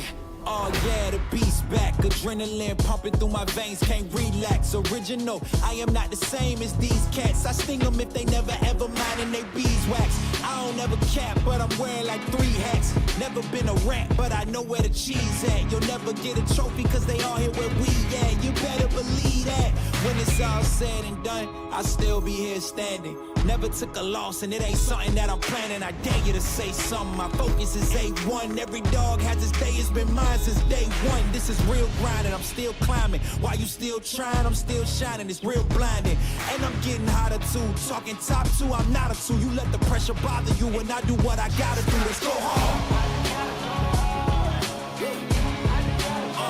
I just gotta go hard. Go hard. Go hard. They ain't coming close to me. Flow is on atomic, I'm starting fires through poetry. The hardest out, staying loyal, no falling out. And if you step into the court, be ready, we balling out. Yeah, the coldest of teens, they know what we bring, don't try us. Ain't no in between, we go for these dreams in silence. Hard work, don't mistake it for magic. We been shooting in the gym, this is target and practice. Yeah. And I'm just getting started, getting feet wet.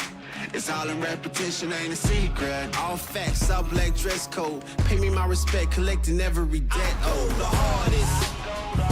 I bring the pain. Not what you used to. It's all part of the game. Yeah, I just gotta go hard.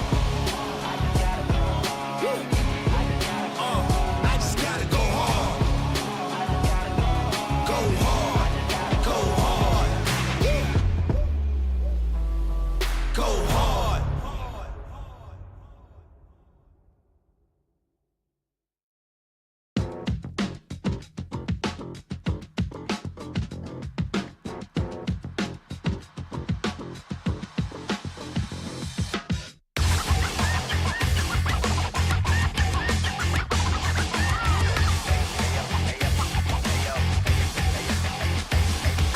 Started in the club with a baddie or two. She was looking in my eyes cause she wanna be my boo, be my boo, be my boo. Call me tripping in the stew. If they tryna get a bag, then they might have got the loot.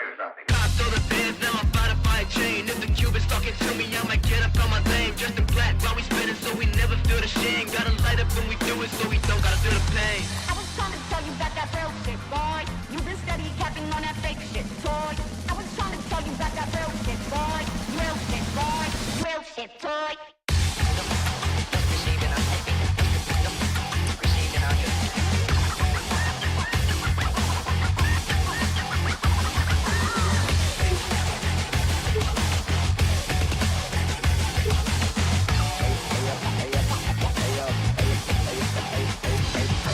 Spin around, burn out, blow it to the penthouse. Shotty's going crazy, then they quiet like a church mouse. Land up with the customs and we never get to get it out. Nitro in the engine so we see what it's about. Always wanna talk, but you never want the smoke. And you flashing all the guns on your live, you a joke. Dosing up with bodies when you never ever roll. I'll be pressed to find a shooter who be lacking in the soul. I was trying to tell you about that real shit, boy. You been steady capping on that fake shit, toy. I was trying to tell you about that real shit, boy. Real shit, boy. Real shit, toy.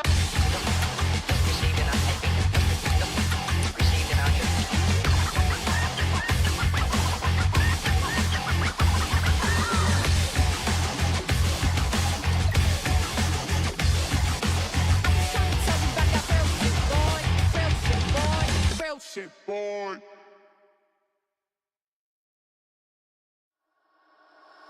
Fumble a bag, now I when I fumble a bag. Fumble a bag, now I when I fumble a bag. Act like you know how this goes.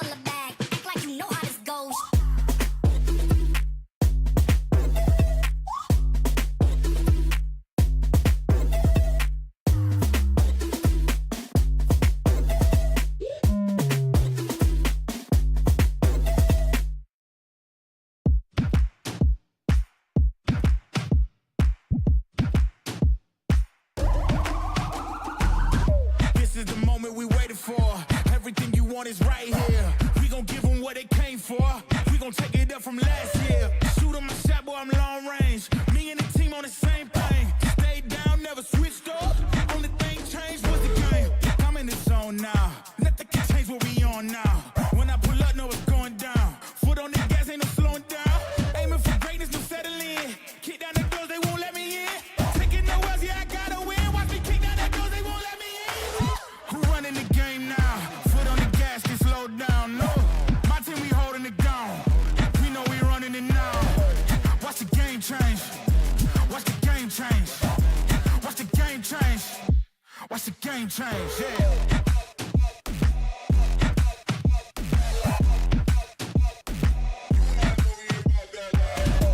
Watch the game change.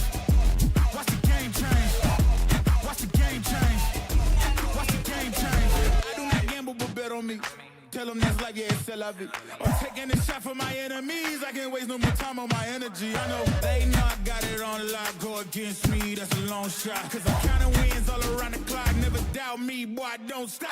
Who do you feel when they make you the monster? I am not scared of none of you imposters. Taking the lead now while they watching. Think you should leave now while the option. Taking no else, yeah, I gotta win. Watch me kick down the doors, they won't let me in. Who running the game now? Foot on the gas, can slow down, no. My team, we holding it down. We know we running it now. Watch the game change. Watch the game change. Watch the game change. Watch the game change, yeah.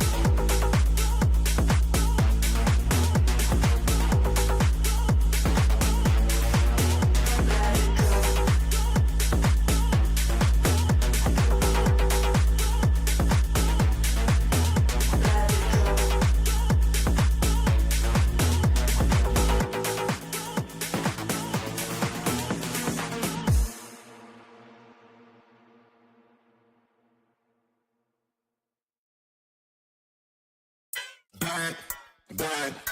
Keep bringing it back, back, back. See that back,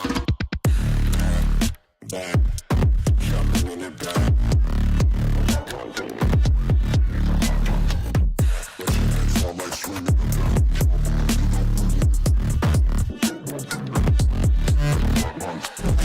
Back, back. Keep bringing it back.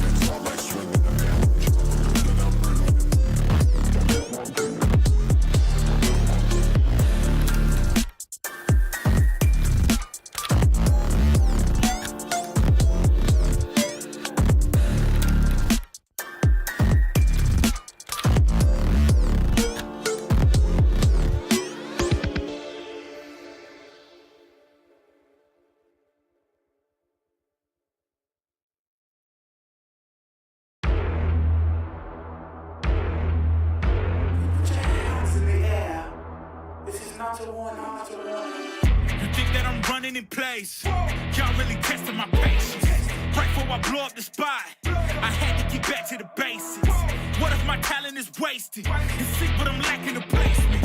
Thought since I rap in the basement, but my come up is legend, is greatness. I don't care now, it's pedal to the metal. I can never quit now, I will never settle. Puppet to the game, I'm pulling strings like Geppetto. We in the same game, but I'm on a different level.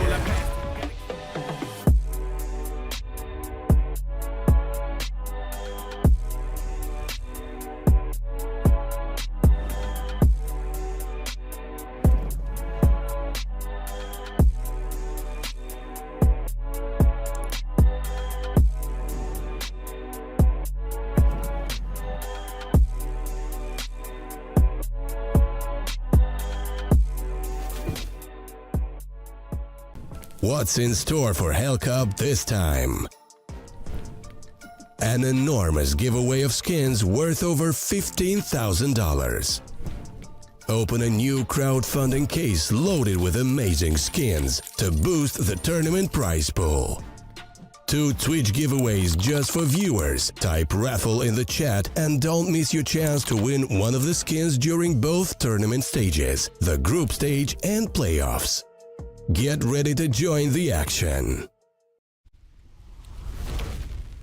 And welcome back, guys, to Hellcup 11. It's the afternoon now, which means it's a time and a change in shift as we get into our winners game, Brandon. And this one's incredibly exciting. When I saw it was these two teams playing up against each other, I got super hyped because there's so much hype around some of the individuals here.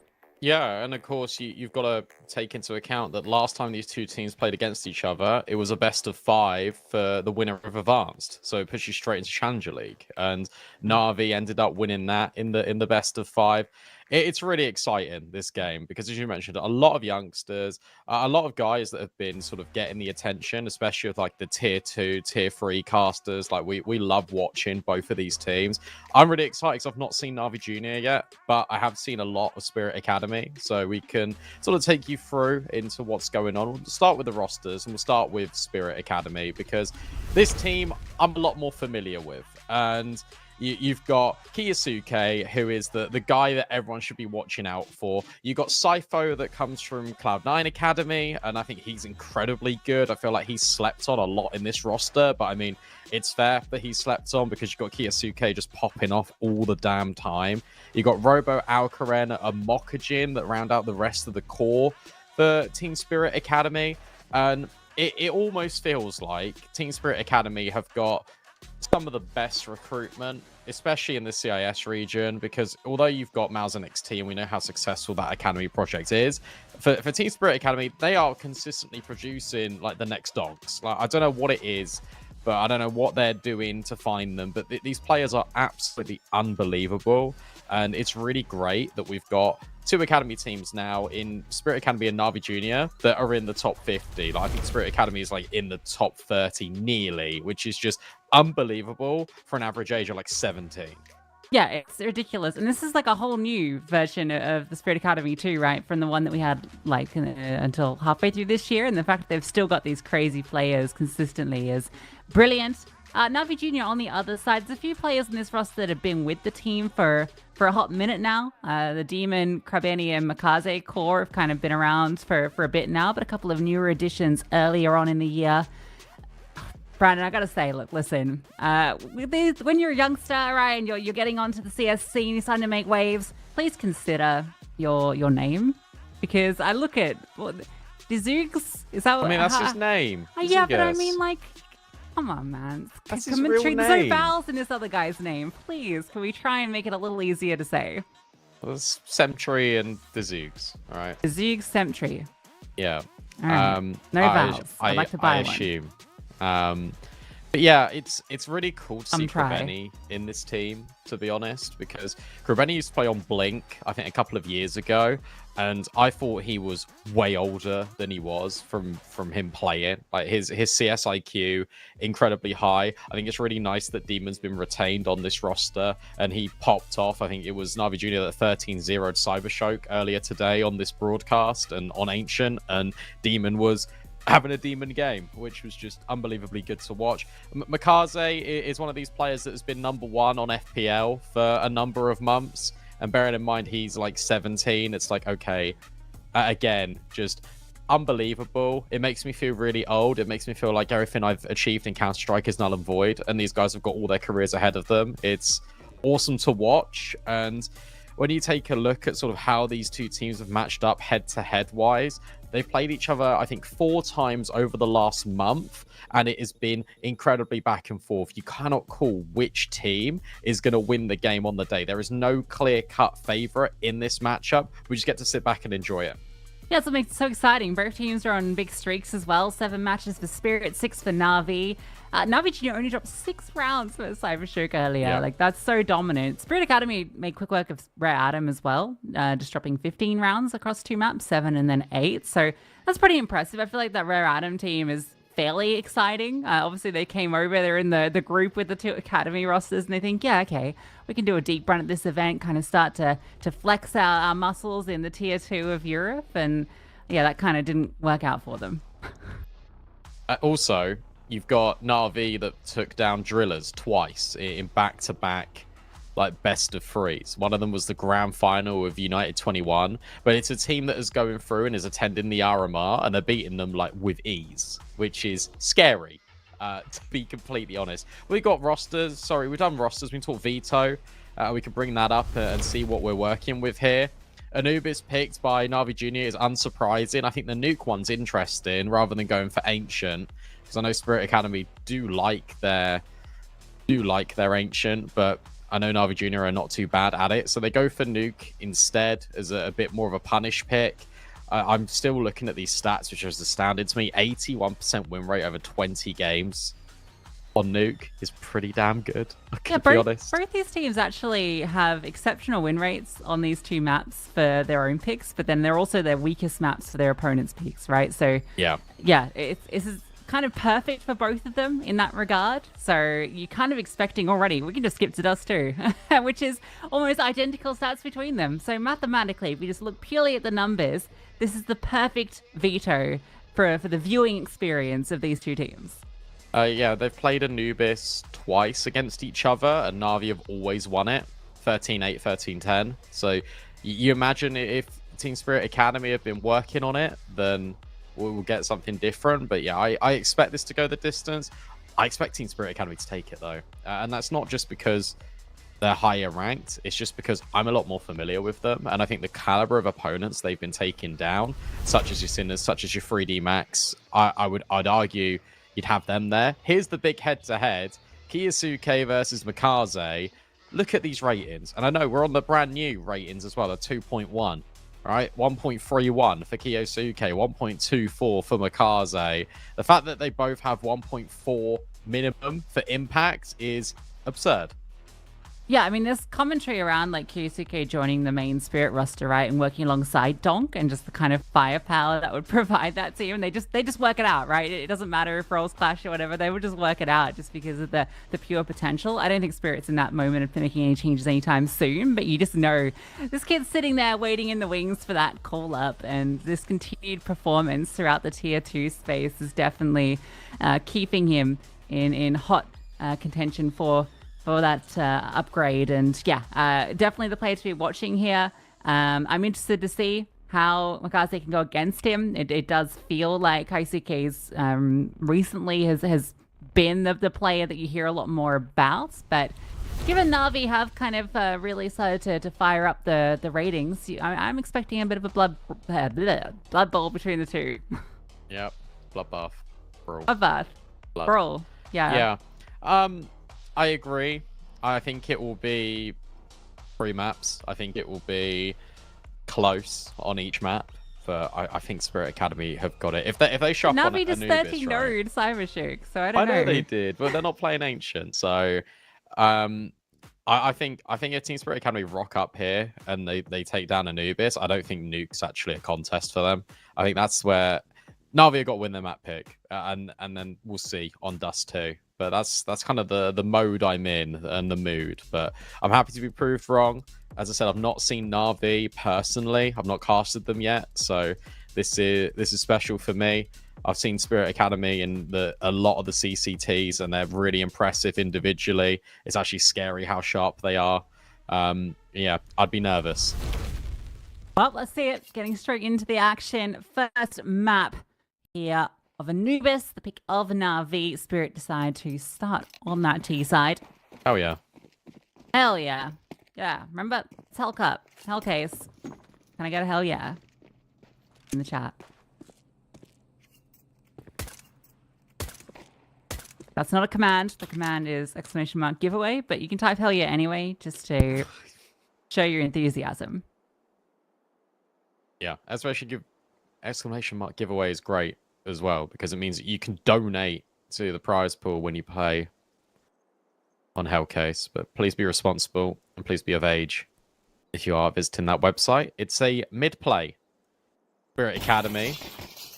Zeke's just on the edge, waiting patiently. It was a stacking B, but Team Spirit Academy, if they go A, oh no, they're not. This has been read really well by Na'Vi Jr. Everyone is here. This is a trap. Or is it? Yeah, they're going to circumvent it. They've got A. Okay, I think they wanted to see if they could get a pick maybe on a play that's fallen back, and seeing nothing, they're like, all right, well, this is free real estate towards A. They'll take it happily. They do lose a player on the Lurkin Temple, so the advantage is there for Na'Vi Jr. and make it a double kill advantage. And Mikaze has taken down 2 more. Now it's all falling apart for Team Spirit Academy, and they all fall, in fact. Not a single kill found. Bomb planted, but that is it. I like the idea from Sypho. His position just tucked in on the corner at camera. He really wanted to try and catch the players off, rotating out temple. But they were just so unaware, blissfully, that there was no one in middle, that there was no one in water. They thought they had a much better timing than they did. And Mikaze just walks through mid and just kills them. Like that, they were really easy kills for Mikaze. Team Spirit Academy just were underprepared. I just think that they didn't realize how free that bomb site was. And then once you're in the afterplant, they didn't take much space off the back of it. So Na'Vi was able to overwhelm quite simply. Just the pistols, the nades are doing ridiculous damage. This should just be a lock-in, and we wait for the first gun round.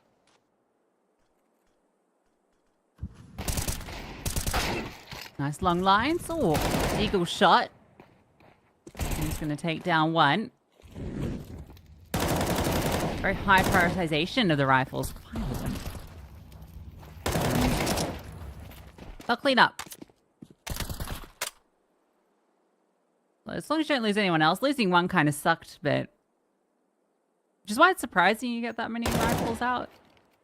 Kind of want like at least one SMG to be in the front line, try and get some extra cash, and if they fall, you're not losing too much, but it's all good. They only lose the one. Happy days. These kids hit hard is the only statement I have encountered. I guess but so. I do agree. Like there should have been maybe like a couple of SMGs to make some money. But at least they only lose one player. They're chilling. They're completely fine. Let's look at this. Already we've had the Kiyosuke Mikaze head-to-head. It was just the pistol, though. Not a very good shot to Mikaze. True.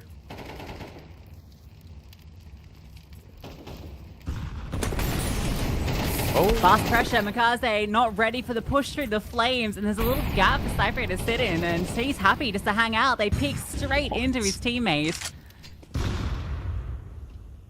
Team Spirit Academy have the lead, but this push has, well, for a moment, gotten a kill back. That's the bomb as well. Benny might be able to actually pull this round back for Na'Vi Jr. Although Robo has slipped through. That is the bomb recovered. Can Zeegs get anything here? There's the first. Potential for more. The issue is, you know exactly where he is, but he's isolated all the kills. A 1v3 immediately, and Spirit Academy just thought they could walk their way into the site. They got the complete information of where he is, and he just headshots them all. Wow. That's his first 3 kills. You think the round is all said and done when Robo walks back through that smoke over at B and kills Krabeni. And yet, the Zeegs pulls off a masterclass. What the... I mean, the push through the smoke was egregious. That kind of gave. There was just no trades. Yeah, that's... I mean, the 1v2 was just a masterclass. I don't think either T-player played that poorly. They were able to swing off each other. It's just that the adjustment was so fast. Shocking scenes. Looks like Spirit were going to run away with that round, but chaos created everywhere by Na'Vi Jr. That push out through top mid, and then the 1v3. Even the space you think you have in mid is not free.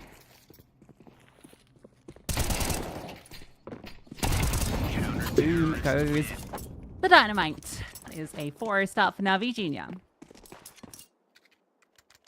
Well, of the last 2 maps they've played, they've not dropped a round yet. So... Not bad. Yeah, they're on Not what, bad. a 17-round win streak. Let's see how high they can get it. G2 got 13-0 today and then won the series. Yeah. It's kind of wild. I don't know how that happens. PS2, baby. Kaze getting aggressive, drops out very, very quickly. And able to find a kill off it and a dink as well. What? How does he get away with that? He wasn't even looking at him. And now the nade has just followed up. Beautiful nade. And now Demon's just on an off angle, holding for Robo. Mokajin's been caught off in towards start. This is all falling apart here for Spirit Academy. A 4v2, and look, even if Demon didn't check that angle, you still had a player in towards camera. There's really good coverage here for Na'Vi Jr. And Kiyosuke, well, we've hyped him up, and so has the community. It's now time for him to shine. A 1v4, but you've already got pressure from Krabeni out towards B. You got 2 players in towards mid that you don't even know about the second one in camera. This is tough. And now you're known. Yeah, do you even... I mean, with so much time left, you have to kind of stay relatively active, but you feel like the end goal here is probably just to save the AK.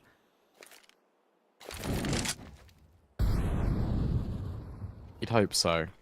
But he can't, like, go sit in T-spawn yet, just in case Na'Vi Jr. start to push him. So he does have to fight a little bit actively to keep that space to allow him to save the weapon. But yeah, it will be the save. They don't rest on their laurels, do they? As soon as they're still 4 up and they go for that aggressive play. Feels like there's action happening on every part of the map. Yeah, respect as well, because you've got to remember that the only time in which Team Spirit Academy looked threatening is when they were the ones that were causing chaos. And it came through that water push. Sypho getting that corner to breathe in, and then Mokajin came through dark, was sort of having these fights. You had the good mid-round reaction out of Na'Vi. This time it is just the proactive push. It's them saying, Spirit Academy, that's the only piece of map control you've won. And now Makaze is just taking it away from you. They got no money again.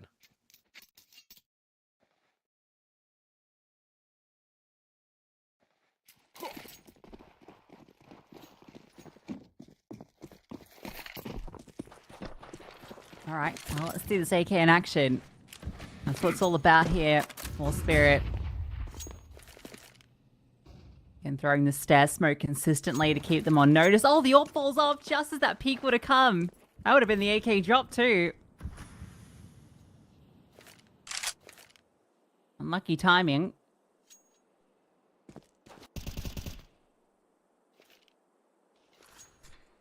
Na'Vi Jr. might have the wrong read here. They seem to suspect A, so they've lent the AWP over there, which means it's just these two defenders at the moment and already play a close dark. When you go into this, though, you've got the flash that's on the AK player, that there's one smoke. Makaze just having a reload, trying to bait out a player jiggling him, but this is very patient. And this has meant that Na'Vi Jr. can now start these rotates. There's going to be a person here in time. Like it, the hit comes through, and Demon on the angle sees Sypho was trying to throw the utility. Makaze will lose out that fight, and Demon falls to the AK. The AWP arrives, but can't strike blood. We'll fall back to a more passive line. The bomb gets thrown over to be planted. This might just be Spirit Academy getting on the board. The HE does so much damage, but it's not a kill found. Maybe there is a chance with a couple of players low. Need to be some clean shots, and they come from the other direction. AWP has to try and save.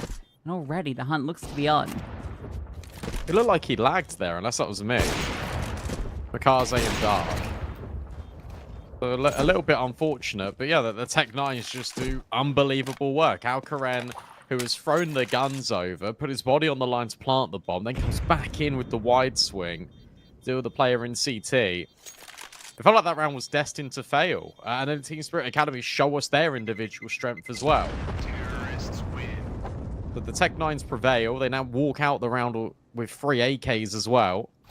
At least the AWP gets saved over. At least there's money. And we know all too well that this is still Anubis CT side.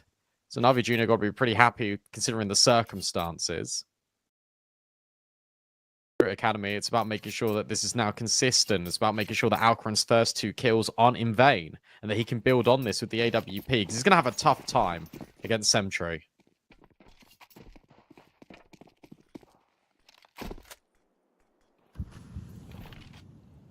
Starting with the dark peak, allowing his teammate to walk up close. Get this head-to-head once again. Makaze ready for it, drops the flames, they go both ways. He's able to avoid it, but the HE over the top, he's getting run down. That smoke just about bails him out. Oh, and the pre-fire through the smoke actually cost him his life.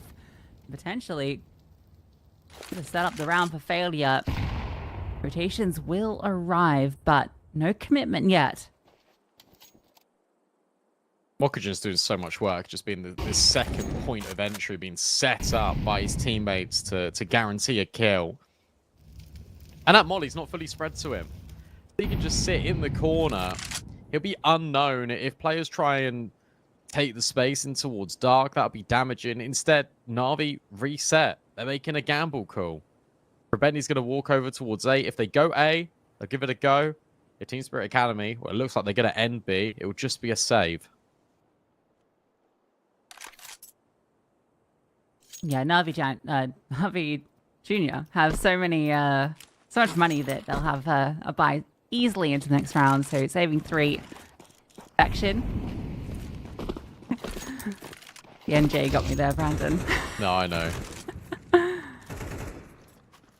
They got so many teams, Navi. Yeah, it's crazy Navi, how they've got Junior, like youth, best team javelins. in the world, best team in the women's scene, best team in the academy scene. They can't stop winning.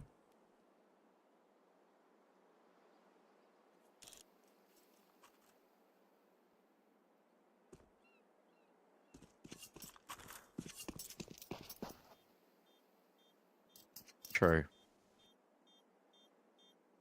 We'll see if the javelins can win at LAN.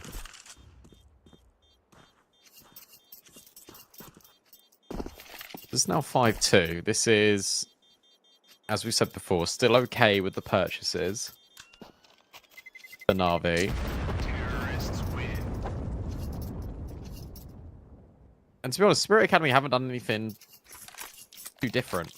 They're still playing their game, which I think is really good. They haven't sort of deviated away from what they think is the right call, even if Makaze has run down mids that round through the window, even if they've lost a couple of fights here and there.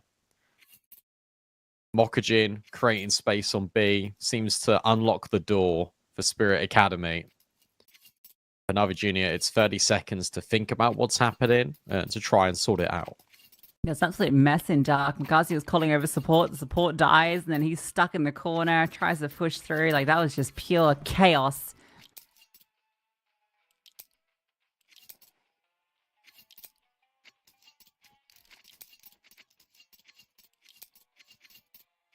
Still good lead for Navi.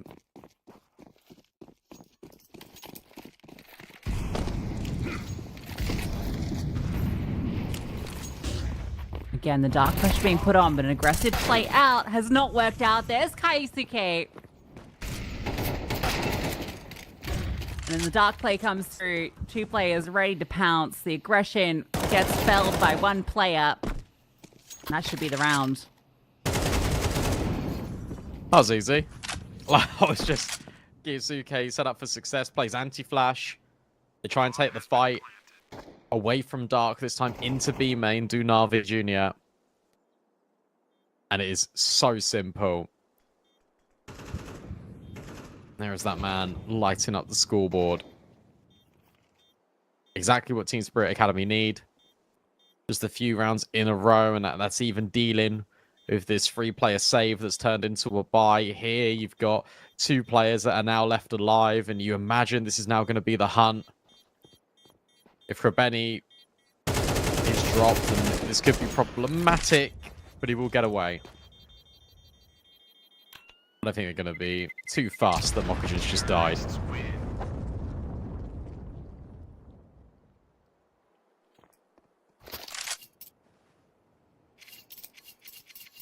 Named after an anime character. Kiyusuke. Yeah.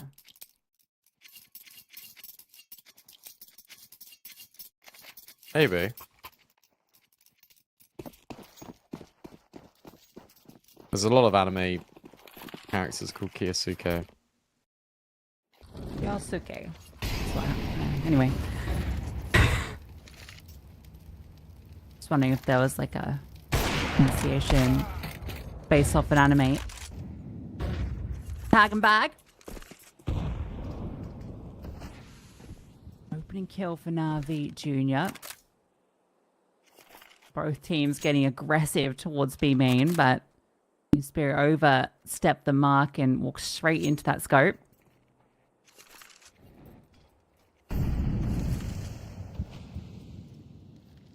I saw this tweet, and it was about Kiyusuke and saying that he left home when he was 15 just to play CS.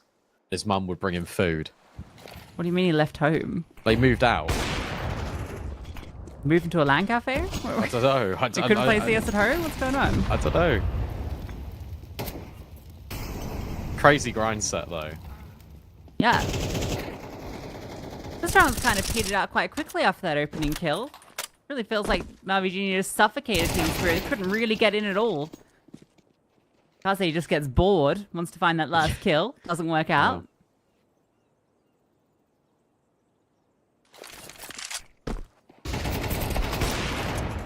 Oh no. Alright.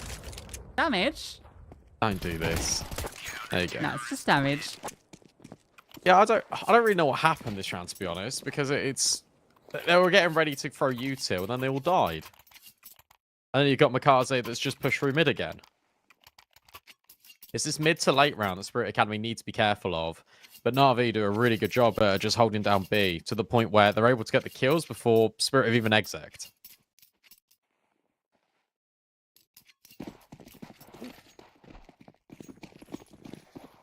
Now they start dropping in this deep smoke as well in towards A main.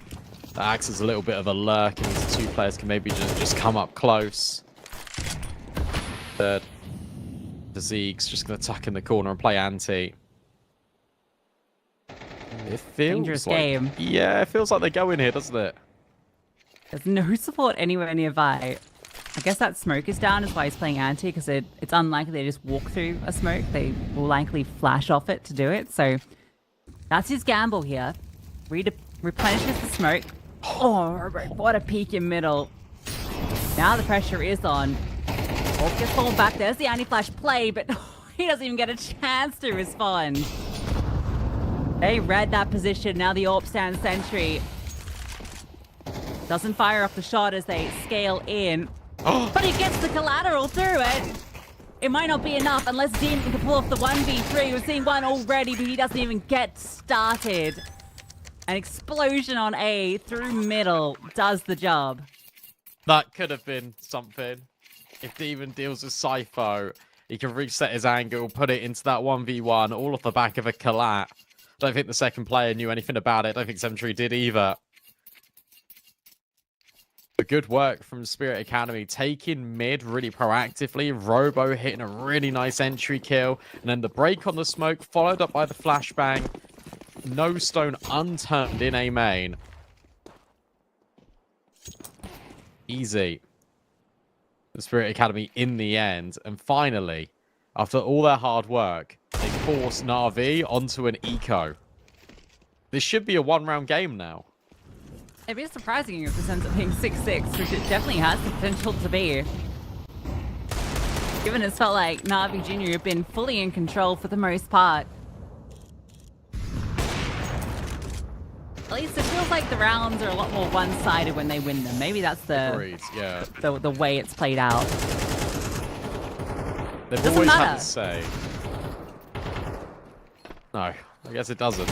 But it always feels like they've had a say in the rounds. Like, it feels like Team Spirit Academy have been working really hard for these rounds, whereas Na'Vi Jr. are just... I mean, they're not, but it's almost like they've just been running at people, just deleting them. Nice shots from Demon. I would say keep the money honest, but it doesn't really matter. At least maybe they can recover some AKs. Ooh. Not quite. Any AK for Demon? No. Unlucky. That's actually quite good, because that would have been 2 AKs in the CT's hands, so well handled by Mokujin to prevent that. He might end up all tied up, we'll see. 4-0 start. Na'Vi Jr. have let Spirit Academy back into this one.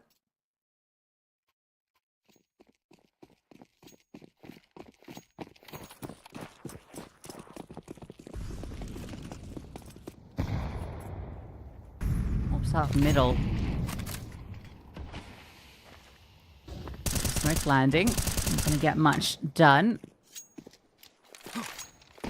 Gonna set up towards A, but this time we have 2 players playing forward. Yeah, you're not going to get him out of anti-flash this time. Oh, that's a brilliant nade. And flash combo. He's broken like the top half of the smoke to be able to see him. And I think it was the T-flash that actually upset Robo there. Really nice idea. We've Yeah, now got like trigonometry.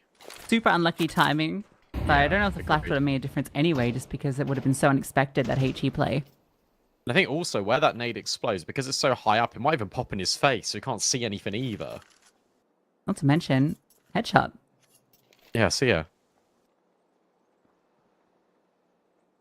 Boom.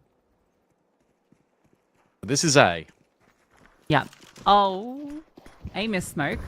That was the heaven one that goes awry, so that's an open line for the orb, and that has been punishing. Allows that second swing.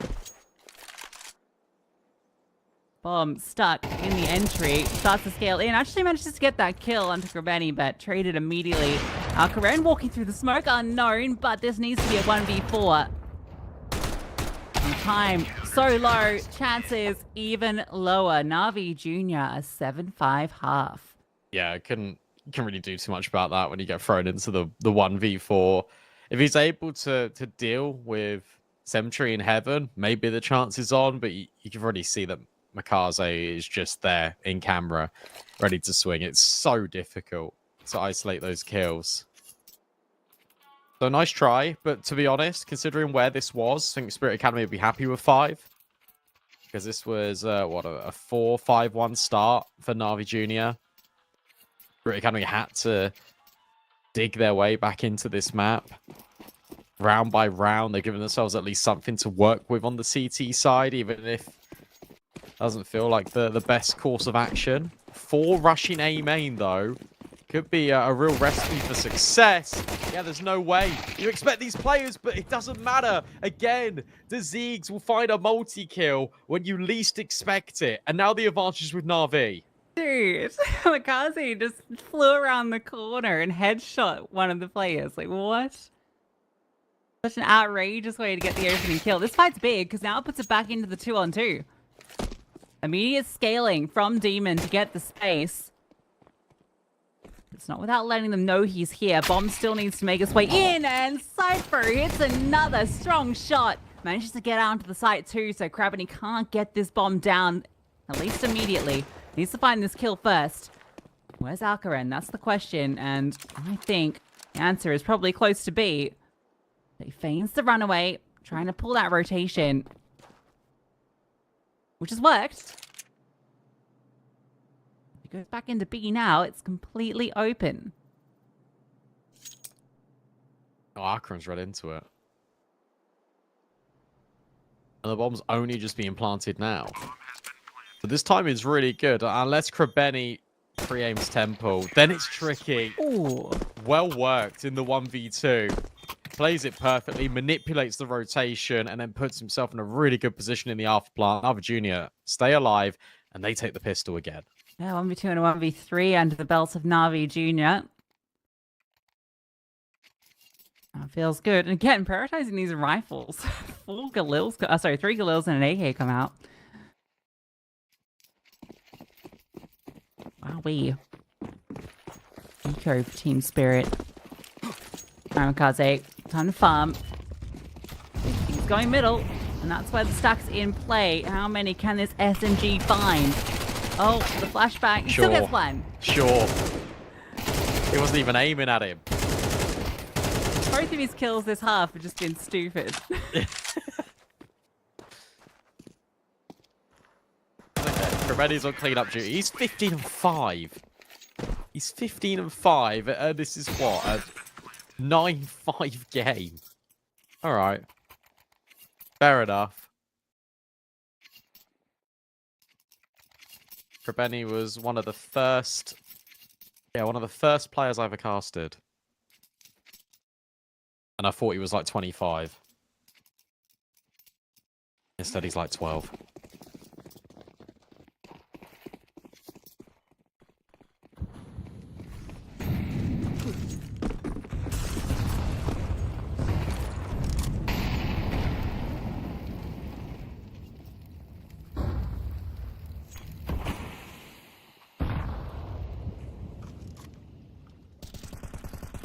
They're just gonna go away. Certainly feels like it with this current setup. We've got the rotation over. It does feel like the read is here from Team Spirit. They have like no utility. They have a single smoke left.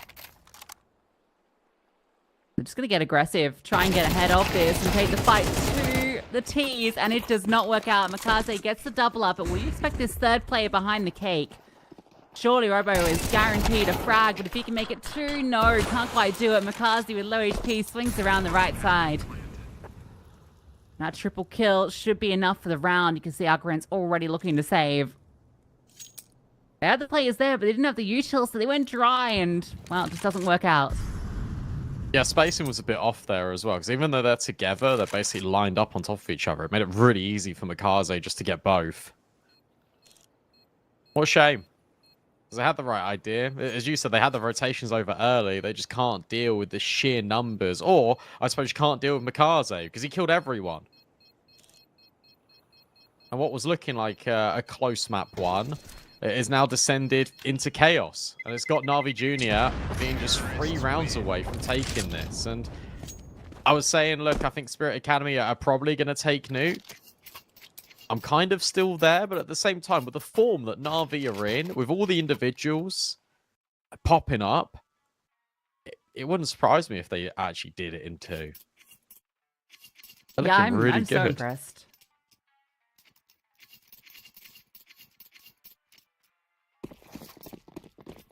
Has to be the half buy around these save weapons, so let's see if Alcaran can do something with this AWP. I feel like it's a pretty quiet game thus far. Particularly with that sniper.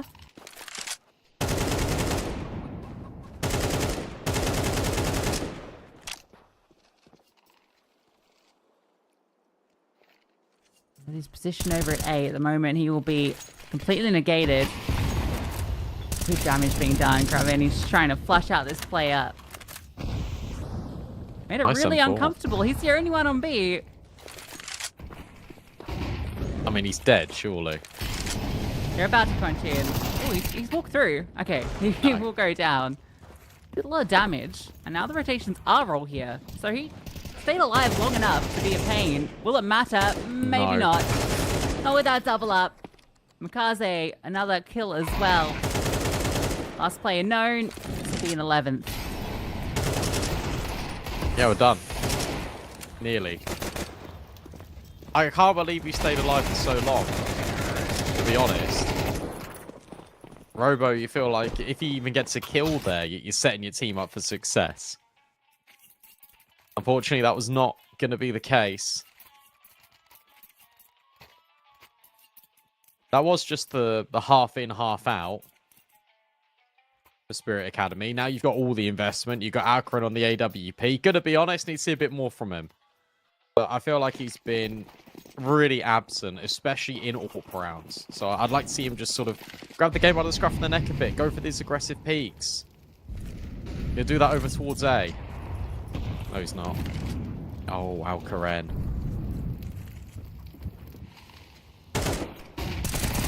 Mid flash is perfection. Mikaze getting the best of Kyosuke. With all this mid space so early on, you can do anything you want. Mikaze's even spotting arms. Continuing to apply this pressure, making it so uncomfortable for this now split up defense. It's actually staggering how many times Mikaze has won out in that head-to-head against Kyosuke. Letting them know that boost is ineffective, though. And now if you're Cypher, you've got a good understanding that there's another player here. So he needs to be patient. The rotation is here as well. And whilst it's a well-timed HE, it doesn't do all that much damage. Na'Vi Jr. have got to go B. Yeah, they're already getting flanked through dark very quickly, so they need to find the space in, and they've found it. They've found it without even needing to break a sweat. It feels like this entire half has been absolutely flawless from them. Not a struggle at all on this T side. They start strong and they look to finish strong. It's going to be 12-5 with 7 chances to close. Alcaran's not holding on to the Torp either, by the way. Already Kaze's being about flanked. to kill him. Oh, he's gone the other way. Might still Probably catch still him. dies. Yeah. I don't think he can live there. Bomb radius is pretty small. Oh, he might be alright. Yeah, you could just let him go. Yeah. No, it's okay. Right, well, the AWP lives, but be real with you, that's one of the first kills I've seen with it. That's what I'm saying. That flashbang in mid was so sweet as well. I think that was a Mikaze self-flash. I think he bounced it off the floor. If I'm not mistaken.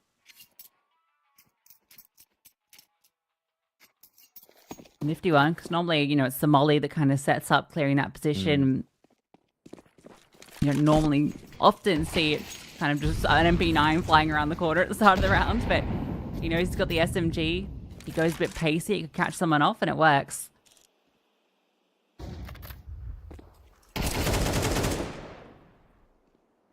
Speaking of getting caught off, Balls once again, first kill, giving up this opening death. Mikaze will be put down by Alcaran after the tag and the follow through. And spamming. And Demon's about to get another. That's it. Wrapped. Na'Vi Jr. don't drop a round on the T side. Okay, yeah, fair. I don't really know what to say apart from that was unbelievably good from Na'Vi Jr. I was really impressed with pretty much all of them. I thought Sentry was really good on the AWP comparatively to Alcaran. I felt he had a lot more impactful moments. I thought the Kiyosuke Mikaze head-to-head was going to be a lot more even. Instead, it was Mikaze continuously ripping Kiyosuke's head off. And I know Anubis hasn't been a great map for Spirit Academy, and that's the map pick of Na'Vi Jr., of course, but the fact that it's 13-5, the fact that Spirit Academy have built their way back into the game in the first half, and then they have nothing, and it's just a whitewash on T side, it makes me nervous for Nuke. It really does, because they're going to be starting T side now. Yeah, that second half just had nothing to say. Like, it was, yeah, really, really, really rough for them. Mikaze had actually a pretty slow first half on that CT side for Na'Vi Jr. Actually was, I mean, he was getting like, you know, a kill every couple of rounds, but like the step up on that T side was the big difference. They had someone that could consistently open up these rounds, which felt like that was what was missing. It felt like Na'Vi Jr. got the opening kill almost every single round and were able to capitalize on it, whereas we didn't see that, you know, hyper-aggressive CT side. We didn't see the kind of answers coming through from Spirit Academy. When you compare the way those two CT sides played out, you can really see the difference in comfort on this map. Yeah, it's just the amount of aggressive peaks and initiative taking that Na'Vi were doing on CT. And for Spirit Academy, it felt like they had practiced their protocols to a certain extent, but when something wasn't working, they didn't really have a fallback plan. And especially defending those sites, like the big example for me is when they're going in towards B, Na'Vi Jr., they're splitting through Dark and Main, and it's like, okay, you've got two players, you've got the rotation over for Spirit, they need to hold, they need to get the kills, within 2 seconds they're both dead without like a reply. Like, it was just instant. I think Krebeni was unbelievable. I think he ended the game like 18-6, like a free KD. It's everything that you could ask for if you're Na'Vi Jr. And this is the winner's match as well. This is to get straight into playoffs of Hellcup 11. Nuke around the corner. Na'Vi Jr. not been great on this map, but they start CT side. Can Spirit Academy recover? Do we go to that decider? We'll find out after the break.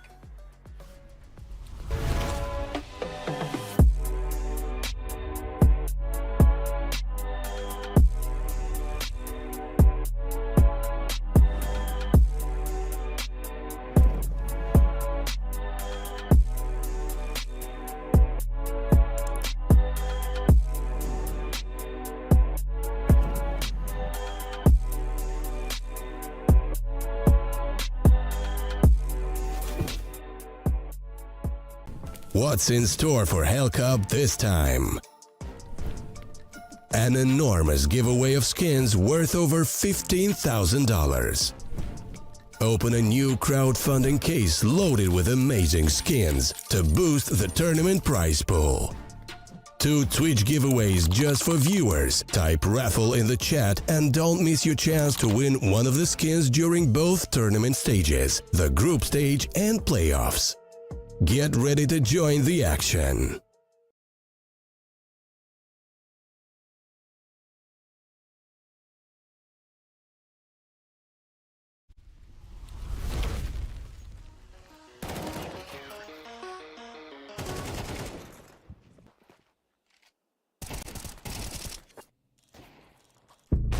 Like 0 degrees. I'm not the cage, gotta let out the beast. Revolutionary, gotta let out the streets. Locked in a cage, I'ma let out the hood, out the hood, out the wake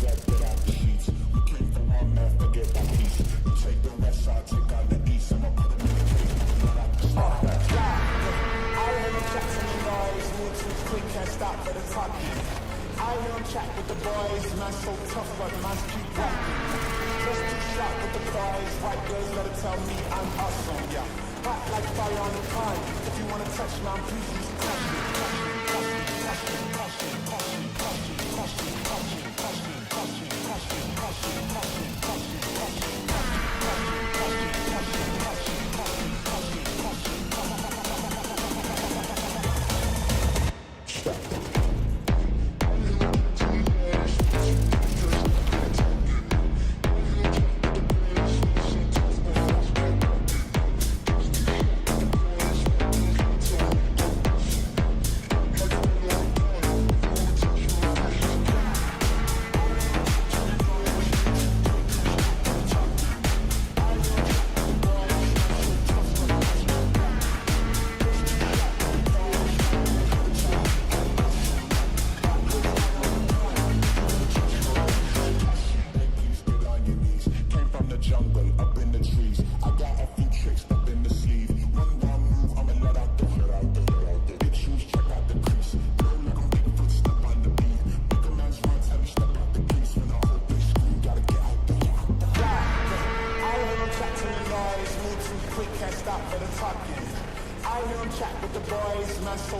caution, caution, caution, caution, caution, caution, caution, caution, caution, caution.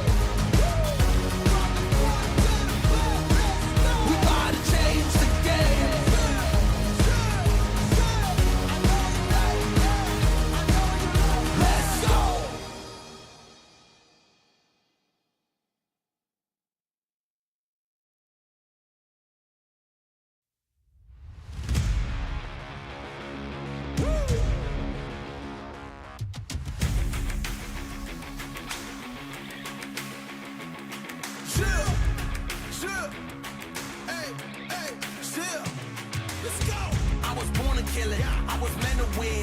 I am down and willing, so I will find a way. It took a minute, now it didn't happen right away. When it get hot in the kitchen, you decide to stay. That's how it winners made. Stick a fork in the hater on my dinner plate. I walk into the fire like it's just a bit of flames. I switch my style up, watch the money pile up. I'ma get rich or die trying, want me switch lanes. I'm always getting better, I'ma be on fifth place. On this one, then fourth on the next. Third, second, first, third, fourth, with the best. She showing love, give me all the raw energy. Don't stop, go ahead, get it in. Jump, jump, knock, knock, let me in. Huff and puff and blow the house down. Raw energy. Don't stop, go ahead, get it in. Jump, jump, knock, knock, let me in. Huff and puff and blow the house down. I do it for the love, they perform for the checks, and I still get more. They be bored by the rest. Had to put the work in, wasn't born in success. See the storm, it affects the performance. But I dance in the rain and the thunder, the drums. So I keep going hard, I won't stop till I'm done. From the bottom to the top, I'm the one. I can drop in a month, I'll be back at the top. Raw energy. Don't stop, go ahead, get it in. Jump, jump, knock, knock, let me in. Off and puff and blow the house down. Raw energy. Don't stop, go ahead, get it in. Jump, jump, knock, knock, let me in. Off and puff and blow the house down. Yeah, we blow the house down. Yeah, we blow the house down. Big moves will shake the ground. All the greats who came before us, we about to make them proud. We've got to make this count. Take the ball and raise it now. Make noise and crazy loud. It's all moment, let me hear you shout. Don't give up, we can turn it round. We got the fire, we burn it down. Then we'll pop champagne at the back of the club. Then we're back with a sweat, tears back with a blood. How to get it out of mud, kinda like Predator. Get to the chopper, pockets getting fatter, so she called me Big Mama. Raw energy. Don't stop, go ahead, get it in. Jump, jump, knock, knock, let me in. Off and puff and blow the house down. Raw energy. Don't stop, go ahead, get it in. Jump, jump, knock, knock, let me in. Off and puff and blow the house down.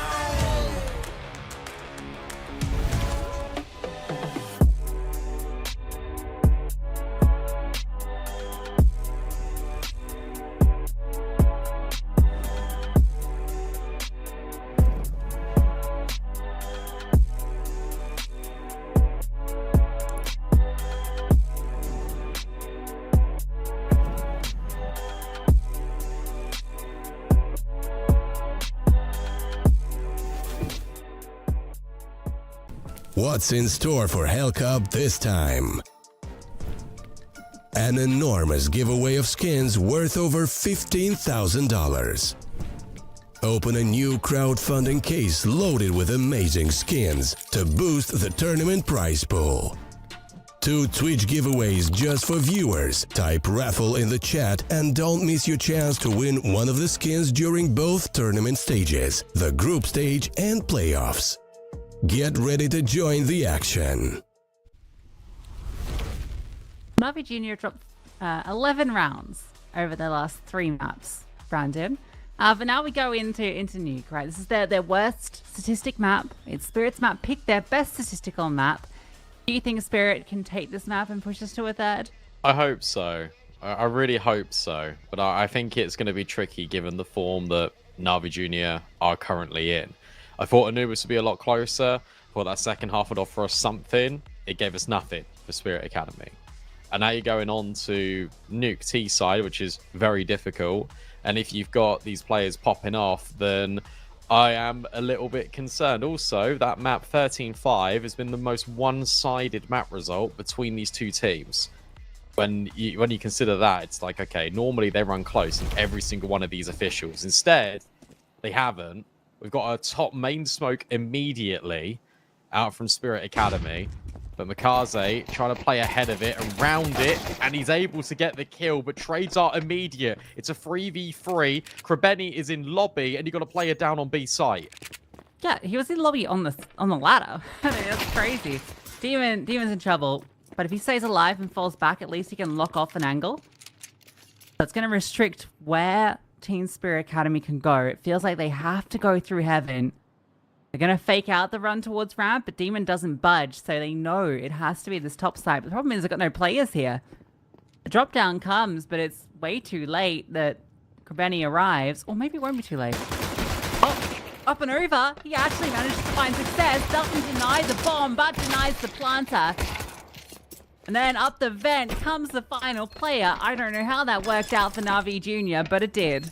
Yeah, that they were not anticipating that there'd be another player in close proximity. Because you see the fact that Demon gets away, and then thinking in their head, okay, what does this timing look like? You've even faked out the run to ramp to keep him there. You do not expect Krebeni to then be up the ladder in that time. He gets fortunate, I think. Oh, Mokajin. But then he's able just to delete the player that's planting the bomb. And somehow, Na'Vi are able to win the round from a position where it didn't feel like they had any right in winning the round, but they had the positional advantage the whole way through. Especially with a player on B, a player in ramp, a player in lobby ladder. Like, it's ridiculous to me how quick they are at making these small positional changes. That's a little bit messy, and yet he's still alive, and he gets a kill and basically a second on Kiyosuke. There's two interesting things about this round that, with the money that I want to talk about. Na'Vi Jr. have again invested 5 rifles in, which is surprising given only 2 players survived the round before. But this seems to be a consistent thing they do on their CT rounds, which is very off meta, I suppose. And then the second part is that Spirit Academy didn't force. That surprised me a lot because it came down to just 2 players surviving on the CT side. Obviously get AKs into this round, but maybe they know that Na'Vi's going to get all these rifles out and they just want to go rifle to rifle. But yeah, it's just interesting that both those decisions are made. It's an interesting thing to point out, actually. The fact that Na'Vi Jr. are playing off meta in terms of how many rifles they're buying. We'll have to see if that, again, takes shape. If they win the pistol on the other end of things. Mokajin has had a rough go of it at the start of round 3. Robo is top main. Mikaze looking to deal with both him and Kiyosuke. How does this positioning look? The Spirit Academy, they want to split immediately. And Kiyosuke's not ready. That's an easy one for Mikaze. It's that head-to-head again, and it means that Demon can focus top heart. So Demon is definitely aware of this play. Got all the players in the right spots. Well, actually, one's down on B, so A is a little lighter with just 2 players. Ramp's not very close. In fact, no one can rotate quickly. So that's the one thing. If Team Spirit Academy can get clean entries into the site, this round is certainly doable, despite the play deficit, despite that initial damage done. All comes down to what Demon can hold, as they will be pushing out through the doorway, and he's done so much damage, but not a kill found. From the backside comes commentary, and there's that rotation. Mikaze actually moved all the way around from deep garage and arrived there in time. If they'd gone about 20 seconds sooner, it might have been a different outcome. 7-1 for Mikaze. The fact that he's the one being dynamic. You got to remember that the players on A, you said it, there was no quick rotation point. And I think what's interesting is Na'Vi Jr. are really prioritizing always having downstairs control at any given moment. So even if Spirit Academy spin that into a drop down the vent, it's going to be hard for them to establish afterplants. Hard for them to even get the bomb down in that moment. Na'Vi are really using their outside player to be the main source of primary rotations. And I think Demon's a little bit unfortunate there because he's due at least 3 kills and he gets none.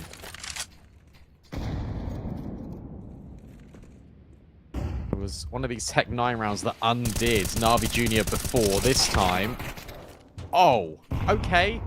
Robo just deals with Mikaze like it's nothing. Krebeni has made his way down secret and puts a smoke up as a block. But Demon is now being overwhelmed by the players in sight. It's the Tech 9's doing it again. Oh my god. Mikaze, my guy, I know you're pretty sick with the rifle, but that spray was absolutely mangled. Like, it's so unnecessary as well. Really? How does Demon get left in a lurch there? Where's his teammate? Never now. They're gonna give this a look. They've got a kit, so technically could go late, but does look like they're just looking to contain.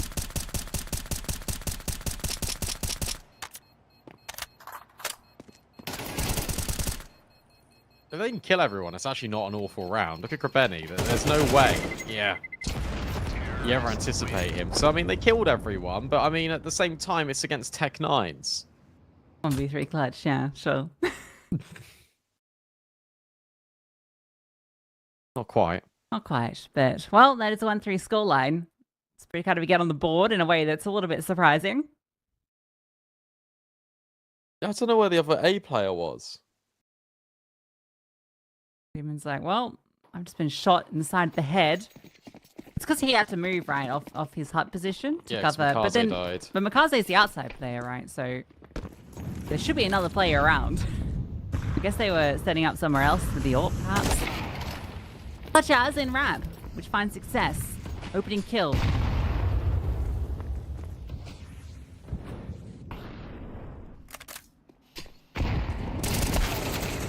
Oh, that didn't work out. But the Zeegs has at least found Robo. Glypho's made his way out squeaky. So, I mean, if you can catch off the Heaven player here, this would be amazing. You can then drop down the vent. Maybe you could just scale it into A. The Molly in main isn't doing enough to push the player away. Krebeni needs this fight. Will find it, but not quite. Kiyosuke adjusts, and it's a 3v2, and Spirit Academy have got B. That was the kill that would have given Na'Vi Jr. the way back into this round. Well, they absolutely cannot give this one a go.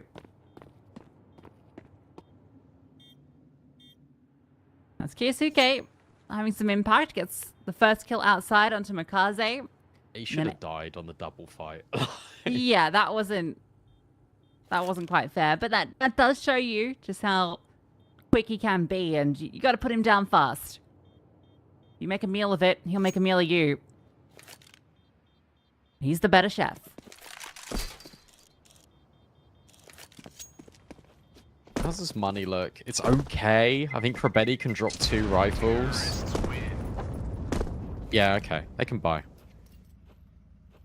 But isn't the worst in the world for Na'Vi Jr., but they got to stop fumbling the bag, especially on this outside control. That's now 2 rounds that Mikaze has overextended, and 2 rounds in which he's been punished for it accordingly.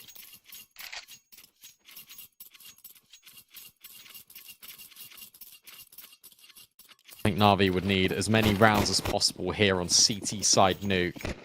Give themselves a good leg up in taking this series 2-0. I think if Spirit get 5, honestly, they'll be fine.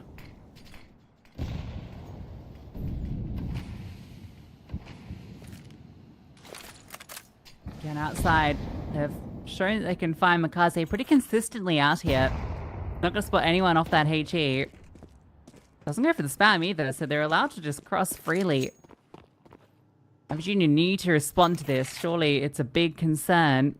Krebeni will be the one that steps in. Wasn't quite able to put down the single player that came last time. Jump peeking will at least get the information.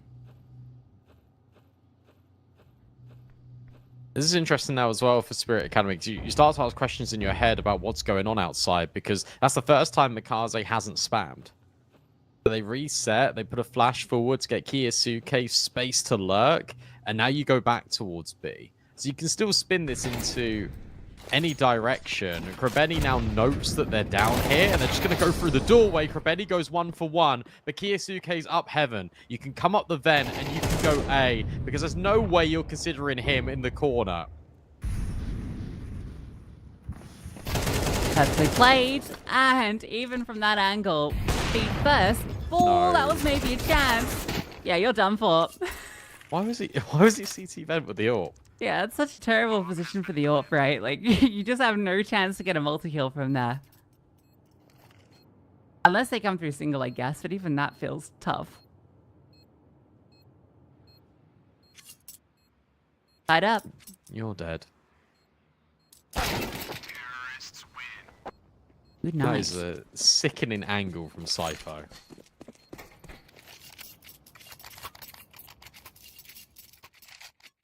These guys hit shots that I could only ever dream of.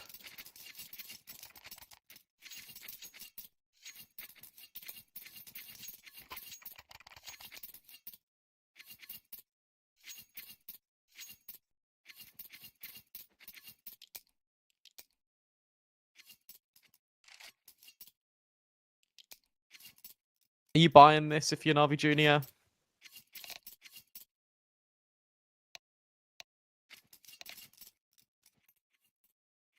Or is it just a save? Got 3 players that got the money, but I feel that you don't.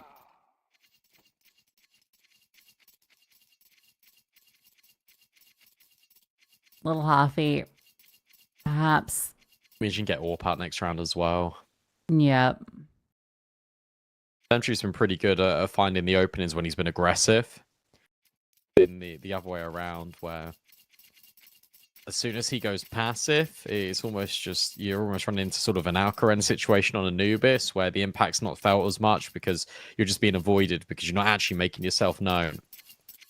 Krabedi will dip a little bit because he can buy next round with the loss bonus. You can get like a hero rifle.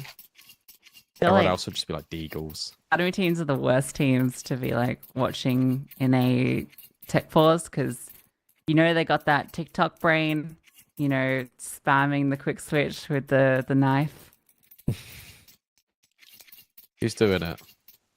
There's some sort of Minecraft parkour video playing at the same time. AI voiceover telling some stupid story. I was actually thinking about this the other day, and it's like, how would you make like CS brain rot content? It's just surf videos. It already exists. If you scroll on TikTok enough, you'll see CS surf videos used as brain rot content. No, but it's more like the actual story being CS, right? I mean, you can say whatever you want, right? I guess so. Please stop quick switching. Can we watch Navi? They'll be doing the same. They're all the average age of these teams is 17. I didn't get my first phone until I was like 13. Phones didn't exist when I was a teenager. The iPhone came out, I think, in one of maybe like my second last year of high school. Anyway, let's not think about this. Okay. A little boosty boost. Free play stacky whack. We did get an M4 out, so there is a hero M4. It's on the roof. That's always fun. And unfortunately, this is the one round they've not gone outside, but they do go into the stack. So maybe a chance for damage with these 5.7s. A good crossfire being set up, and they have been eviscerated by the pistols. Rennie actually is the one that falls. The bomb jumps away. Alcaraz just running into the A bomb side. He's managed to find his way in. They've somehow managed to group up and make this work. The bomb has gotten away. What? But it's all onto Alcaraz. And he's not ready for him, spinning his pizza, and it falls all over the floor. I can't believe TikTok brain actually happened there when he's got the bomb out. Like, just plan. I mean, Demon puts himself in such a good position to do with Sci-Fi. Navi Junior, they stack over at ramp. It's the pistols to get the job done.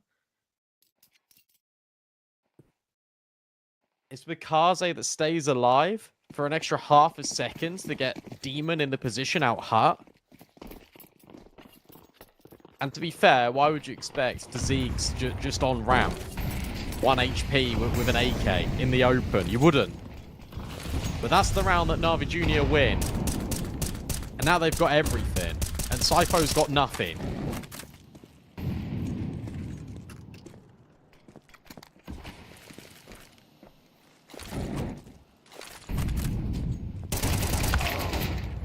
Parsi again getting bested. It's a complete inverse between these two maps and these two players. What? But there is some support. Reddy escapes down the vent. Demon's got a lot on his plate. They're all outside. They're all hyper-focused on this AWP. Krabeni's just gone down the vent, up the vent. He's just being a pain in the ass. And now Sentry needs to move all the way back. Robo can crouch under his scope, but Dziegs is here, ready for it. Really good rotations here out of Na'Vi Jr. Orb just can't get deleted. It'll be peaked on this right-hand side. And that is a sharp shot onto Robo. You knew it was coming, you just didn't know where from. But that is really nice target practice. Now the move into A. A 2v3. The bomb site is unlocked. It is available. But maybe they take this risk and go down the vent. That would be the right move. They don't know it yet, though.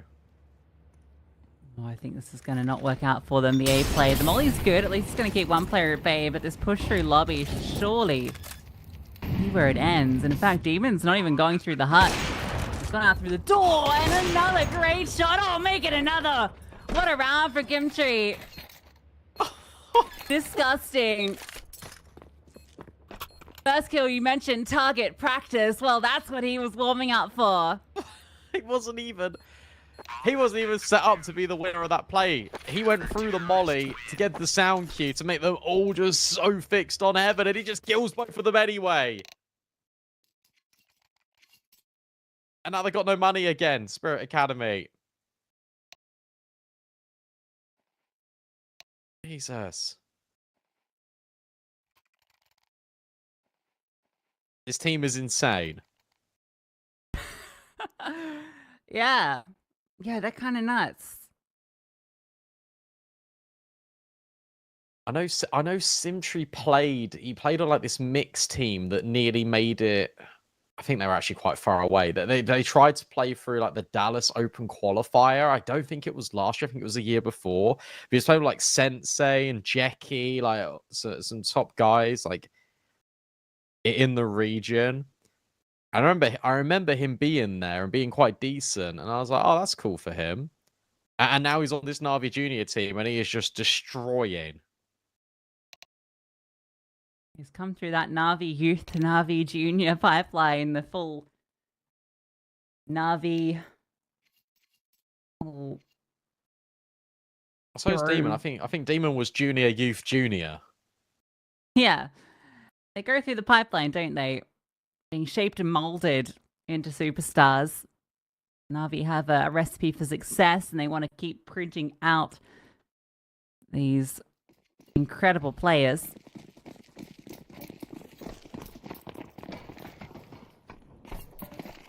Good kill distribution as well for Na'Vi Junior. Like, it isn't just one guy popping off, taking over the game. It is everyone having a stellar performance. Mikaze's now blowing open the smoke to try and get a kill. It's supported by utility. It's Krabeni that profits off the smoke being blown open. And then why on earth would you expect him here at the back of Red Box? Zeeks, he wants the rest of them.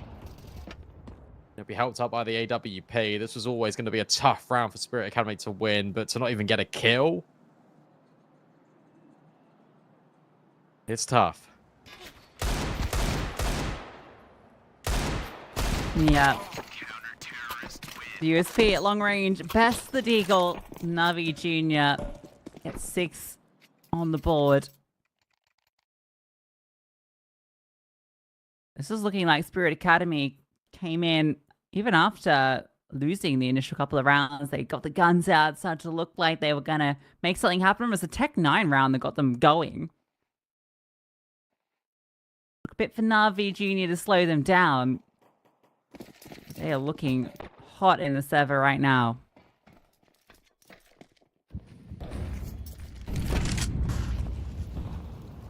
Oh, it's the first time we've seen this. Really aggressive outside. Oh, never mind. That's probably why we've only seen it once. Mikaze can only get one. The trades are really good. In fact, it's a 2v2. In 5 seconds of the first kill being found, it's a 2 versus 2. And Kiyosuke swings ahead of his flashbang still with Demon.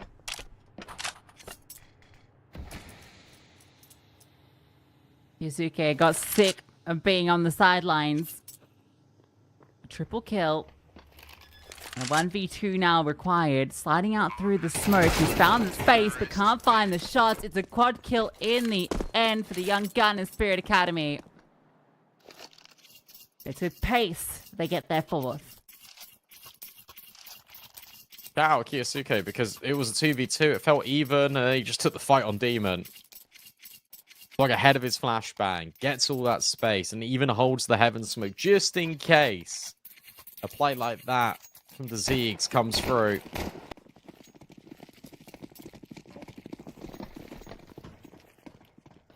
Four rounds T-side. You got to remember that this still feels okay if you're Spirit Academy, and now they're trying to turn up the pace just a little bit. Thinking about flirting with this A bomb site. Sypho in the corner deals with Krebeni. Demon backside needs more than just one. He gets pushed out by the molly, and Sypho's doing more than enough. Mikaze on the spray. It felt like he was destined for two, but instead it's Spirit Academy. They look to make this a one-round game, unless Sentry on the back of the bomb site, but he's missing the shots. That'll be a win. All it's said and done.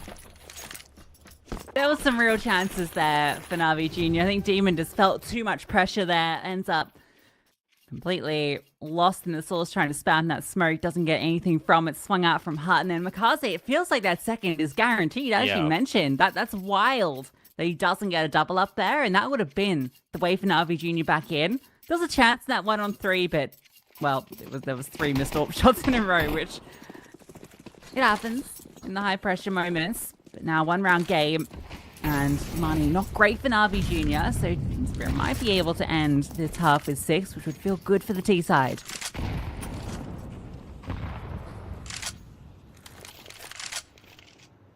Look at this buy as well. That's terrible. You have got Yem 4s, but you haven't got any utility. Krebeni's just forced onto a pistol so you can get a smoke. Not even a smoke. A flash and a nade. There's one. It's all this pressure on A to keep them here, and then it's just a straight commitment out ramp. Is there anyone on B for Na'Vi Jr.? There are now. I don't think they're going to be here in time, though. No, it's just a player at double, right? That's just got there. We're in control now. There is going to be a rotation down secret. And, well, Krebeni does manage to get 1 kill from that position, but now the bomb site is taken and support is falling. You can get something done straight into the flames. Mikaze and Demon do get a kill apiece. Mikaze burns to a crisp, but in fact, it's a double up in the flames. It cooked out the server, and we are tied at the end of the half. You'll be so careful with these rounds because you can never write off a team. Like, the fact that Demon and Mikaze just get 2 kills instantly there, it's like, oh, okay, they're so back. And then they both died to fire, and it's like, oh, no, never mind. No, they're not. So we saw 2 ecos in that first half. 1 from Spirit with the Tech 9s, 1 from Na'Vi with the 5.7s. That stack on ramp. It means that we're all even. Molly, smoke, no flashbangs. Everyone else has got Kevlar for Na'Vi Jr. And there's no kit. No util, no nothing. But I guess you've got headshots, and that'll do just nicely. Straight out into this A bomb site, though. And the trades are good. Kiyosuke is disconnected, but Sypho is just deleting them.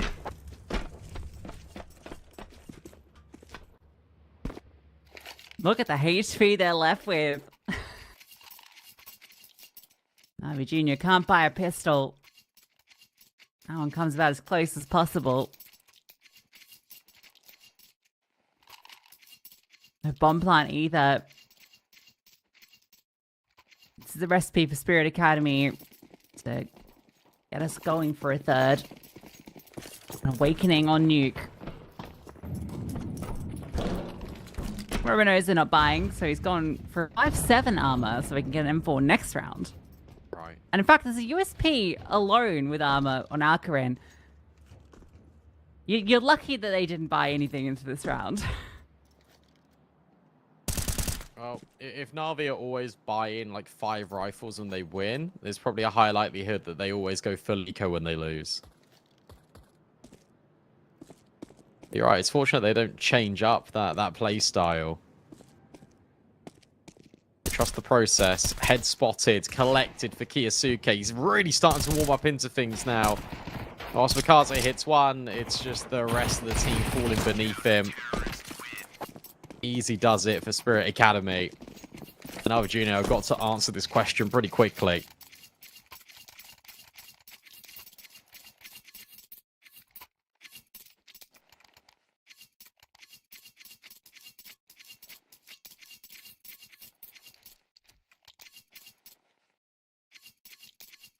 Okay, let's see what they got to show. Mikaze was an absolute beast when it came to the T side of Anubis, and he's getting punished a little bit here early on the CT side. Using out that head-to-head outside, and he wants to go fast, take fights this time around. Cheeky little angle held by Kisuke, and he will win that out. No trade immediately, but will come fast. And in fact, as another kill comes through, there's a crunch on lobby. They're in a 3-on-3, and Akaren's in a funky position with the AWP, but calls over the support of the MP9. Then he's not going to know that this AWP lies in wait. There's another player lying in wait. They're always lying, and they're always in wait. I think they know another player's here. Demon will force him out. Now you know. He's been spotted. What are these rounds? They're so scrappy. I mean, you feel like it's almost destined to fail there when Alcaraz gets that kill. Can Mokujin win this? Very loud about the approach. Thinks about putting out the incendiary, doesn't happen. Sentry's not moved a muscle. Demon is close up. This feels like Mokujin should never be able to hit this unless it's an unbelievable transfer. Sentry will never jiggle. The Mokujin will have to force him out. That incendiary, but that would be the only way to get that round going. Navi Jr. will win the gun round. That was even with Kiyosuke getting the opening pick. Yeah, nice little off angle to hold, expecting that fast play outside, knowing that he doesn't have the support to deal with the cross, but they just go out in the open, just looking for headshots. But fast trades, the crunch comes through from Spirit, so a good response. It feels like every decision happens so quickly in this matchup. It was the same on Anubis. In particular here on Nuke. There's no slowdown times in these rounds, and fast towards ramp and fast to the deck. There was a second player there, but not for too long. Rotation down. Jr. don't need to commit. All 3 CTs have descended to B. I can't believe how quick those kills were. Kiyosuke now reveals himself. He is over here at the single door. There's a lot of utility that Navi Jr. can put down before planting the bomb. They don't need to rush this. They can take their time. Double door doesn't swing open. The smoke will enable the bomb plant. And they needed that one, and they get it. It's a 2v3. HP bar's still low. I think with Robo picking up that M4, Kiyosuke might just be out of there. He has to be now. I was really worried that double door was going to swing. That was just not being covered at all. And they walk into the stacked bomb site. It doesn't matter. Well, they broke apart from each other in that 2v3. Robo's just swinging for the fences when Kiyosuke is nowhere near ready to go. It doesn't really make sense. You've lost your timing. You need to either go together or leave together. You can't be doing that if you're Robo. And that gives Navi Jr. not only another option to deny your rifle, but it also just guarantees them that round. It makes them feel a little bit more confident. This was 5 in a row for Spirit Academy, and now Navi Jr. have answered back with 2 of their own.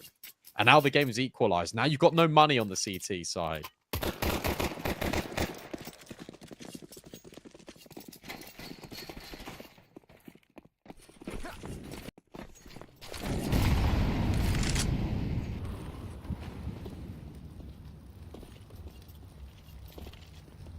It's the saved M4. Hanging out in main currently.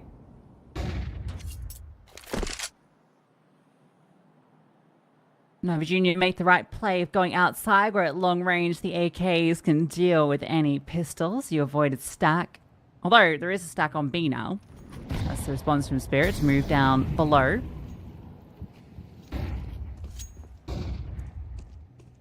But you struggle to see too much danger happening here, particularly with the M4 removed from the action.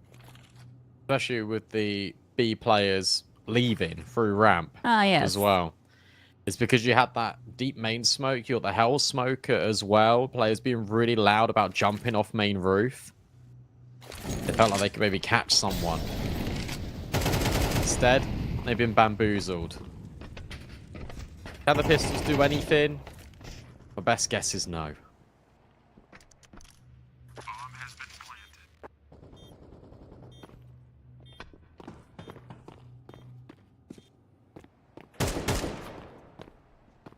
Yeah, they just love to scoop up an AK. They can isolate a frag here to get a rifle. That's a win. There's one. Oh, but now you've lost the M4. Or have you? Yes. Oh, yeah. So actually, this ends up being not great at all.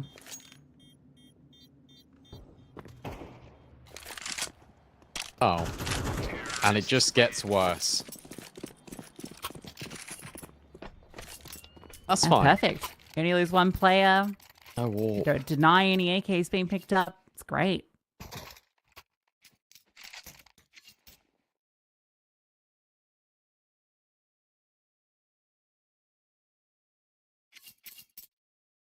This is their first pause? Really? I mean, fair enough. I would have thought one would have been called when Na'Vi were getting all those rounds in a row. How do you play this? Because you haven't got an AWP. You can't really play like you have one either. Lobby crunch? Pressure outside?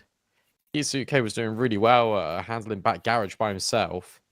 You know, Kiyosaki has been winning the outside fight every single time versus Mikaze. Which is crazy because Mikaze's on 14 kills. Like, he's still getting frags, but anytime those two butt heads at the start of the round, it's gone the way of Kiyosaki. Yeah, especially on Nuke. Yes, yeah. It was a different story on Anubis for sure. I like this. Change of pace. Instead, you know the guns that have just come out. You're trying to catch players out of their U2, and that's what happens. Spray is good. Molly followed up, and the flashbangs are exceptional for Na'Vi Jr. They delay. They delay by 2 seconds, and that is enough. Down. They just killed everybody. I really like the fact that they froze there for just that 1.5 seconds. Because that doesn't make you bite down on the rotate immediately. And it's a follow-up with the flashbangs. You think, oh, they've just set down some utility and now they're trying to kill us on the doorway. No, straight in. That round was over as quick as it begun. That's great. That felt like it was against Nico. It was that fast. Nico round took 3 times longer.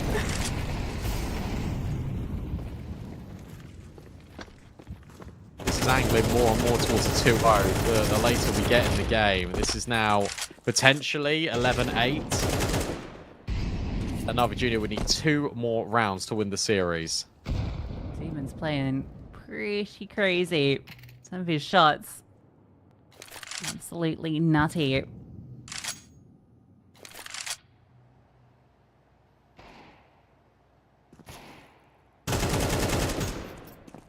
What an exciting team to watch. He just one-tapped him. He just one-tapped him. Oh my god. Oh. Here's him.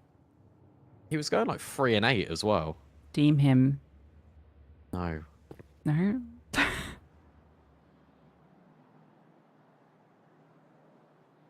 Any more for Mr. Demon? Yeah. No. Oh. No. Again, this is down to going to be 2 rounds in a row. No, sorry. It's the last 3 rounds if Kisuke doesn't get another kill. Na'Vi Junior have only lost 2 players across 3 rounds. 2 Unlucky. players across 3 rounds. Yeah, that's kind of insane.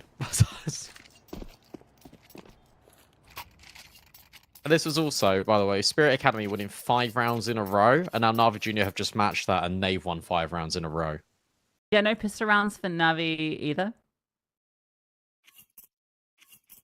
Is that true? No, they did get the pistol round in the first half. Not in the second half, though.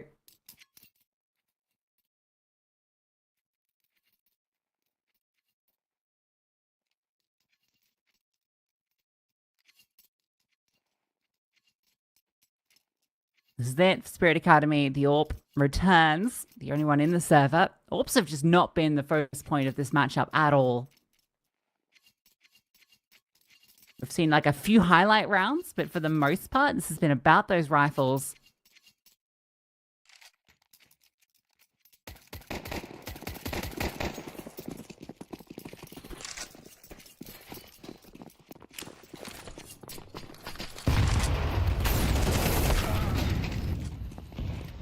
Good start.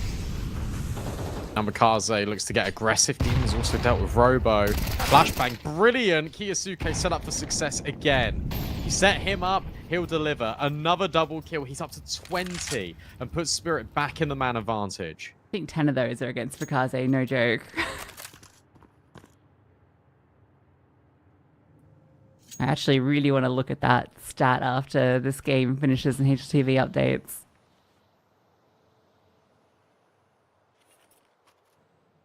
Three on 5. Oh, Navi. At least everyone's healthy. Got 2 players outside to deal with. At least it's not the AWP. In fact, there might be a little bit of a gap here, as you can see. A reposition from Cypher to Heaven. Flash over, and another peek. Scale past, long range. That spray connects. Hisuke continues to do his damage and will be felled after another kill. So just a 3 in this round for him. And now the walkout from Gravity. This 3 on 5 has somehow put the advantage for Na'Vi. Alcaran's coming up the vents with the AWP, and he might still be able to win it, but not with the whiff shot. Not with the whiff shot. The bomb still needs to make its way over, and he'll get run down. They play that so safe there. They make sure they cannot lose to Alcaran and his AWP. And Alcaran has been really struggling this game. 6 kills on Nuke. On Anubis, I don't even know how many. He had that chance, but another missed shot on the bomb carrier. Great work in the 3 on 5. The Zeegs has had a massive round there. And so is Krabeni. Just hits the timing, walking out A. Creates space for his team. And now with 3 MP9s, a couple of M4s, and limited utility. I feel like Na'Vi Jr. have got this in the bag. Well, Sentry's 2 kills outside, pivotal as well. Isuke is playing, feels like 1v9 right now. Gets a 3k in that round, and it's still not enough.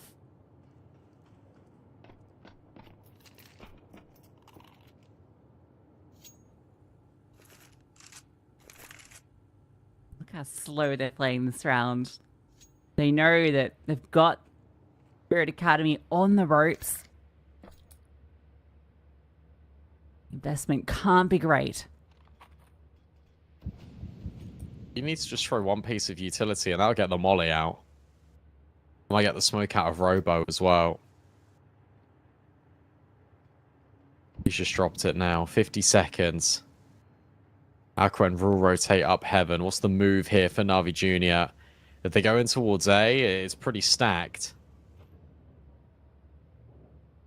Thing is, Spirit know it's going to be here. They've got to play a deep round. They've got a player outside spotting it constantly. They know the only place they can be is in lobby. Here comes out here, 30 seconds. Molly drops and they get eviscerated. This one, a lot more limp from Na'Vi. Benny can't pull off the ropes this time. Maybe Symmetry can. Oh, he almost adjusts for that second kill. There was a fast flank coming through. Again, considering how it starts, Na'Vi make it look compelling for a moment, but that was just a bit too one-dimensional. Yeah, that was not a good round. That was them really slowing the pace. They really hoped that they were going to get an aggressive Spirit Academy, one that wanted to take space, but instead that doesn't happen. And you're left with limited options because you haven't fought for any map control in the round. The fact that it is, what, 2 players staying alive there? I don't know. I don't know how they make it look possible. That's a step in the right direction for Spirit Academy, but every round gets harder. There's so much money available for Na'Vi Jr. They need 3 more rounds without making a mistake. They've done it once already this map. They need to do it again. Yeah, no room for slip-ups here. Money for days for the T side. Even made that one uncomfortable. At least slightly better by now. You've got a FAMAS over the MP9s that were littering the feed.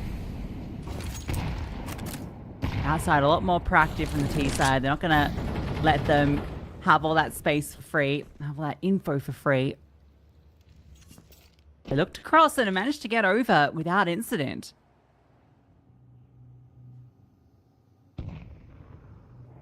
Well, you just don't know now. You're about to find out with Robo. But this is just your deliberate utility. Nade's brilliant.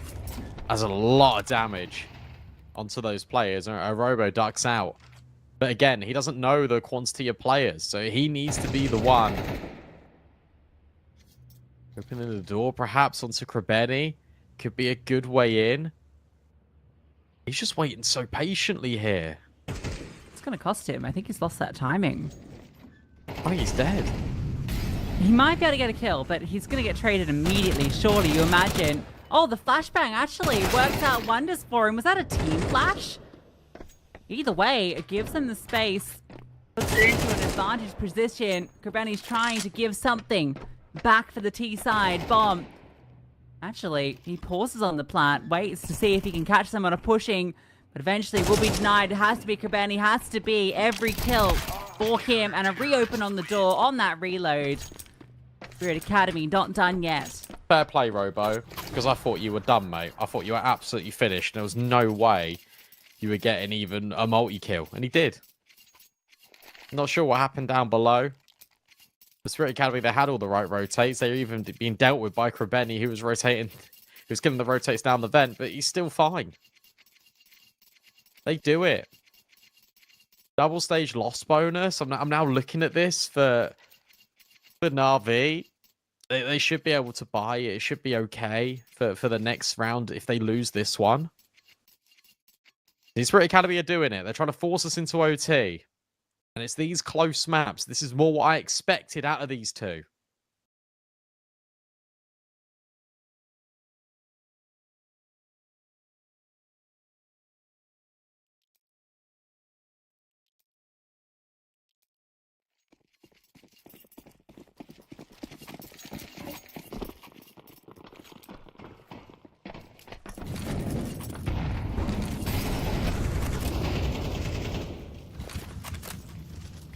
We're going to try outside.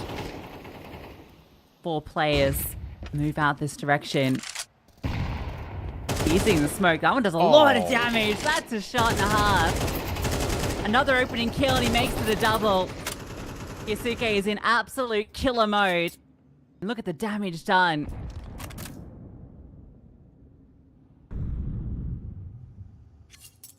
We felt like they'd done the hard work, but getting it over the line seems to be the hardest task. Just avoid outside. He's 24 and 15. You know he's playing back garage. Is there any real necessity to keep forcing the issue out there? You keep getting undone by these smoke breaks and flash plays. Now, this is really big info here, though. You haven't seen anyone. You know that this window's broken. The player has to be in single, and you got to time it on ramp. This is the way back in here for Na'Vi. Finding that window open is such a boon for the T side. Yeah, that's that kill you're looking for. You got to know he's single. You think so? Yeah, they're planting, so it's not exposed to it. So bomb's allowed to go down, and there's another kill into a 3-on-3. But Kisuke, of course, puts it back. That's info. 2 players spotted, and you know a player was door.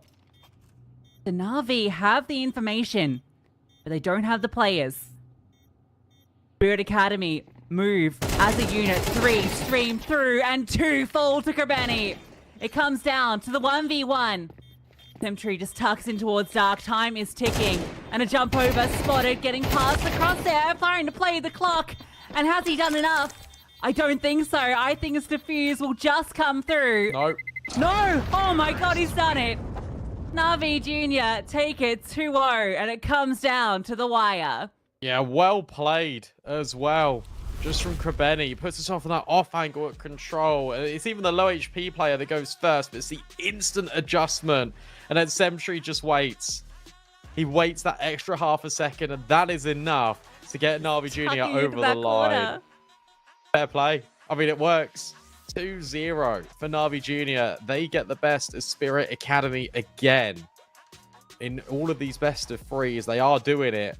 And they now progress out of the group. We can take a look at that group and show you what it looks like, because it has been an unbelievable day at Counter-Strike. It's the Academy teams that won their opening games. It's Na'Vi Jr. They get ahead of Spirit Academy.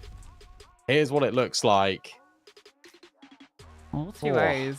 And I mean, what a map 2. It's a bit sad it doesn't go to map 3, given how exciting that was getting towards the end. We're really seeing the peak out of Kiyosuke. What a map from him. I think he ended it with, what, 25 or so kills, I think. Absolutely outrageous CT side from him. And yeah, you got to give massive props to Grabeni. I think just overall, his impact across both maps. He was the top of the board on that opening map. And then the critical kills he was getting on that T side, on those lurk timings, just finding the space and catching them off guard time and time again.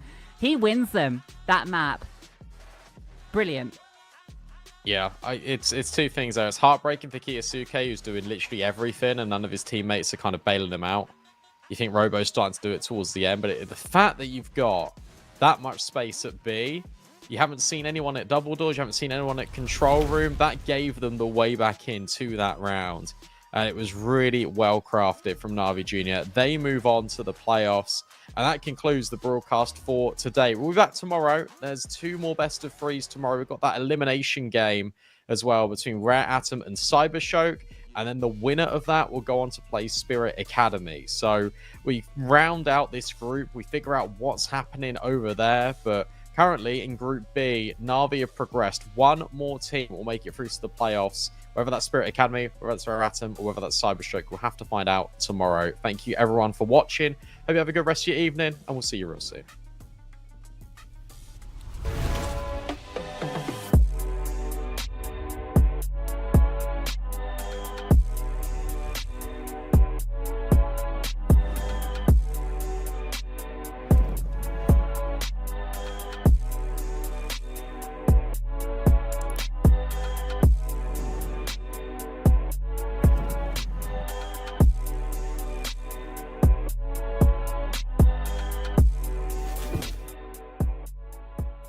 What's in store for Hellcup this time? An enormous giveaway of skins worth over $15,000. Open a new crowdfunding case loaded with amazing skins to boost the tournament prize pool. 2 Twitch giveaways just for viewers. Type raffle in the chat and don't miss your chance to win one of the skins during both tournament stages, the group stage and playoffs. Get ready to join the action.